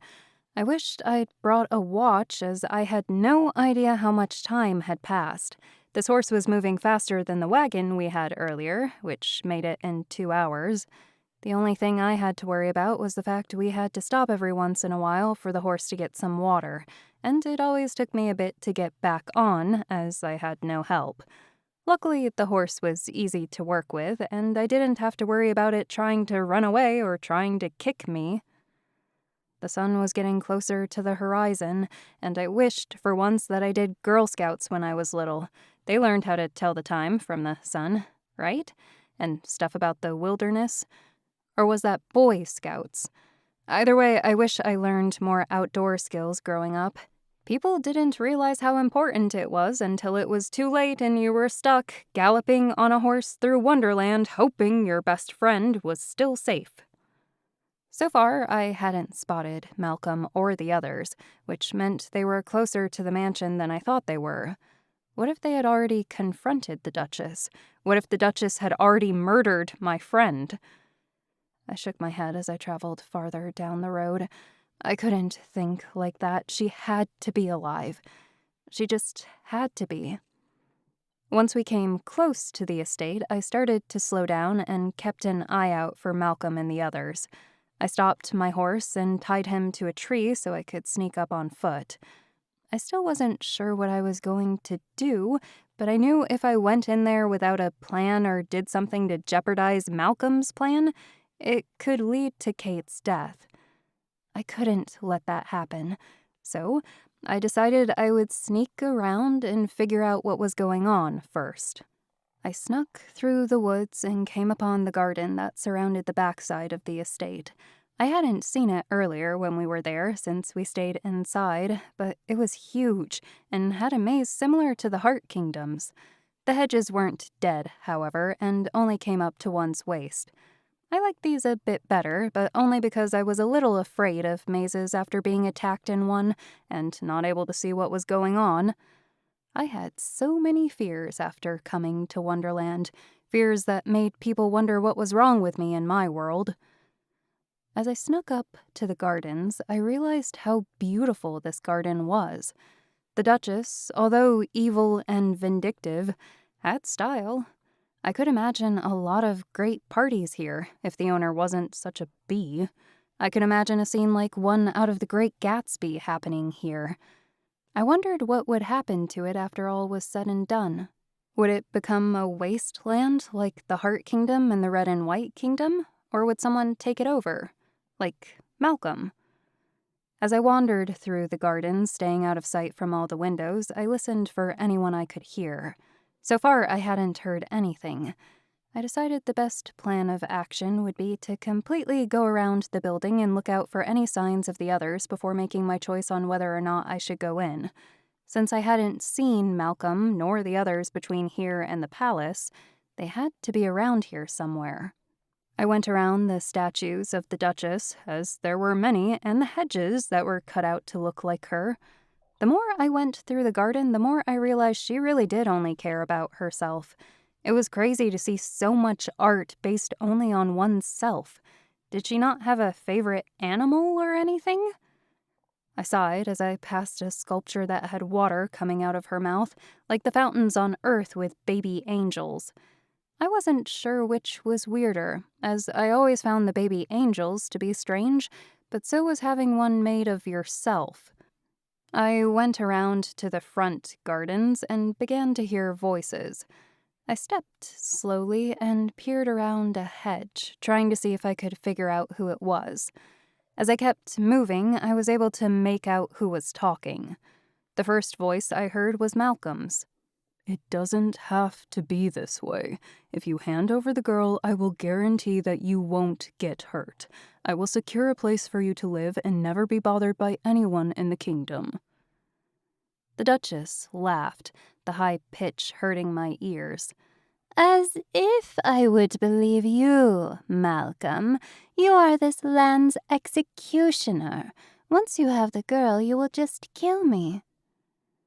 Malcolm didn't respond because honestly that was probably the correct answer. I doubted they would let her go free after everything she had done, even if she let Kate go. What would make you trust me? All I want is Alice's friend back. You know as well as I, if she stays here any longer, she will disappear. The Duchess laughed again. Well, since you went against my conditions already, I don't think anything you say will ever make me believe you. And time is ticking, Mad Hatter. Bring me Alice, or the girl dies. My heart was racing. I couldn't let Kate die. I couldn't let her life disappear because of me. I wouldn't be able to live with myself, whether it be in Wonderland or Earth.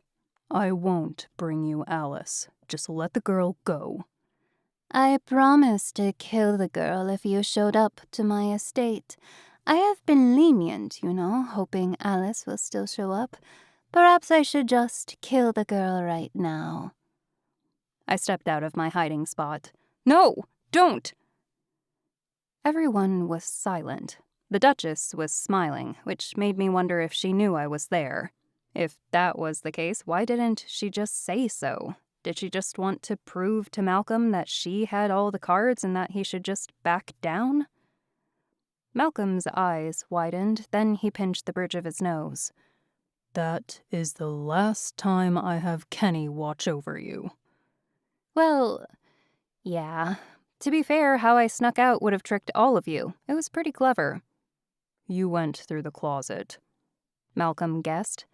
I nodded. Yeah, I did. He shook his head. I wouldn't have let you go in the closet. I know how all those rooms were built. Kenny should have known better as well. I shrugged. Sorry, I am here now, though. And you will cost Wonderland its freedom. I shook my head as Melvin, Davis, and Bill all watched Malcolm and I agree. No, I am saving my friend. All of you would have done the exact same thing. Alice, Davis began, but the Duchess coughed. We all turned back to her, and I gulped. The Duchess smiled. Alice, it is nice to see you again. I had a feeling you would show up sooner or later, and I have been generous, given that these men showed up and I didn't go through with hurting your friend. I stepped forward. Where is she?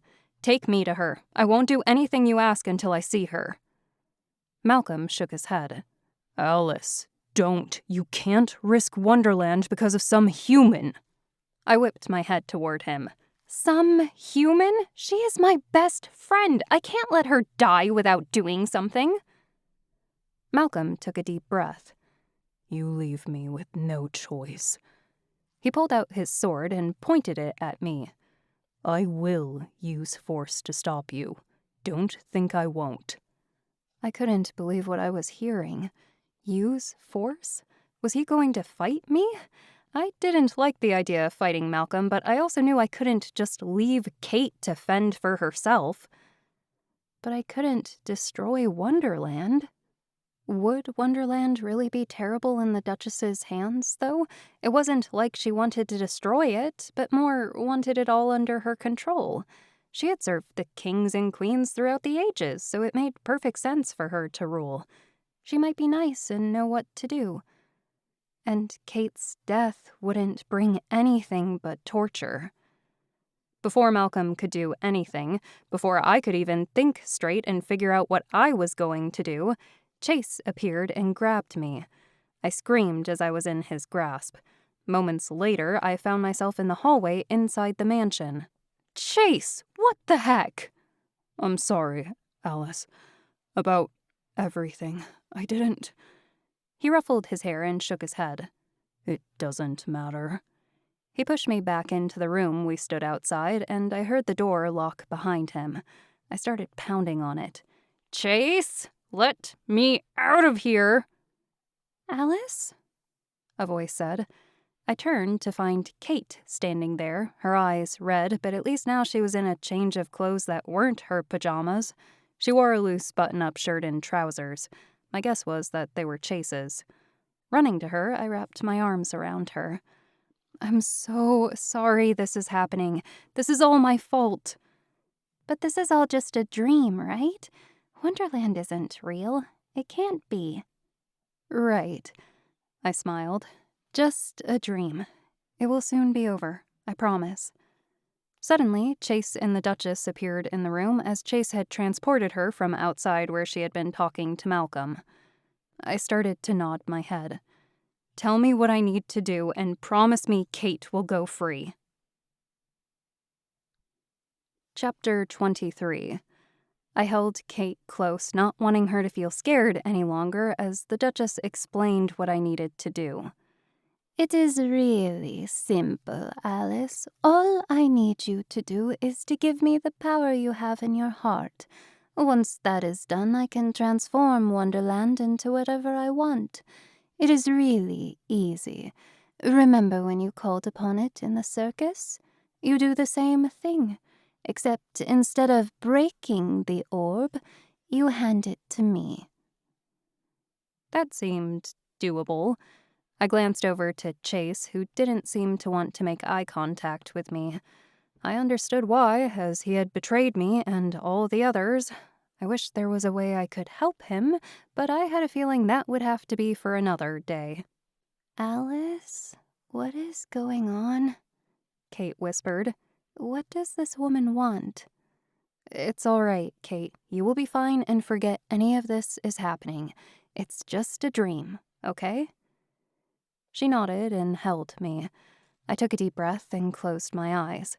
I thought back to when I first used the orb to defeat Morpheus. That had been so long ago. Could I still find the orb?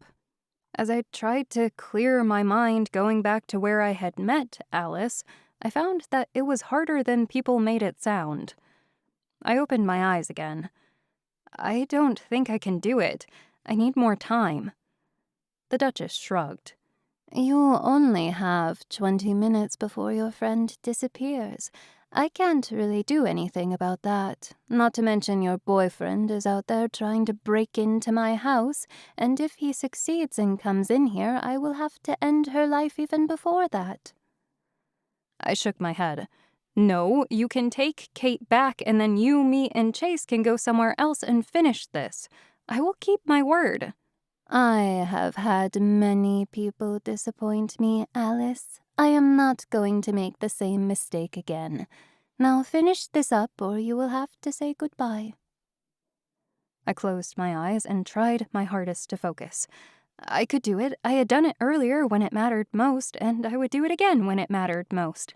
I had to, or else Kate would pay the price. Suddenly, I felt my consciousness shift, as if I were transported somewhere different. I opened my eyes to find myself no longer in the Duchess's study, but in the middle of the dark forest. Small blue lights hovered around, just like it had the night I found what I needed to do for this. In front of me was me, but younger, about the age of 7 or so. She wore a blue dress and held the orb in her hands. You can't do this, the girl in front of me insisted as she held the orb tighter. I won't allow it. But you are me, and you know that I must save Kate. She is our best friend. The younger version of me shook her head. You can't sacrifice Wonderland. I'm not sacrificing Wonderland. Once Kate is safe, I will be able to stop the Duchess. But if Kate disappears, there won't be any way to bring her back. But what if you can't save Wonderland? I was silent. I hadn't thought that far ahead. I didn't want to think of that outcome. If Wonderland couldn't be saved after what I was about to do, I deserved to be charged with treason as well. But sacrificing Kate might not bring the Duchess down. What if she dies but then tricks us anyway and still takes over Wonderland? Kate will have died for nothing. But what if it does? I shrugged. There is no way to know the outcome, but I know what I need to do in my heart. The little girl frowned. Fine, but don't say I didn't warn you.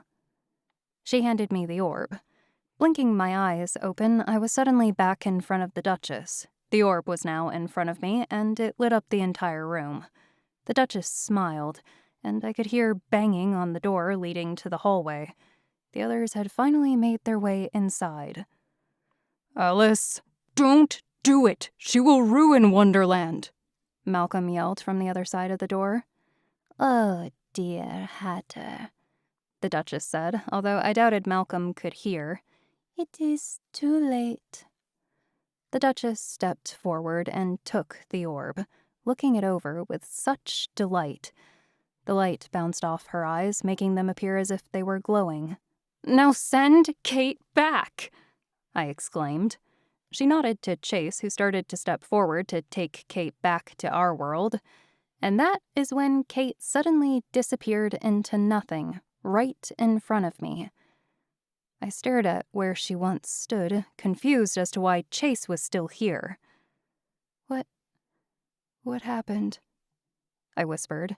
Chase's eyes became wide. He opened his mouth, but nothing came out. I just stared at him and where she should have been. This couldn't be happening. It just couldn't. Her time had run out. Kate had disappeared in both this world and mine. "No!" I screamed. I collapsed to the ground, tears filling my eyes. There was no way she could be gone. Was there? I had done everything I was supposed to. She should have survived. No, this was a dream. This couldn't be real. I had destroyed Wonderland, and I had let my friend die. Chase reached out to me. "Alice, I'm sorry. Please, I didn't want her to die. I didn't realize the time." I smacked his arm away. This was his fault. If he had just told us the truth, we could have helped him and saved Wonderland. Now Kate was dead because of him. "You have no right to apologize to me. You betrayed me. You killed Kate. This is all your fault!" I exclaimed. "Alice, please, no! You can't try to apologize for this. I will never forgive you." Chase backed away as the Duchess cackled. Finally, Wonderland is mine, she exclaimed as she held up the orb. Suddenly, everything around us began to change, as if morphing into whatever she wanted. Pieces of wood and stone flew through the air. It almost looked like something out of Harry Potter as magic flew through the air and reworked whatever objects were around into what they needed to be. If I wasn't still in shock, I would have marveled at it. As the walls began to fall apart and rearrange themselves, Malcolm leaped inside the room and grabbed me. "We are getting out of here." I didn't respond as he picked me up and carried me in his arms. He ran toward the large glass window, and just as it began to reconfigure, he leaped through it. I still expected to hit the glass, but there was nothing. "Alice, please tell me your horse is nearby." I pointed toward the tree I had tied him up at. "Over there? He should still be there." We have to get to him before she changes everything. There is only one place we can go where she can't touch us. Otherwise, we will be her servants and won't be able to resist. Just like Chase. I felt bad telling him I blamed him, as it was out of his control, but if he hadn't gone and kidnapped Kate, none of this would have happened. He could have done something. Malcolm made it to the horse, and we quickly mounted and sped through the woods, heading to wherever Malcolm wanted us to. I held on tight as he was pushing the horse as hard as he could. I peered back to find everything quickly changing, as if it were rearranging into some strange configuration. We had to hurry. "Where are we going?" I asked. The dark forest. It is the only place that won't change no matter what happens. It's the only place Alice cannot change.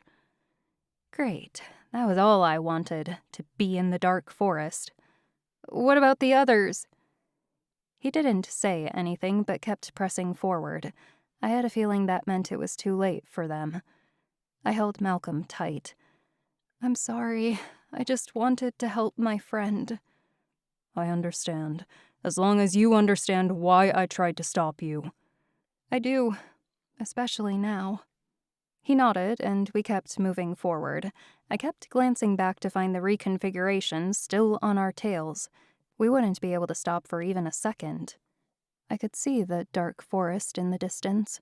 I took a deep breath of relief, even though I didn't particularly want to go inside. We're going to have to jump off the horse and make a run for it. The horse will be okay with the reconfiguration, but we need to get out before we are caught under its spell. Okay. It made sense, as the horse would not be able to survive the dark forest. When it was time, Malcolm and I both leaped off the horse and ran into the forest, watching as the entire surrounding area changed. This was it. We were the only two left in Wonderland who could save it. This has been Betrayed in Wonderland, Wonderland Chronicles Book 3. Written by Dani Hoots. Narrated by Rachel Leblang. Copyright 2021 by Foxtails Press. Production copyright by Foxtails Press.